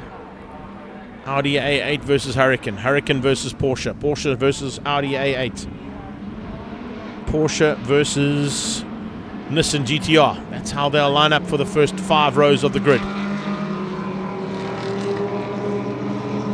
Coming coming around to take up their formation. We're going to see Darby hold them up slightly. Hold that pack. Not give them the ability to outgun him off the line if he can. Jabir uses this car not only in this category, but he runs in the sports and GT class here in Cape Town. He also runs it as his hill climb car. Now as they head slightly downhill towards turn 1, he's going to try and use the advantage, and he's got it. He's got the drop off the line, and he leads into turn 1. So we got Darby Jabir ahead of 3 hard-charging Lamborghini Hurricanes.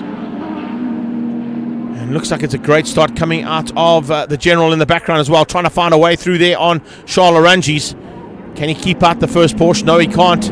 Around the outside comes Silvio Scribanti on Jonathan DeToy, trying to find a way through there early on, take the lead of the GT3 class in this category as they come through now to complete the first half of the lap. Looks like Scribanti hasn't found a way through just yet on Charles Oranges. He'll probably wait for the back straight to pounce on him with the extra squirt that Porsche's got over the Porsche that's in the hands there of Charles Oranges, currently 5th on track.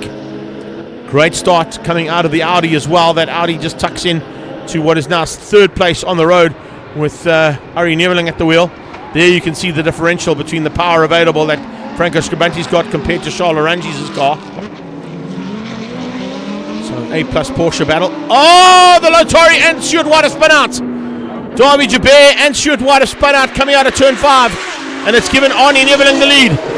Neveling leads out. Looks like, oh, there it is. Almost a similar spot to where he spun the last time in the Lotari.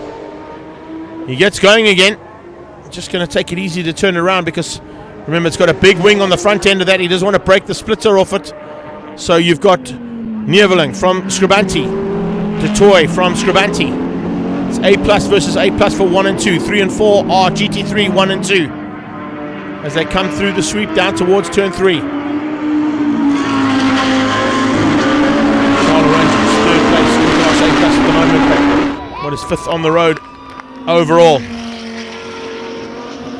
Change up for the lead was gifted to Arnie Neveling, as we saw Stuart White and the Lotus spinning out at turn 5.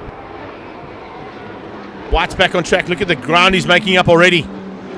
Within the space of half a lap, he's back up ahead of Marius Jackson. Jackson is in 6th place, so he's almost into the top 5, and it only took him half a lap to get back there. Showing you the pace that Inter Africa Mining Lamborghini Hurricane has got. His next car in his sights will be Charles Oranges, just up the road from him in this Porsche. There is White, Jackson, Gianni Giannacaro. Where is Juba? Has Juba got back on track, or has he decided to go back into pit lane? Oh! Gianni Giannacaro coming together there with Jackson. Modak had to come out of that completely, and here comes Retta. Retta going to try and pounce. Marco Retta going to try and pounce on Modak as they come alongside each other up towards turn 2. The BMW might not have the brakes or the acceleration of that Porsche, but he's still staying in the hunt there. And so is Dr. Mike. Veria into the mix as well now. Throws his Z4 hat into the mix and says, I'm going to have a go at you guys if you want to play like this. Gianni Giannacaro, Modak, Retta, Ricky Giannacaro, side by side between Veria and Jackson. Then it's Ant Blunden in the background. In fact, that might be the other way around. It's Blunden.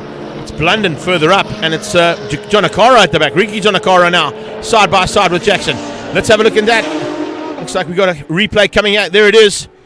Gianni Giannacaro right on the tailpiece there. A little tap on Jackson. He catches him, T-bones him, gets it back on the right way to go, and gets going again.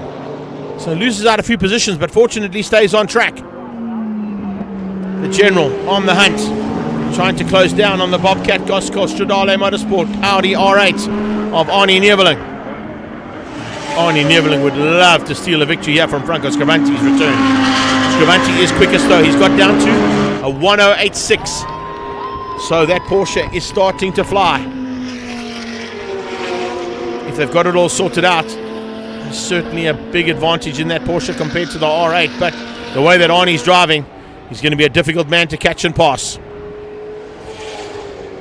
Neveling turning his luck around completely here in the second heat. So is Franco. Don't want to give them the commentator's curse though, these two cars.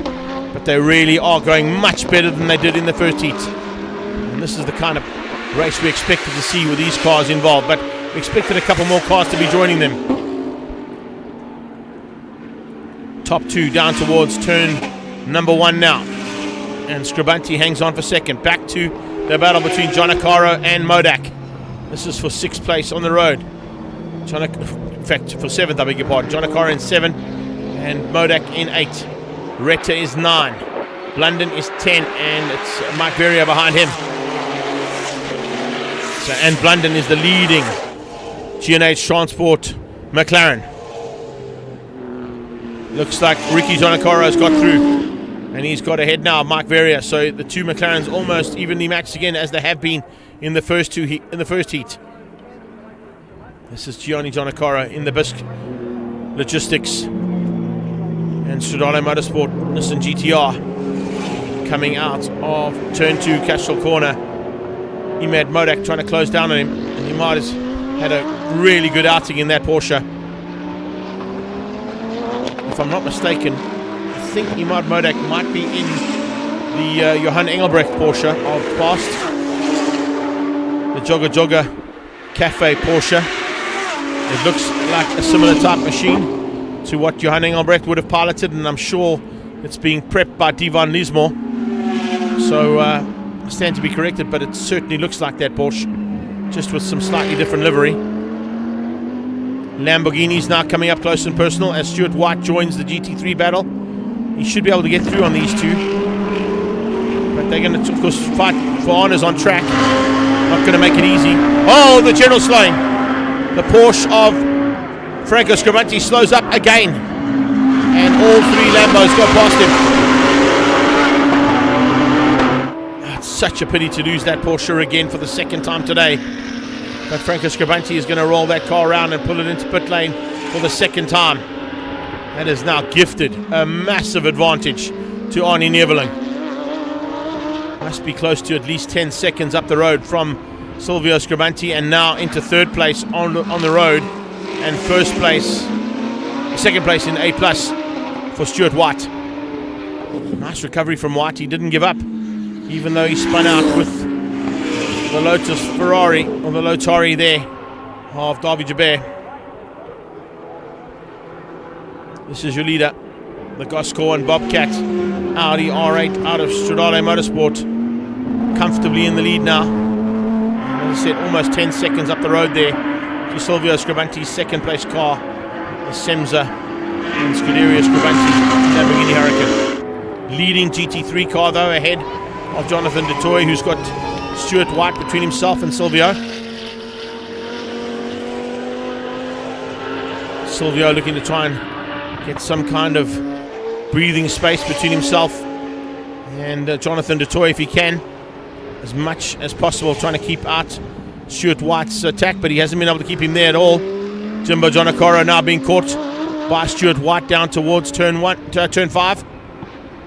Onto the brakes in turn 5, he gets through on Jimbo.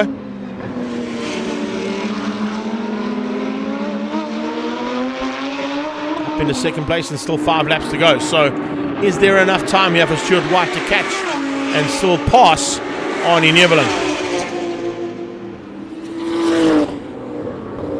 GT3s 1 and 2 are 3 and 4 on the road respectively, and it's still Silvio ahead of Jonathan Dutoy.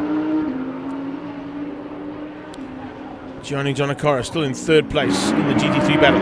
Another spin for the Lotus.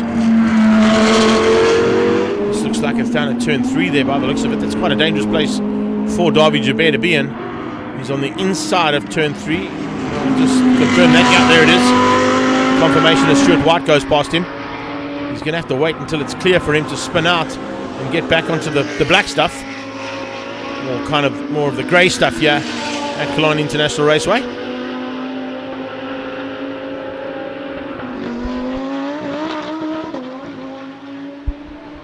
Down that back straight over they come again. This is the fight for GT3 honours.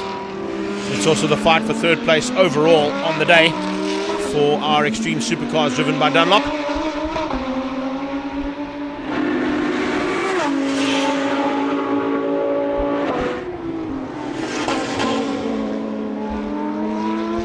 Jimbo now being overtaken by Charles Orangis. He He's 5th place overall, but I was going to say leading Class A. He's no longer Class A. He's A+, so he's 3rd place in A+. And Blunden's actually leading out the Class A battle over Ricky Jonakaro. And Gianni Jonakaro 3rd in the GT3 battle. Jimbo in the 511 Porsche. I know it's a 911, but he runs 511 as his favourite number. Just outside of that top 10 battle.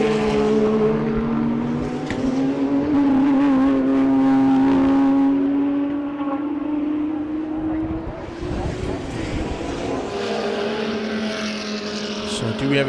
Oh, I was going to say, looks like we have a change up there for 3rd. We do. Jonathan Dutoy has got through. The Lotus slowing up down the back straightaway there. The Wild Rose Jin Lotari of Dupa being caught now by Dutoy. Going to be caught by Silvio. I wonder if Silvio's got a problem as well. He's very slow into turn number 5, Fostron corner. Let's wait and see if he carries on his way, or does he peel into pit lane? I think he's headed to pit lane. He is. He's into pit lane. So the Semza and Scuderia Scribanti Lamborghini Huracan goes into pit lane. And that looks like it might be terminal there for Silvio, moving Charles Orangis up into the top 4 overall. And still 3rd place in Class A+. Dutoy in GT3 leads comfortably now. 3rd overall and 1st in GT3s by a long margin over Gianni Jonakaro, who will now move up into 2nd place as he crosses the line. Imad Modak leading Class C. Good run here as well, coming out of Marco Retta. He'll be 2nd in Class C in the BMW. Your leader coming up to lap Marius Jackson in the GT4 version of the R8. It's the GT3 version that is being piloted there by Arnie Neveling in the Bobcat Gospel colours. I saw in the background Silvio Scribanti coming back onto the track. So something must have gone wrong that they just wanted to double check on. Brought him in just to make sure. Oh, Blunden out of shape. And Blunden just loops it out, coming out of Castral corner. Is he stuck in the way there now? We'll have to keep an eye on that. Watching Ricky Jonakaro try and close down on Retta. Leaders closing on the 2 of them as they head up towards Sorrel Sweep again. Blunden still stuck in the middle of the road there. Has he got the car started? Yes, he has. He's got it going again, but now it's to gingerly maneuver it over the entrance to the World Rallycross track, which is quite a big bump. And of course he doesn't want to destroy any of the front end of that bodywork on that car, I'm sure. We saw him start the car and roll forward and then just think twice about turning what would be right where he stands right now. Is there going to be possibilities of double yellows or maybe even a safety car required to get Blunden out the way? There's only a lap to go, so they might keep him under safety car or under double yellows into turn number 2, Castral corner. A couple of these cars have not been through here and realized that Blunden might be on the inside line. They'll see him coming out, or hopefully they will. All of them running wide on the normal race line, so that should keep them wide and high enough out of the way. Retta about to be passed by the leader. Arnie Neveling, a man who has at a few points in his career taken on some of the best drivers in the world, some of them currently pilots in the likes of Formula One, and that's a massive notch in his armor that he can put onto his CV. It's great to see him in full flight in the Bobcat Gospel colours, and Sodale Motorsport are going to be very happy with this victory, turning their luck around from race number 1, where he didn't seem to feature, had to come from the back of the pack. He comes through for the victory and wins out the second heat of the Extreme Supercars driven by Dunlop. Retta crosses the line. He will get second place in Class C behind Imad Modak. Behind him, it's Ricky Jonakaro, who will win Class A over his teammate, I think, in second there in Ant Blunden. He'll still be classified even though he stopped here on the second last lap. Stuart White comes through for second place in Class A Plus and second overall, beating Jonathan Dutoy for third place overall and the win in the GT3 class. Silvio Scribanti got back on track, so it should still put him third in GT3s behind Gianni Giannacaro. And then it'll be Class B going to Mike Verrier by the looks of it. So that's your top 10. You can work out there A plus 1, 2, and 4. GT3s are 3, 5, and 10. Class C, 6th and 7th overall. And as I said, Class B just outside of that top 10 will be Mike Verrier with the win in Class Bs. Up next, we head into the SA Touring Car Championship and Super Cup again. We got one more heat of them. We got one more heat of the Toyota Gazoo Racing GR Cup driven by Netstar. And we got the third and final heat of Astron Energy Polo Cup still to come your way. There you can see we are running slightly late, so the next race, of course, would be South African Touring Cars. That should have started at 3:15, so we're about half an hour out. So at least put half an hour into those last two times before tuning in, if those are the classes you're watching to see. Right now, as I said, it's SA Touring Cars and the Super Cup class. They'll be rolling out shortly. We'll be back with commentary in a few moments' time.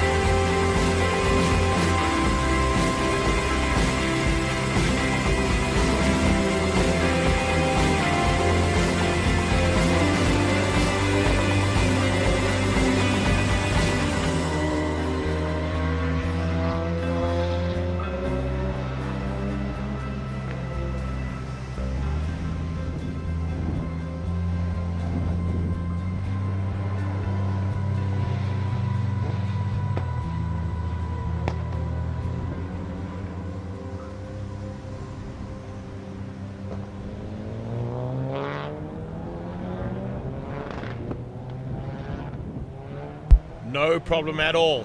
This is how we start things out there. Just a bit of information being passed on to me as well, but thanks for that.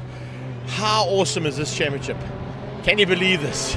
As they come to the line for the very first time in South African Touring Car Championship history, we've got a young driver in the seat of his brother's car who will be starting from pole position in Saad Variawa. Man, how's that for some pressure? But you must remember, he has come through the Toyota Gazoo Racing Academy driving school. He's also done the Gazoo Racing Cup and was the champion in last year's championship when they were in the Yarrisons as opposed to the 86s. So he knows what it's like to start from a rolling start from the front of a field. So hopefully Saad can use that to his advantage. But have a look at the people that are lined up behind him. Anthony Pretorius still in contention for this championship despite not going according to plan in the first heat. He's got to have a whole bunch of permutations, of course, go his way to be there, but he's not out of it. Andrew Schofield, he's kind of out of it, but he's, as we said, and when we chatted to him on the grid during the fan walk, still loving life and getting to grips with this BMW of his. Michael van Rooyen, second in the championship, still in with a chance. Very much the man to watch out for, coming from fourth place on the grid. Julian van der Vat, the man who just outgunned him in the closing stages, will be just behind him. And the last row of the grid will be made up of Robert Volk, and behind him, Natim Samanga. So Robert Volk, the championship leader, is second last on the grid, having to come through 5 cars to get to the lead and maintain his lead in the overall championship for touring cars. Jonathan Mogotsi starts from pole position for the second race of Super Cup, ahead of Keegan Campos, Brad Liebenberg, and race 1 winner Tate Bishop. So that could also be exceptionally interesting in terms of how that pans out at the end of this heat of racing. So I think we are in for an epic battle. There is no doubt about it. And it's always the case when it comes down to this South African Touring Car and Super Cup Championship. As I said, I don't think any of these 2 championships are going to be wrapped up here. We're definitely going to have to go all the way to the 19th of October and up to Swartkops to deal with who is going to be crowned 2024's champion in both of these classes. We have got a few permutations still to play with today in the GR Cup coming up after this, and of course the final round and final race of the day for the Astron Energy Polo Cup, who could potentially see a champion crowned. But we'll get to that a bit later on.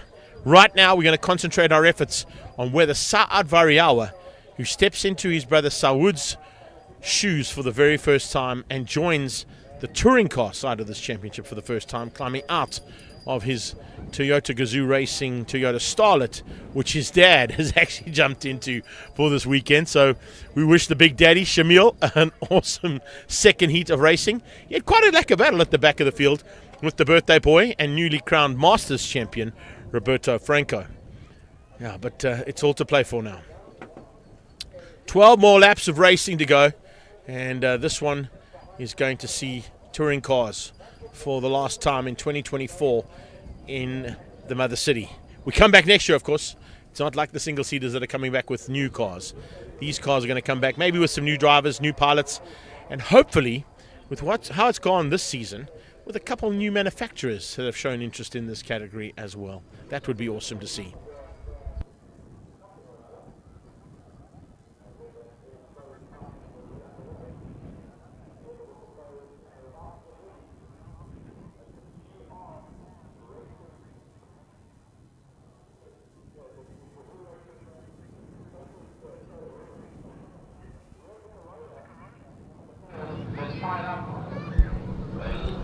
So we're going to clear the grid. You can hear those cars firing up and getting ready to go now for the final heat here of the penultimate round of the South African Touring Cars and Super Cup.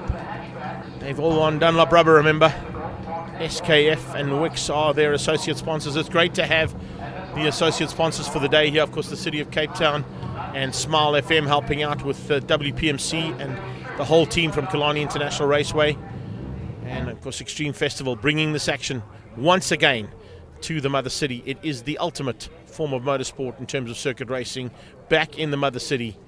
And Extreme Festival are looking forward to coming back here again, possibly for another 2 rounds in 2025. stand by for the launch of that calendar in the very near future. But we've got to get it all done first here before we can think about moving on to the next round in SWAT Cups and then even into 2025. Saad Variawa. Oh, there you go. If you ever wanted a baptism of fire into touring cars, it kind of works that way. I've seen it on a number of occasions where new drivers have come in. They finish their first heat. They think, oh, lovely, I finished up. I got to the last position. I might be last on the grid. It doesn't really matter. But then they realize, hang on a second. Race 2 is an inverted grid, which means last place becomes first place. Andrew Schofield had it. Julian van der Walt had it. And I know a couple of other drivers that is that Tate Bishop to the sideline? Tate Bishop's got a problem. Tate Bishop has pulled to the sideline on the start of this race, and it looks like the angry car might be out. That is a huge, huge moment there. Oh, okay, well, he's got going again, fortunately. So Tate Bishop with some problems. Does he take up his position again, or does he now slot into the back of the grid? I think he might have to go to the back of the grid. Don't know if he's able to take up his position back in the formation that he was in, but it looked like he just had some kind of an issue. He had to turn the car off. Maybe it went into limp mode. Had to turn the car off, reset everything, restart everything, and go fire it up. And now it looks like it's going like a Boeing, as it was in the first heat when he took the victory. I think he has to go to the back of the pack, but let's wait and see. Depending on where he decides to go and retake his position or join the back of the pack will tell us what the case is.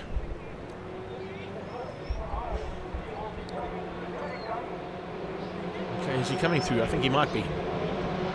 All right, Saad Variawa, Anthony Pretorius, two of our youngest drivers at the front end of this pack. Right on their tail, Schofield and Van Rooyen. Robert Volk and Samanga. And that's how they're going to line up for the touring cars. Now into formation. As I said, it's not the first time that Saad would have had to lead out a rolling start. He knows exactly how to control a rolling start. He used it on numerous occasions to take victories in the past in his Toyota Gazoo Racing Cup days. Can he catch this whole pack up? Look at where Robert Volk has gone to. Inside, and look at a pounce right from the word goes. The lights go out, we go racing. Saad gets the drop. Oh, he's got a good start actually. He heads down towards turn 1, possibly with a whole shot in mind. Pretorius is going to make him work for it though. Anthony Pretorius round the outside, locks up into turn 1, runs wide, opens up the door, and the whole field goes through.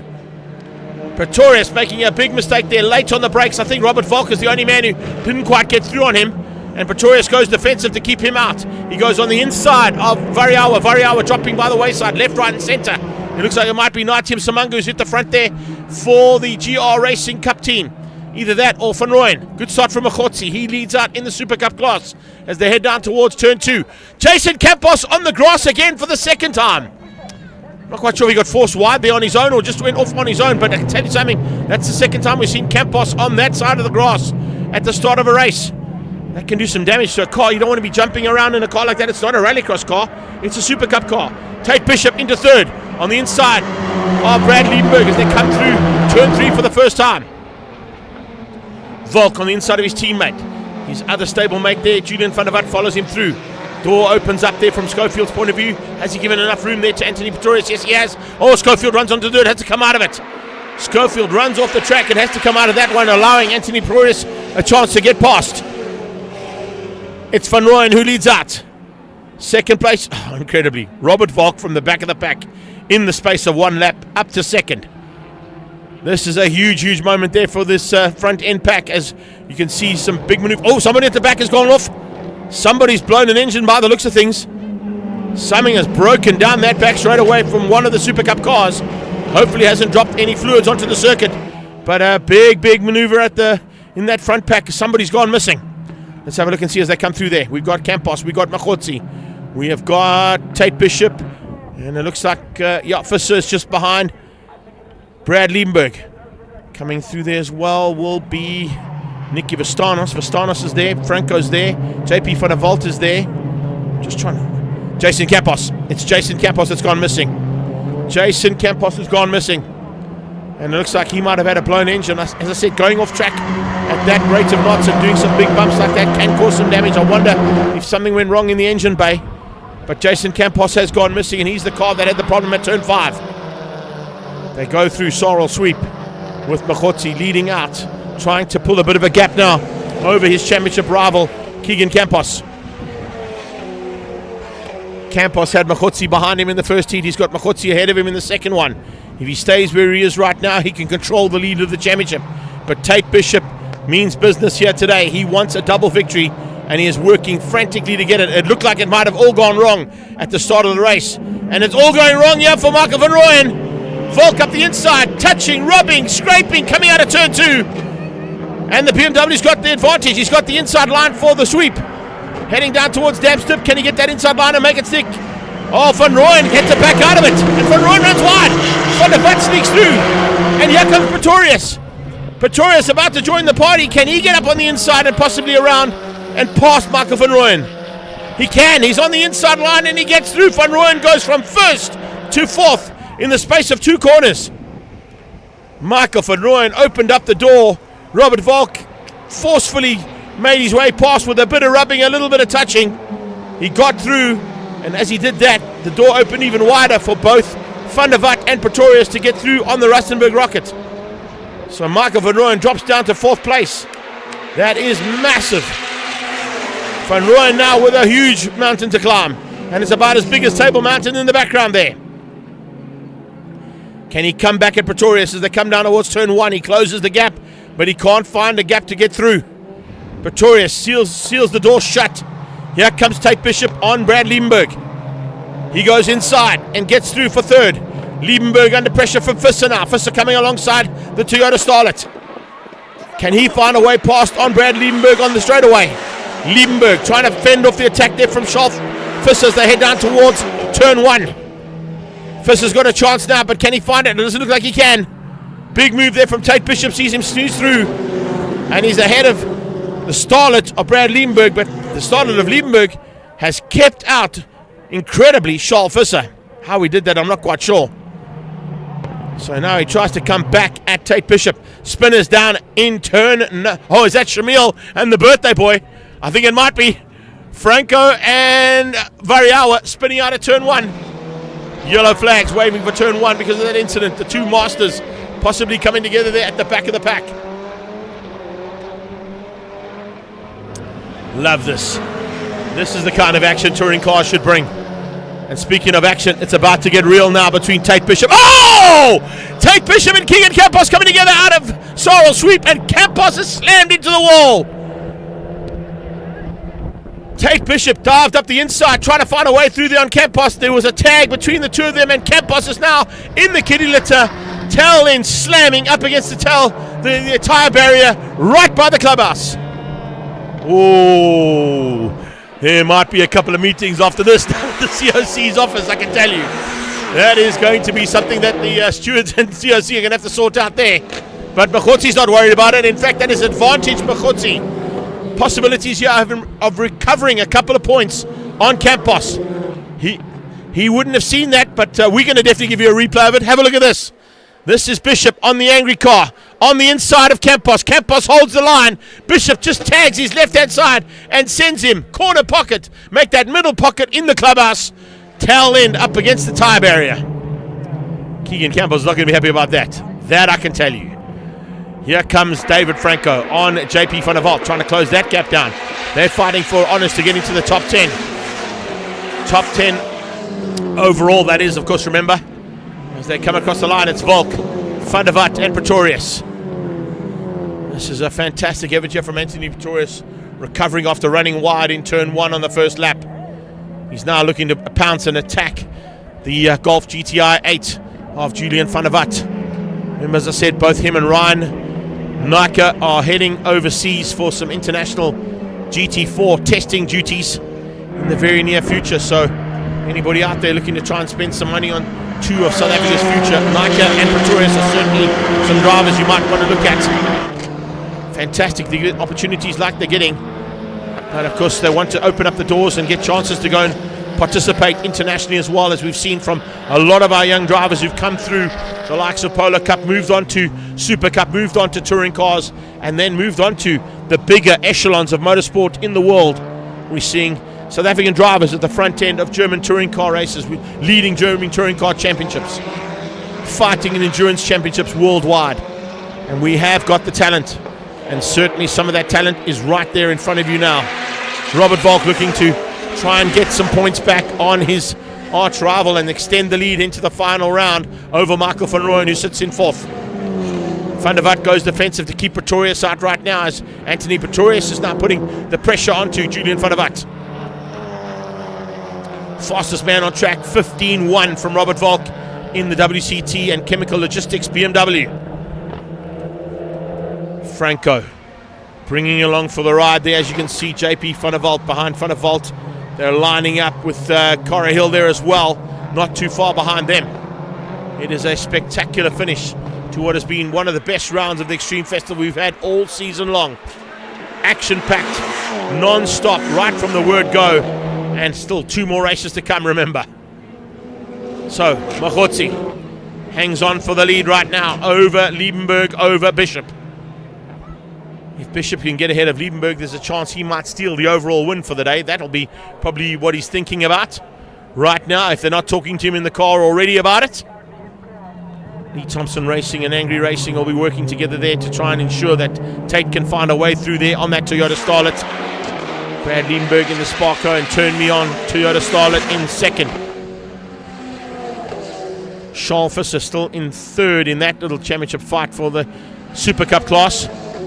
Third place was up for grabs there by the looks of things. I saw Pretorius have a look on the inside of Julian van der Walt. Ooh, Volk running wide. Robert Volk starting to run wide. I wonder if he's cooked those tyres. Robert Volk worked so hard to get to the front early on, he might have just overdone it slightly. And those Dunlops are starting to cry out a bit. As he forces that car through turn 1, he ran ever so slightly wide and off track completely. That's given Julian van der Walt and Pretorius a chance to come back at him. So I wonder if Anthony Pretorius has still got a chance of even a win here. Look at how he's pushing Van der Walt. Van der Walt soaking the pressure up. Julian van der Walt is arguably one of the most underrated drivers in South Africa, and particularly when he gets behind the wheel of this car, he has a huge potential and has got the potential of winning races. Can he catch and pass his teammate and stablemate? Are there team rules coming into play here right now at the end of the championship? Is he out there to try and fend off any attacks from anybody else to keep them away from Robert and do the team game? It's what he would have expected if the roles were reversed. Speaking of roles reversing, are we going to see a reversal of the roles here for second and third place as Bishop continues to apply massive amounts of pressure on the back end of Liebenberg?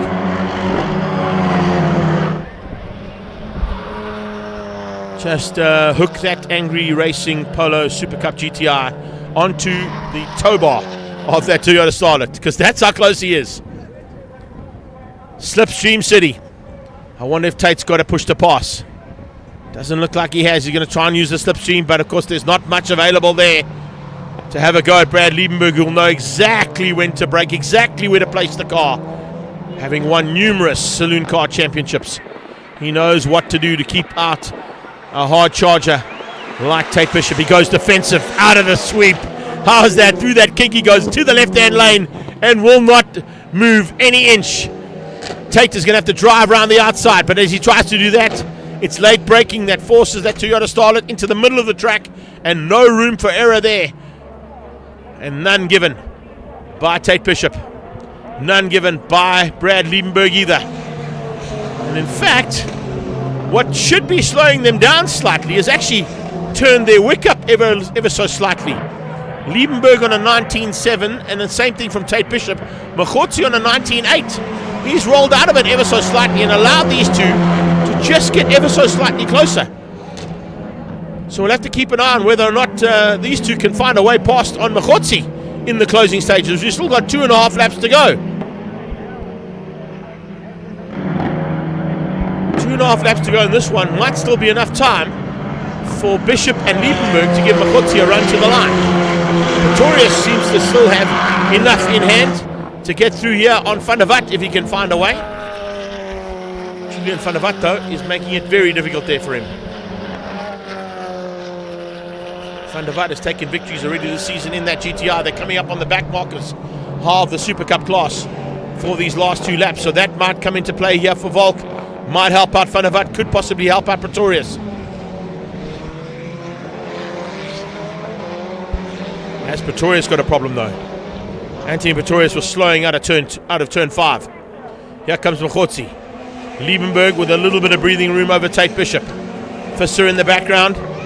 He stays ahead of Vastanis. Nicky Vastanis looking for a top 5 finish, first time in the Touring Car Super Cup.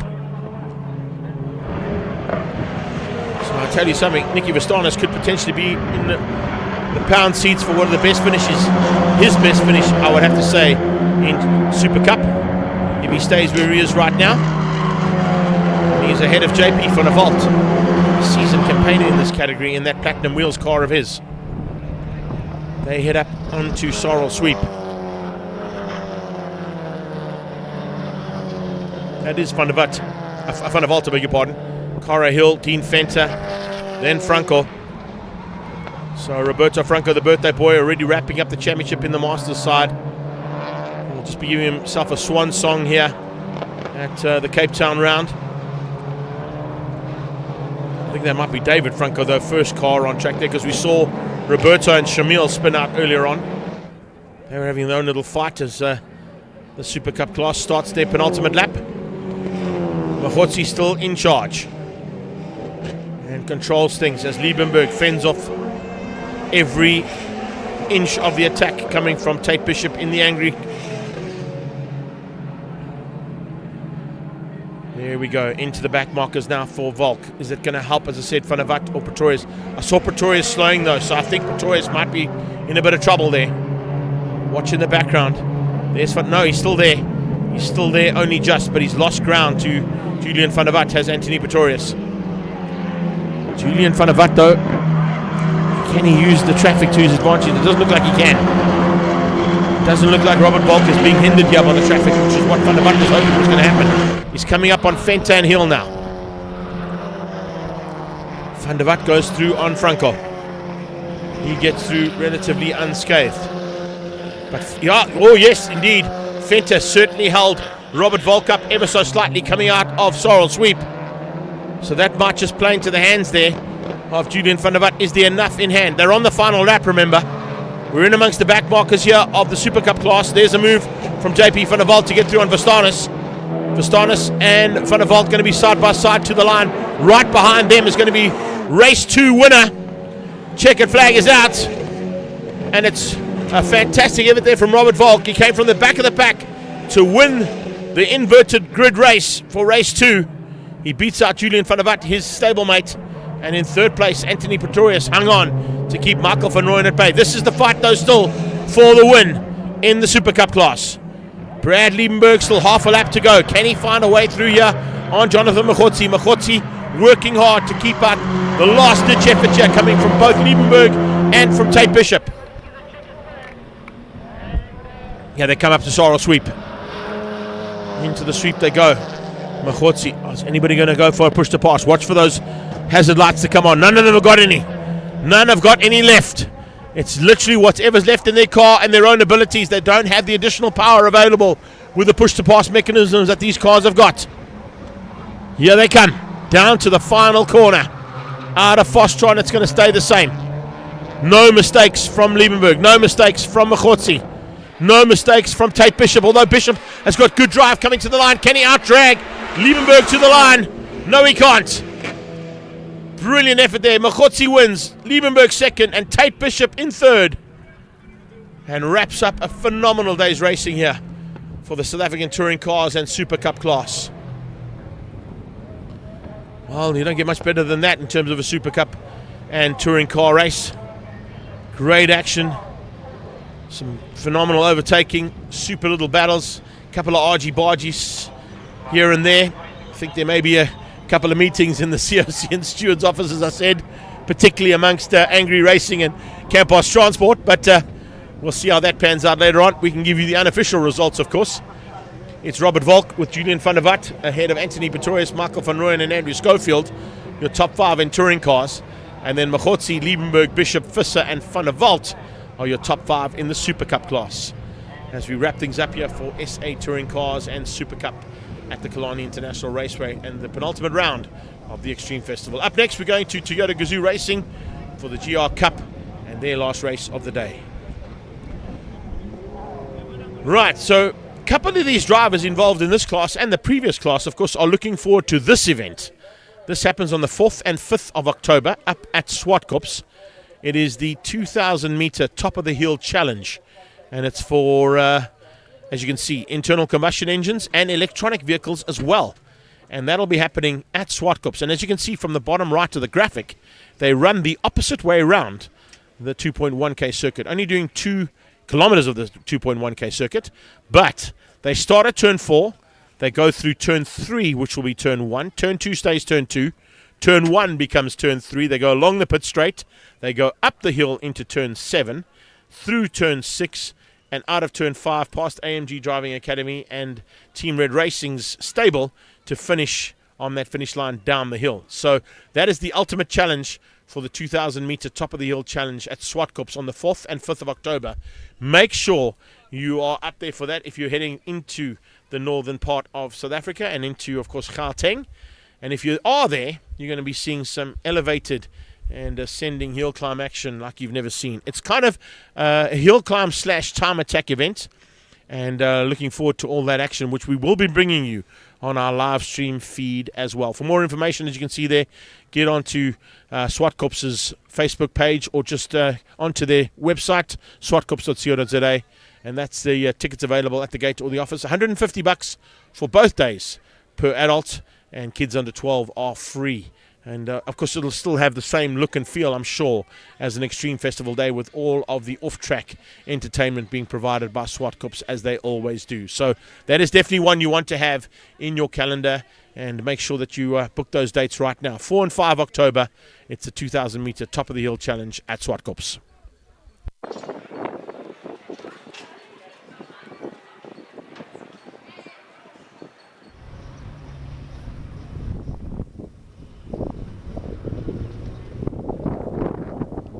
Should be able to use a coin to open the most part.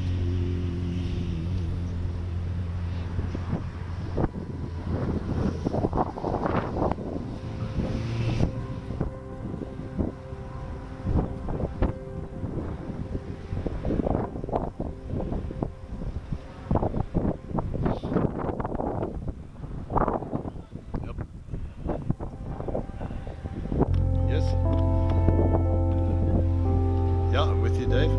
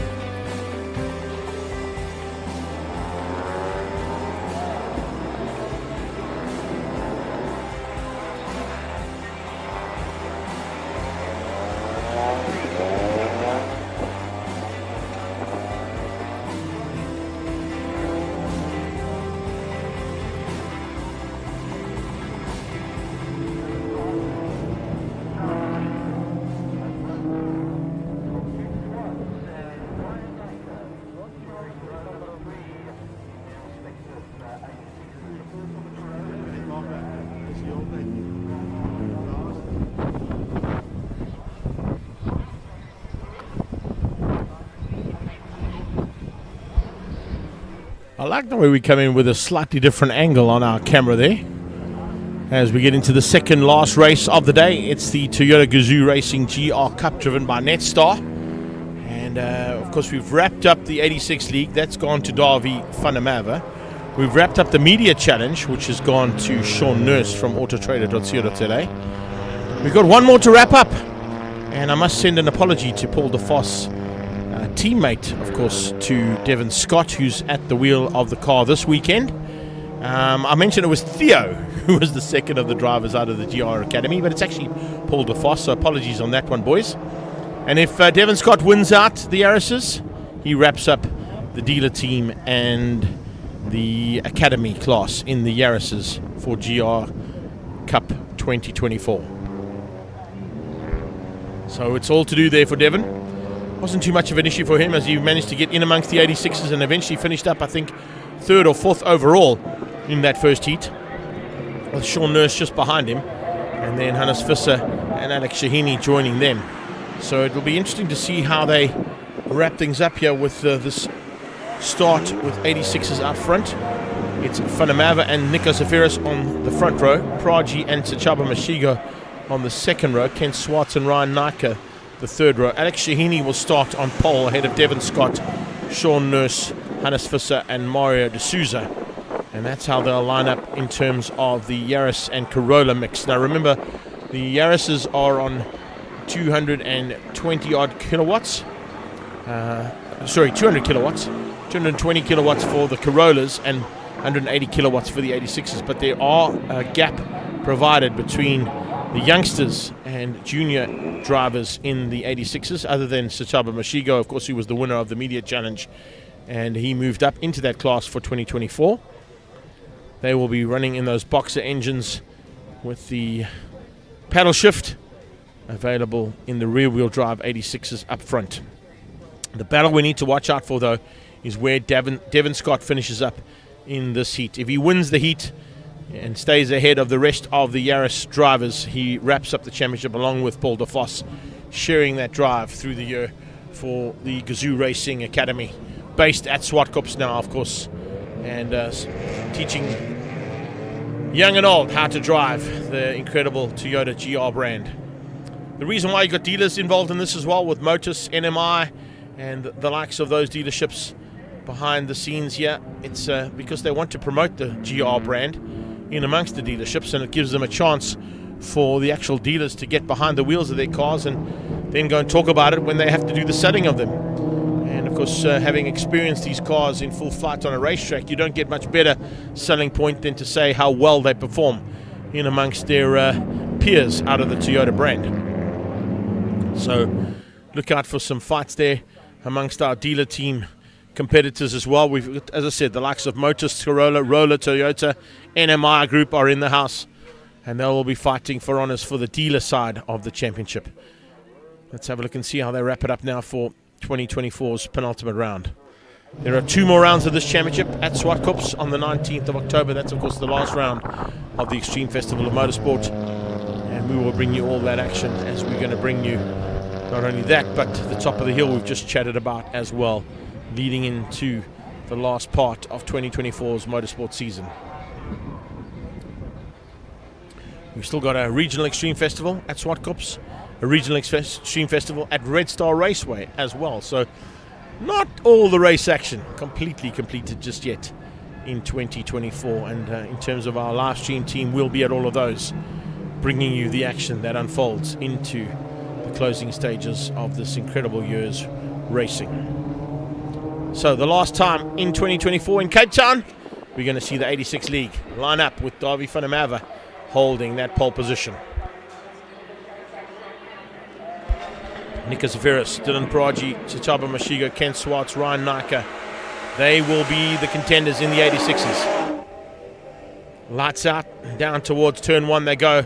Zafiris trying to catch Davy out, but Davy got the drop on him slightly. He tucks in behind him. Praji goes to third. Praji going to try and go around the outside of turn two, already looking for a weight round. If he holds that outside line, of course, he'll have the inside line for turn two. Kind of having the same kind of thought they would have at Swartkops, that if you hang on to the outside of turn 1, turn 2 becomes the inside, and that's exactly what Praji's thinking was as he headed towards turn 2, Castrol Corner. Good start there from, by the looks of it, Shahini. Shahini's got the drop. He holds on ahead of Nurse. Devon Scott alongside him as they go up towards Castrol for the first time. Scott's late on the brakes and squeezes the Yaris in between the two Corollas. Behind that comes Hannes Visser. He's trying to get one position back there on Sean Nurse, the newly crowned media champion. And by the looks of it, looks like it might be Mario de Souza who's up into what is 5th place on the road, but 2nd in the Yaris Cup. So they come through Damstip and up towards Sorrel Sweep for the first time. Led out by the sliding, understeering, oversteering, catching and the missing car of Alex Shahini. Devon Scott will be sitting behind him going, yeah, I didn't teach you how to do that, bud, but I did certainly teach you how to catch a car when it's in that kind of trouble. Well done, Alex Shahini, for some incredible bit of skills there to hang on to that car out of a tricky corner at what was originally known as Malmesbury, now as Sorrel Sweep. But what it has done, it's allowed Devon Scott to hit the front and Sean Nurse and Hannes Visser to close in on Shahini. They now come across the line and complete the first lap in anger. Mario de Souza behind them. Looks like it's going to be a bit of a fight on there between the Motus car and on his tail at this point in time, Theo Brits running for NMI Toyota, and there are still, I think, some supporters on the Magoo grass banking in the background there, sticking around to watch the NMI battle unfold here between Motus Toyota and Roller Toyota. AutoTrader.co.za man is in 2nd place in the media challenge. Latviel is 3rd. Car Magazine hangs on to the lead behind Devon Scott, who leads overall in the combined Yaris and Corolla class. Devon Scott, remember, of course, is one of the instructors at the GR Racing Academy, so he kind of have maybe a little bit more experience behind the wheel in terms of race strategy and what to do in a race car. It's a slightly lesser powered car that he's in compared to the Corollas behind him, but his placement and his acceleration points, as well as turning in and avoiding the understeer and oversteer that we saw from Shahini earlier on, might just give him the advantage to stay ahead of those Corollas. Davy van der Merwe wrapped up the championship at the last round. He took the first victory earlier today. He's going to literally kind of rub it in their faces here a little bit, as Davy van der Merwe, if he takes a double victory. We saw Nico Safiris and Dylan Praji find some pace here this weekend that they hadn't had at the previous round. And now looking to try and capitalize on that pace is Praji. He's ahead of Safiris. Behind that, it is Sichaba Mashigo by the looks of things. Ken Swartz behind that, Devon Scott. I think there's going to be some fun and games there between Sichaba and Swartz as he closes it down. Devon Scott is just behind them, but he's still got a little bit of maneuvering to do. Kumbi on cars there, sitting 4th place on the road in the media challenge, fighting in amongst Mario de Souza. And at this stage, Theo Brits in the NMI car. Britsy pushing hard, trying to find a way through there on de Souza and take the lead on the dealer challenge. Not always easy thing to do there, but you can see just how hard they are working to do that. Devon Scott, though, bringing the steam train along. He's literally the engine car at the front end of a Corolla train. And now, are we going to see Kumbi squeeze between these two Yarises down the back straightaway? Closing on Brits. Brits shuts the door, doesn't let him through. Keeps that NMI Toyota just ahead of the Kumbion Cars Corolla, but not quite in touch with Mario de Souza for Motus Toyota. Davy on the brakes. As you see them hit the brakes there, you'll see those hazard lights come on, showing you that these cars are still running the standard electronic packages in them. So the ABS system kicking in when they climb on the brakes hard, showing you that they are using what these cars come out with standard. They literally are almost stock standard cars out there, other than the roll cages that are put into them. And of course they have given, I think, slightly better brakes if I'm not mistaken, and then they run, of course, on the Dunlop rubber as opposed to the standard road rubber they would be on. So that's the only advantage that they've got. Bucketless racing and fast developments, of course, behind all the development of all three classes of these cars. And it's incredible to see what they've done to bring these youngsters into contention with some very good fights. Ryan Naka particularly has used his experience in Gazoo racing to further his chances of his motorsport career, not only here but internationally as well. He's a top contender in the BMW M Performance Racing Series, and as I mentioned earlier on in the day, he'll be joining Anthony Pretorius on a test session in about 2 weeks' time, heading over to Europe to do some GT4 testing, potentially going to be joining a couple of our current GT4 drivers in that championship next year if they get the test sessions right and the teams like what they see from the South African point of view. A lot of times when drivers make their way internationally, the South African boys tend to shine in a big way. Of course, we mentioned earlier on Brad in 4th for the grid tomorrow. On the MotoGP side of things, we've got a German touring car championship leader in Van der Linde. And Brad finished up, hearing in my ear there as well, Brad finished 6th in the sprint race. So didn't quite capitalize on that 4th place, but needless to say, I think the Sunday man is coming soon. He hasn't had a day that's shone brightly for him yet this season, other than in the first round in Doha, but I'm expecting some big things from him. But finishing on my thoughts there in terms of the Van der Linde boys and even Jordan Pepper. Leighton Free is another example of how these drivers can move on to bigger and better things if they just get those doors opened, get the test sessions done, show their potential. It's what Naka's got, it's what Praji's got, it's what Van der Merwe's got. In fact, any of these drivers in this 86 league have got the potential to do what some of our top drivers have done in their careers. Devon Scott goes fastest on a 25.7, but not quick enough to close in on this 86 league just yet. But they've got 3 laps still to go. Let's just see how far back that Yaris is. You can see it just in the background, maybe coming into shot. And there it is, only just. So it looks like these cars might hang on and not get into the top end of the Yaris and Corolla battle. Devon realizes, I think, having chatted to Paul DeFoss in between the two races, saying, you know, if you just get to the front, you win the race. We're going to wrap up the Yaris Cup for 2024. Nurse has done that earlier on today, and he's also taken the lead in the media challenge behind Devon Scott in that GR Driving Academy car. So it's autotrader.co.za leading out over Car Magazine, and Latviel Kumbion Cars is 4th in the medias. That's how it stands at the moment. Bernie Halberg will be up there in what is 5th place in that media challenge in his Corolla.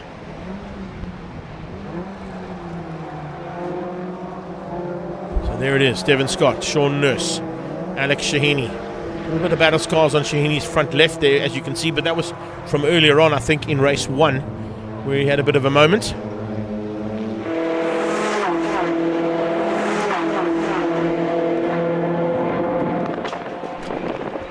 So here we go.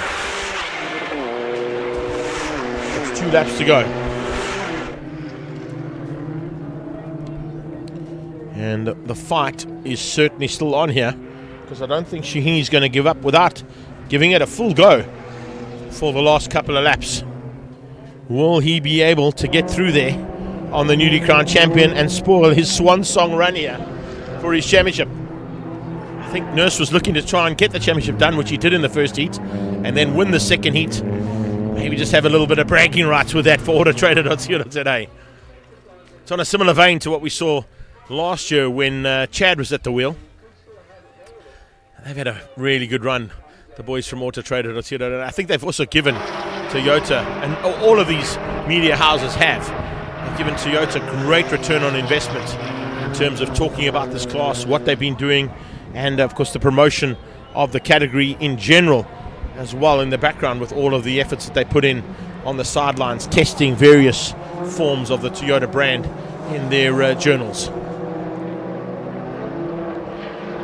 So we've got 2 to go for the 86 league. They're already down probably into what would be turn 1, coming out of turn 1 towards turn 2 as these cars head to the line. In fact, they go across the line just ahead of me, headed to turn 1. Van der Merwe still out front. Oh, big mistake. Massive mistake there from Prodigy. He's gone sideways out of turn 1 and dropped right out of it. So Dylan Prodigy in with a chance of second place now, has gifted it to Nico Zafiris. Zafiris is now into second place.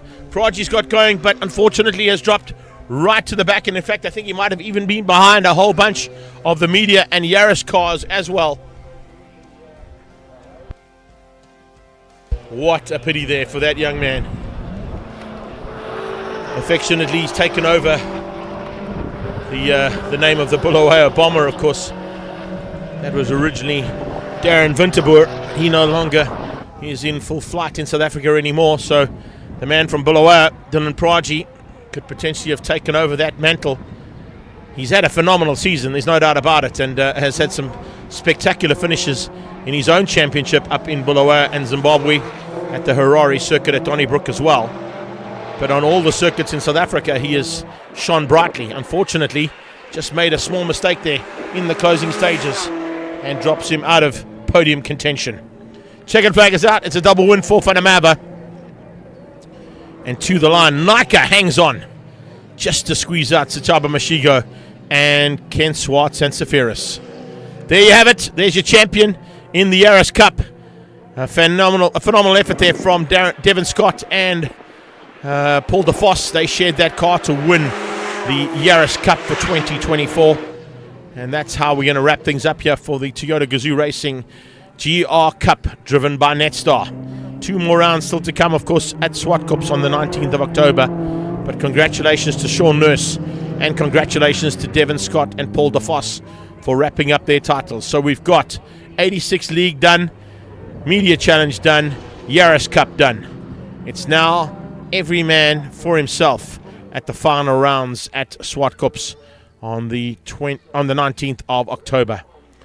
Unfortunately, Prodigy there in 9th place, pulling off the circuit. I think he was out of contention, so he just pulled off the circuit and did not complete that one. Davy van der Merwe, Ryan Nika and Sachaba Mashigo, the top 3 in the 86s. Devon Scott wins out over Mario de Souza.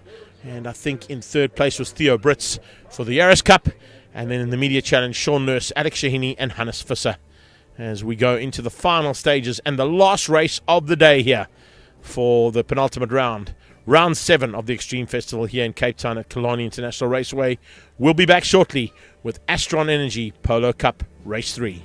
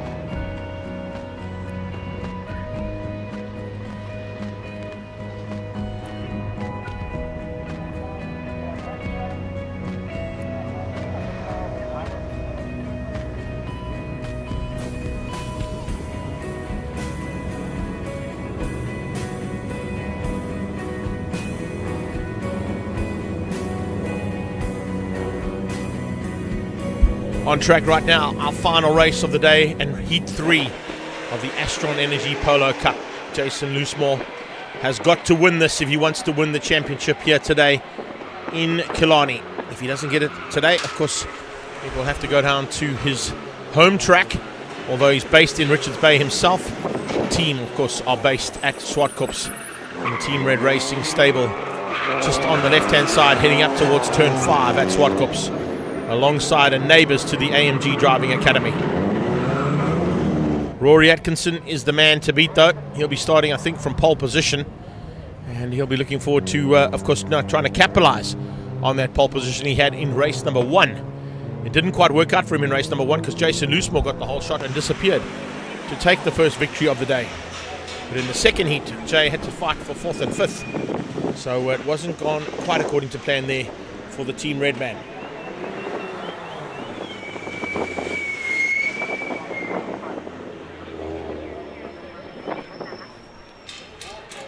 Jason Loosemore, Carl Visser, who took the second race victory, will certainly be looking forward to maybe being at the front end again.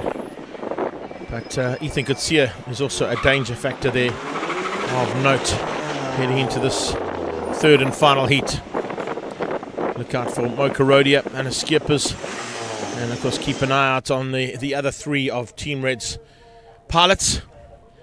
That is Tyler Robinson, Jean-Dre Marais, and of course Roshan Goodman. In the Masters, Wayne Masters, Derek Smallberger, Elna Cruiser and John Kruger will be fighting for honours there, along with Luigi Ferro. The Ferro Energia and Alpha ESS machines of both him and Masters were sandwiching that pack at the front end in race 2. We'll look to maybe go for a double podium if they can here, overall at least, as we get underway. We got 1 lap behind the safety car, remember, and then we go racing for the last time today here at the Killarney International Raceway.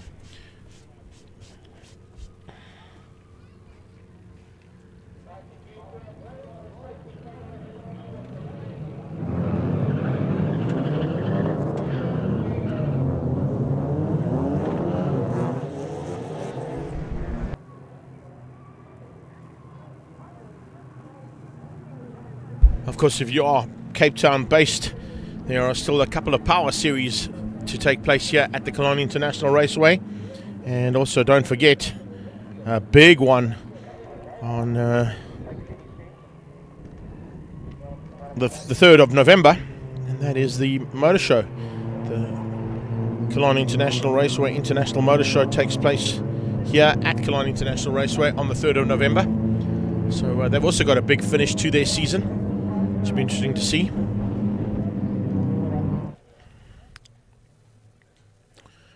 I'm looking at my timing monitor and it's not telling me what the grid is. I can tell you that right now. I don't know if you've got anything different there, but I believe it's Charles Smallberger and Rory Atkinson who are on the front row. According to the timing monitor, it's Roshan Goodman and Tyler Robinson. I don't think that's right, though. So we'll wait and see if they get that all sorted out by the time they come round to come under starters' orders. Starters' orders, of course, will be Rory Atkinson on pole, Charles Smallberger alongside him, Loosemore and Carl Visser the second row, Tyler Robinson and Ethan Kutsia alongside each other for the third row. You can see there just behind that is that that's Nirav Singh. Good, it's a massive improvement there for the Ninja, alongside Mussolini, and then Mo Karodia, Roshan Goodman. They'll make up the next row as they come to take up their positions on the grid and see whether or not we're going to get a champion crowned here today in Jason Loosemore. To do that, he must win. If he doesn't win, we go to Swartkops to sort this out. And it's a 2-race format at Swartkops. So he wanted to try and capitalize on the 3-race style format here this weekend to wrap it up. In order to do that, he's got to come from 4th on the grid and win out this race. Make that 3rd on the grid. Carl Visser will be 4th. Race 2 winner.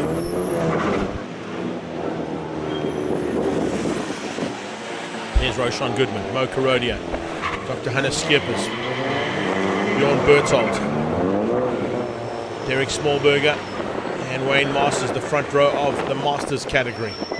Little practice start there from Derek Smallberger, get a bit of extra heat in that Dunlop rubber. Luigi Ferro follows him. Johan Goos is behind that. 5th of those Team Red cars and the 2nd of the Masters category cars out of that stable. Remember, John Kruger running in Habart Lubrication Performance colours, celebrating the 40th anniversary of that brand here in South Africa. So he would love to take a victory for them to celebrate that one as the lights go out for the junior category. We head down there with Fisser trying to squeeze through. It is Rory Atkinson leading them down towards turn 1, and Loosemore's on his tail. Loosemore going to follow in. Oh, where is Hunter Skippers going? He's going to the same place he rolled during qualifying. This time he keeps it on all 4 wheels, but he got sent sideways there by somebody, and he ends up in the kiddie litter waiting for the Masters to come through. He couldn't get back on circuit because the Masters were heading down into the attack zone for turn 1. There's a touch as well. Jean-Andre Marais sends the other way around. Mussolini hits him, and Nirav Singh with nowhere to go slams into the side of Mussolini. Well, we said there was going to be huge action. There is massive damage on the back end of Jean-Andre Marais' car. Mussolini's in there as well, and Nirav Singh had nowhere to go and slammed straight into the back end of Mussolini. 3 cars. 2 of them are stuck at turn 2. The rest of the pack have got through there. I think the Masters category might have just squeezed past those 2 stricken cars, but there's a very good possibility that on lap 1, we're going to go under safety. I'm waiting for that safety car to be deployed. It's possibilities of it any second now, but we'll keep an eye as to whether or not they do send it out, or can they get those cars out of harm's way in time. Onto the brakes down into turn 5. It's Loosemore in 2nd. 3rd place is Fisser, forcing Smallberger wide and high out of turn 5. The Sabertech car keeping him honest. He comes side by side with him, and they are now wing mirror to wing mirror for 3rd as they come across the line. Watch out for Loosemore down into turn 1, having a go at Rory Atkinson. You'll have to get through there rapidly. I think we're going to have the safety car. There are too many cars out there for him not to have a safety car. We've got the marshals out there. Yeah, there we go. Safety car has been deployed. I kind of thought that might happen. So I think Mo Karodia with the better scars on the side of that car as well from Lee Thompson Racing and Fast 5 Motorsport. I'm not quite sure who was the protagonist there, but certainly somebody spun Jean-Andre around. And once Jean-Andre spun around, Paul's going to give us another look at it. Once Jean-Andre spun around, there was nowhere to go there for Mussolini. Here we go. In there. That is Jean-Andre. Jean-Andre actually... Oh, he actually gets stuck between Ethan Coetzee and his teammate Tyler. She spins... Well, I think he spun around on his own, to be honest. He was trying to thread the needle there between Tyler Robinson and... just so close there between the 3 of them. But I think he was trying to find a way through as his teammate was giving him a bit of pressure with Ethan Coetzee. He did eventually find a way past, but it wasn't the one he wanted because he got spun around. As soon as he got spun around, there was nowhere to go for Pierluigi Mussolini. Mussolini came slamming into the back end, or the front end, because it was turned around, of course, of Jean-Andre Marais. And then from there was nowhere to go for Nirav Singh. So the Ninja tried to do some evasive maneuvering, but he got caught out as well. So there you can see Mussolini out, Jean-Andre Marais out. And some work to do now for the Killarney Marshals. Not that they haven't done a lot of work yet today, and this is a good opportunity to thank them for the work that they do, as always. At every single circuit we go to, we can't do what we do in terms of bringing you the entertainment that we do. And, of course, the race action that's provided by all of our drivers and riders on the Extreme Festival without the help of these incredible volunteers and people on the sidelines to help us get through a race day. So the safety car picked up on the lead cars, but a whole bunch of them went right at turn 1. So red flag, I think, would have to come out because of that, yeah. And that's the reason why the red flag has come out. So they're going to do a full restart. Roshan Goodman looks like he was involved somewhere as well, trying to take evasive action. He went slamming into the barrier, also at turn 2. I think he was also trying to avoid the spinning cars there, as his teammate Tyler tried to get out of the way as well. So that's 2 of the 5 Team Red cars out at turn 2. Roshan Goodman there for Mzansi Motorsport. And upward spiral. Khosi is on the grid. A bit further back, of course, he'll be waiting for the lead cars to come through and take up their positions. It'll be a full restart here of this race because they hadn't completed lap number 1. Well, they had, but it would go back a lap, which means they haven't completed a full lap in race action. So stand by for a bit of reshuffling, a bit of clearance of turn 2, and only then will we get going again for race 3 of the Astron Energy Polo Cup. Oi, oi, oi. I was expecting action, but not that much, guys. Come on now.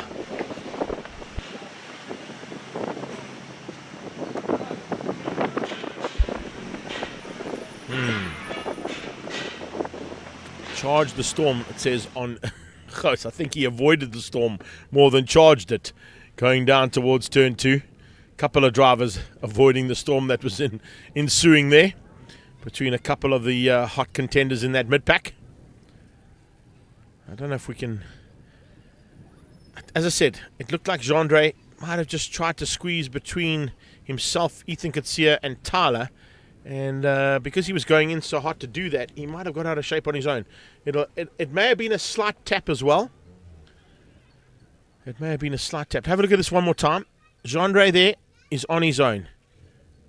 And it's just a slight tap inside there from Tyler. I think Tyler might have given him a little nudge. That's what spun him round. It spun him round right into Mussolini, who T-boned him on the left or the right door. And poor old Nirov in the Kyle Army exhaust car had some front end damage to that machine. I don't think it'll be too bad on that car because he got going again and resumed his position back in the pack there. And he should be able to resume his position back on the grid if everything's gone according to plan and there's not too much damage to the front end. Now, the issue they've got right now is, of course, with the restart, those cars are now parked on the grid. And only one team member, I think, is allowed over the wall to go and assist with anything that has to be done to those cars. So, yeah, there's a bit of work to be done, I think, on a couple of maybe some duct tape and zip ties. But they're still battling to recover these two cars from turn 2. Flatbeds are in the mix, pulling Mussolini's car away from Gendre's. The damage on the front right door came from Mussolini's front end. The damage on the back left of Mussolini came from Nirav Singh. Nirav had nowhere to go, so don't think he was anything in the way there at all in terms of causing any of this fracas that happened down at turn 2.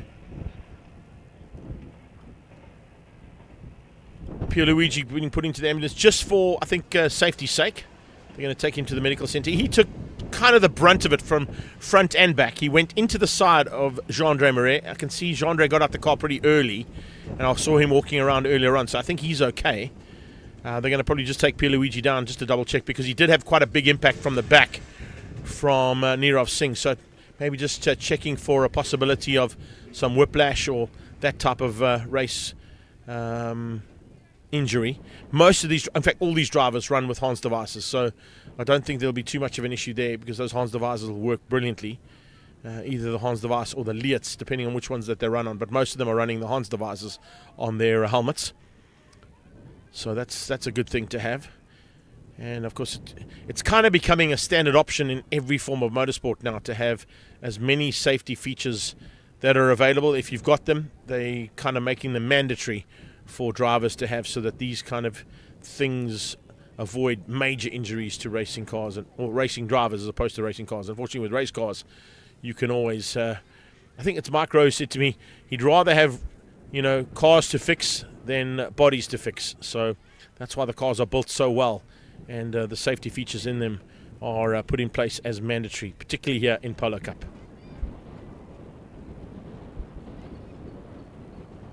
Okay, so we'll have to do it all again, I think, hey?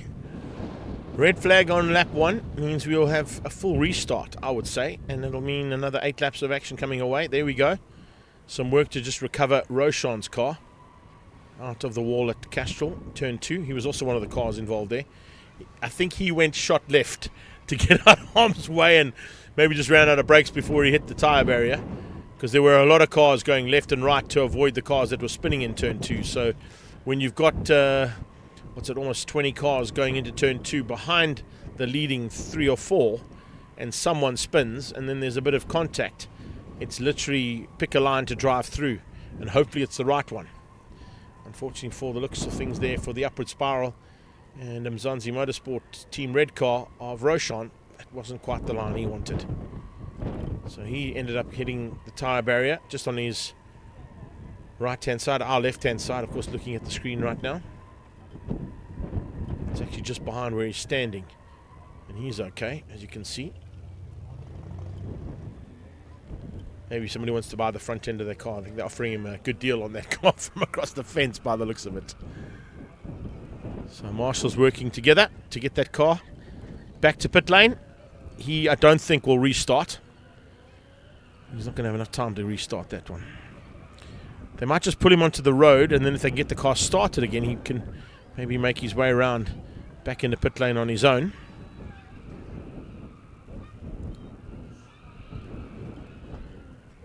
While we wait, everybody else standing by on the pit lane, or on the grid, I should say. It is a full restart, so they've reshuffled the grid to put them back into their original grid positions. Atkinson, Loosemore, Visser, Kutsia, or they will. At this stage, Kutsia's down in what is about 7th place there at the moment, so they might have to just do a bit of a reshuffle on, I'm sure, what will be another warm-up lap. They're going to move Roshan's car just into the middle of the track towards the World Rallycross circuit to join his teammate Jean-Andre Marais' stricken and very damaged Team Red car. That's the Cyrobex car, of course, from Port Elizabeth. He's a PE-based driver. Roshan, of course, a Gauteng-based driver along with Tyler Robinson. Jason Loosemore is the Richards Bay-based driver for that team. And, yeah, he's now, along with Tyler, the last two of that four-man or four-person team that are based at Swartkops. The man who has to take the championship, though, is Loosemore. And he was one position away from the lead when the race was stopped. So if he can do it again, this time possibly with a change-up. I've got a WhatsApp through for me for the revision of the grid. It's Atkinson, Smallberger, Loosemore, Visser, Tyler. Jean-Andre's not there, so he won't be there. Ethan Kutsia. And then Nirov, I don't know if he's got back on track or not, but hopefully he has. Will be alongside Ethan Kutsia. Pierluigi won't be there. Mo Karodia had a little bit of damage, but I think he's back on track. And then it'll be Hannes Skippers, if he's going to be back on track as well, because he also went off just before that big crash. And that was out of turn 1. And then Berthold. So those are the cars that should still be in contention for the junior class. And then, of course, in the Masters, Wayne Masters, Derek Smallberger, Alna Cruiser and Luigi Ferro. Though those cars weren't really involved in any of the incidents that took place. So the Masters category avoided all of that, fortunately.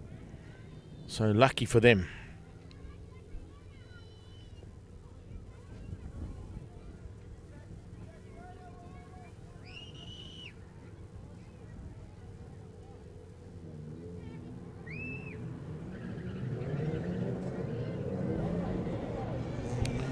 All right, they roll off on a warm-up lap.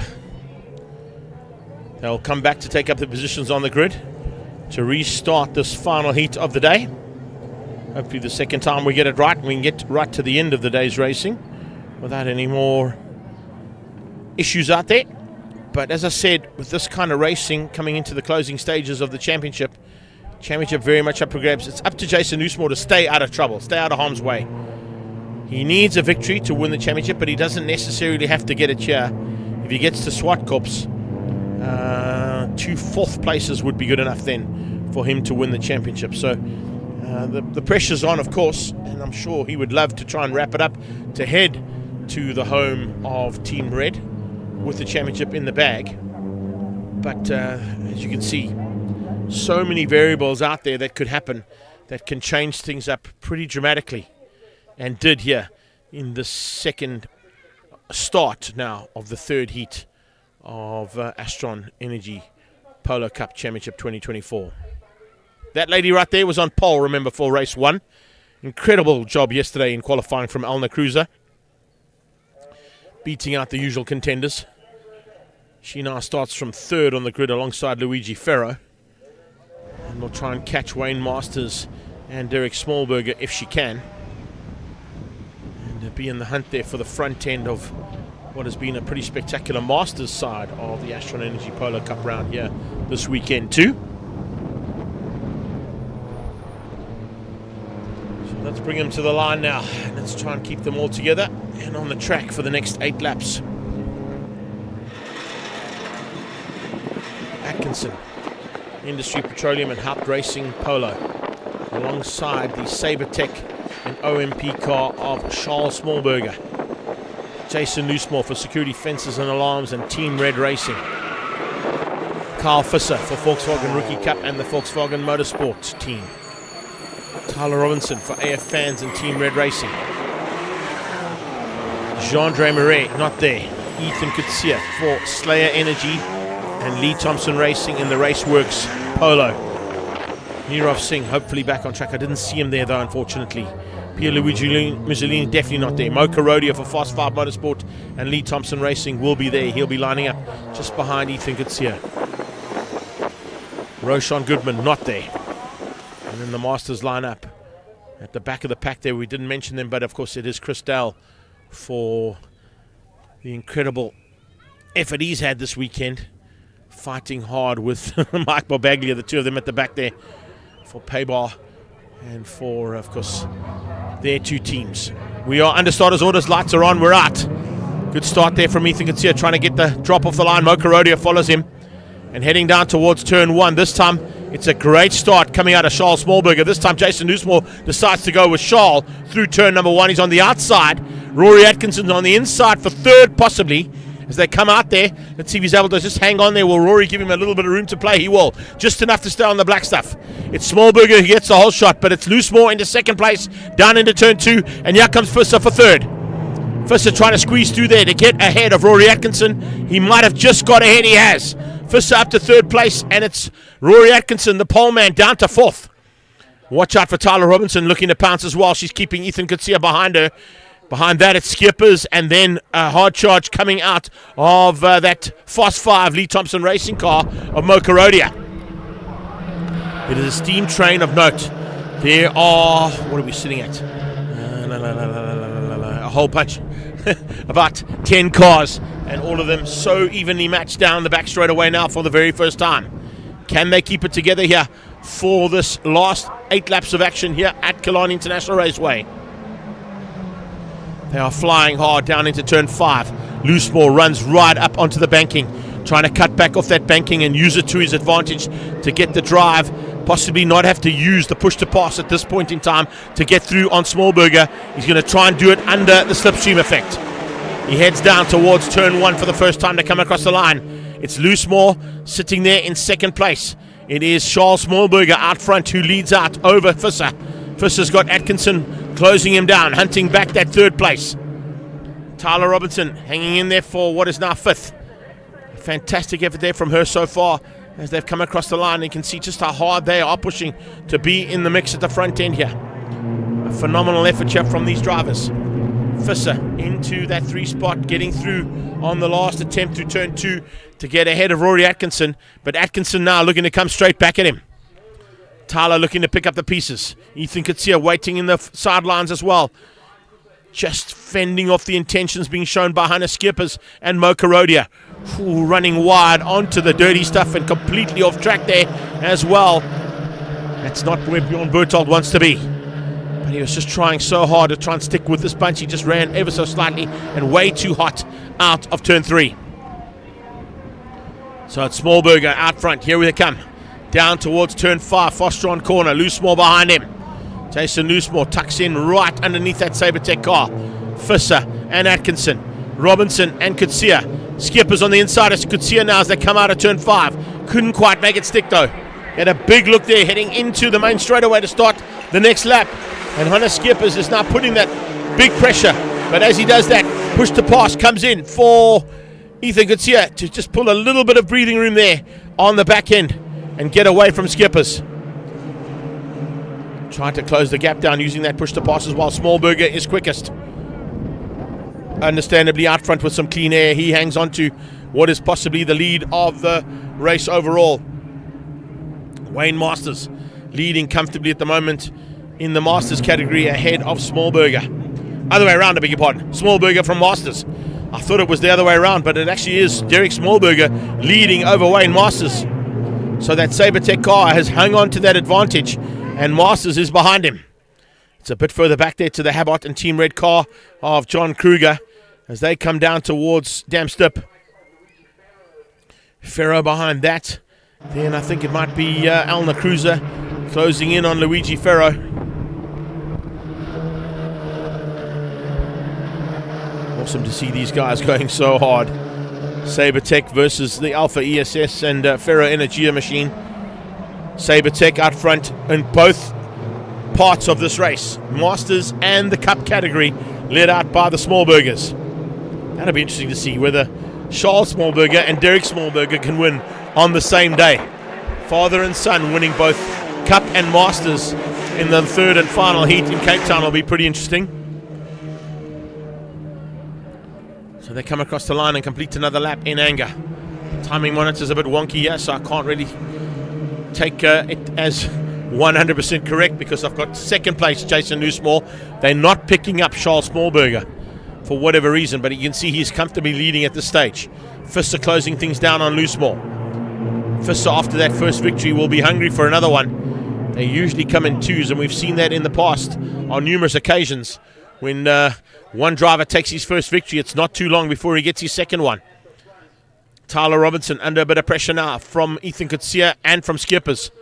Those two drivers have closed the gap onto the young lady, and she's sitting in fifth at the moment, but for how much longer can she hold off the intentions being shown there by Ethan Kutsia, closest championship rival to Jason Loosemore.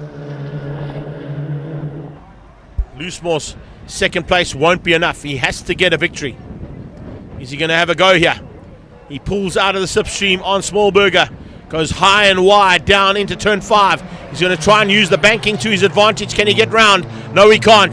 Smallberger sees him coming and just positions that car on the banking to get him through and keep the lead. Someone also running a little bit high and wide onto the dirty stuff there. I think in the background it could have been Johan Goos by the looks of things. Definitely one of the Masters who ran a bit high and wide out of Cape Town corner. Loosemore under attack from Visser. Visser's through. Visser's got up into second place and he's through on Loosemore. Jason Loosemore down to third place now. Loosemore under attack almost instantaneously from Rory Atkinson, who wants to try and capitalize.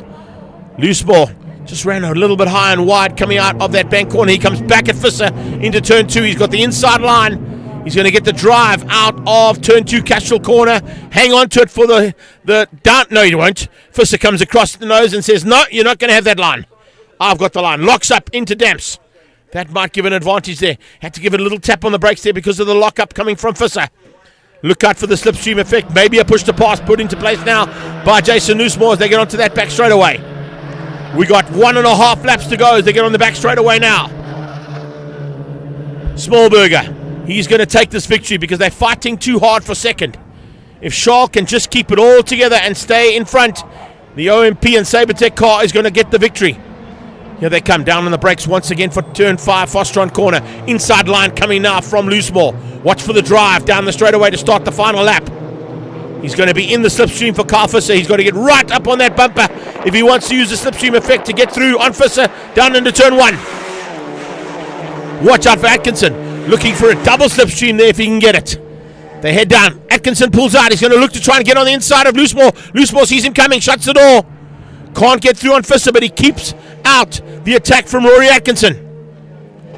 Atkinson coming out of turn 2 now in 4th place. Visser looking for a double victory. Maybe he's going to have a go here at Smallberger and spoil his day. So Charles Smallberger hangs on. He has got half a lap to go. And he's got Visser on his tail and Loosemore looking to pounce. Loosemore needs the victory to take the championship. 3rd place will not be enough. It'll have to go to Swartkops after the Cape Town round. And it looks like that's how it's going to stay. He's not close enough, I don't think, to have a go here under slipstream effect on Carl Visser. But as I say that, he pulls up about half a car length through the Sorrel sweep. He gets great drive. Tyler Robinson pulling into pit lane there. She's got a bit of a problem. She's off the track now. Here come the steam train for the lead. Carl Visser going to go into the slipstream and have a go at Smallberger. If he goes at Smallberger, takes Smallberger out. Loosemore will love that. But he doesn't get there. He's not close enough. He runs high and wide, but here comes Loosemore for second. Jason Loosemore going to try and get up on the inside for second place, heading to the line. Smallburger's going to get the victory. Fiss is going to hang on for second by the looks of it. Look how close it is. This is going to be an incredible finisher. Across the line they go. Oh, Smallburger wins out over Fisser. And Jason Loosemore in third place. Half a second between the first 4 cars. Ethan Garcia comes through for 5. Just, in fact, for 6th place behind Hannes Schippers. 6th place, is that enough? I don't know, that might be. 6th place for Ethan Garcia. He had to be higher up than that. I can't give you whether or not he's taking the championship, that is for sure. We know he had to take 2 victories on the day, and that was not enough if Jason Loosemore was only down in 3rd. So it's going to go to Swartkops to wrap up the 2024 Astron Energy Polo Cup Championship. Great job there. And I think there might be a little bit of history in the making. No, there isn't. Wayne Masters just snuck through. Can you believe that? Masters sneaking through in the closing stages and spoilt the day there for the Smallburgers. Thought we might see Derek Smallburger take a victory and Charles Smallburger take a victory on the same track at the same time for the Sabertech team. Father and sons winning both the Cup and Masters on the same day. But no, Wayne Masters had other things in mind. He took the victory over Derek Smallburger, and John Kruger in 11th place beat out Luigi Ferro, and behind that was Elna Cruiser. So they have sorted out the... I think they've sorted it out, Paul. Let's have a look at that unofficial results now. Charles Smallburger takes the victory for the Sabertech team, beating out Carl Fisser, race 2's winner. He drops down to 2nd. Loosemore, race 1's winner, drops to 3rd, and means that he's got to go to Swartkops to wrap up the championship. Hannes Schippers in 5th, beats out Ethan Garcia and Mocha Rodia. Bjorn Bertelt wraps up the Cup class in 8th place. There we go. As they reshuffle, Wayne Masters has now moved himself up into a commanding lead in the Masters Championship and probably will wrap it up within the first heat at Swartkops with Derek Smallburger in 2nd place, Luigi Ferro in 3rd, and that's probably his highest finish in the Polo Cup Masters class for Ferro, beating out the likes of Elna Cruiser, Chris Dale, Mike Bobaglia and Johan Goos. So good effort there from the Posse Drive and from the Paybar cars of Dale and Bobaglia, beating Johan Goos eventually there for KW Reality and Team Red Racing in the Masters category. Well, ladies and gents, we hope you've enjoyed every part of our live stream action today. We certainly have had big action from the Killarney International Raceway once again. We'll be back for live stream action from the Swartkops on the 4th and 5th of October. That, of course, is for the Top of the Hill event. We then head to Red Star Raceway for the next round of the regional side of the Extreme Festival of Motorsport. Directly after that, we head back to Swartkops on the 19th of October for action from the final round of the Extreme Festival. But we certainly have enjoyed all the entertainment provided by our drivers and riders today, and I'm sure you have as well. Massive thanks to Killarney International Raceway and the WPMC and the organising committee behind the scenes, race control and our race marshals, and of course our medical team who had to do a bit of work today. We wish a speedy recovery to Trevor Westman on his crash earlier on, and of course to all the drivers and riders that were injured today. I'm sure that they're going to be back and ready to go for the final round at Swartkops. And then from our TV crew, 2 wheels and up to 60 seconds, bringing you all the action here today, and all of our cameramen, big thanks to them for providing us with this action, and we look forward to seeing you guys when we bring you the Top of the Hill Challenge on the 4th and 5th of October. From my side, Greg Maloney, the voice of choice. Take care then. Bye-bye now.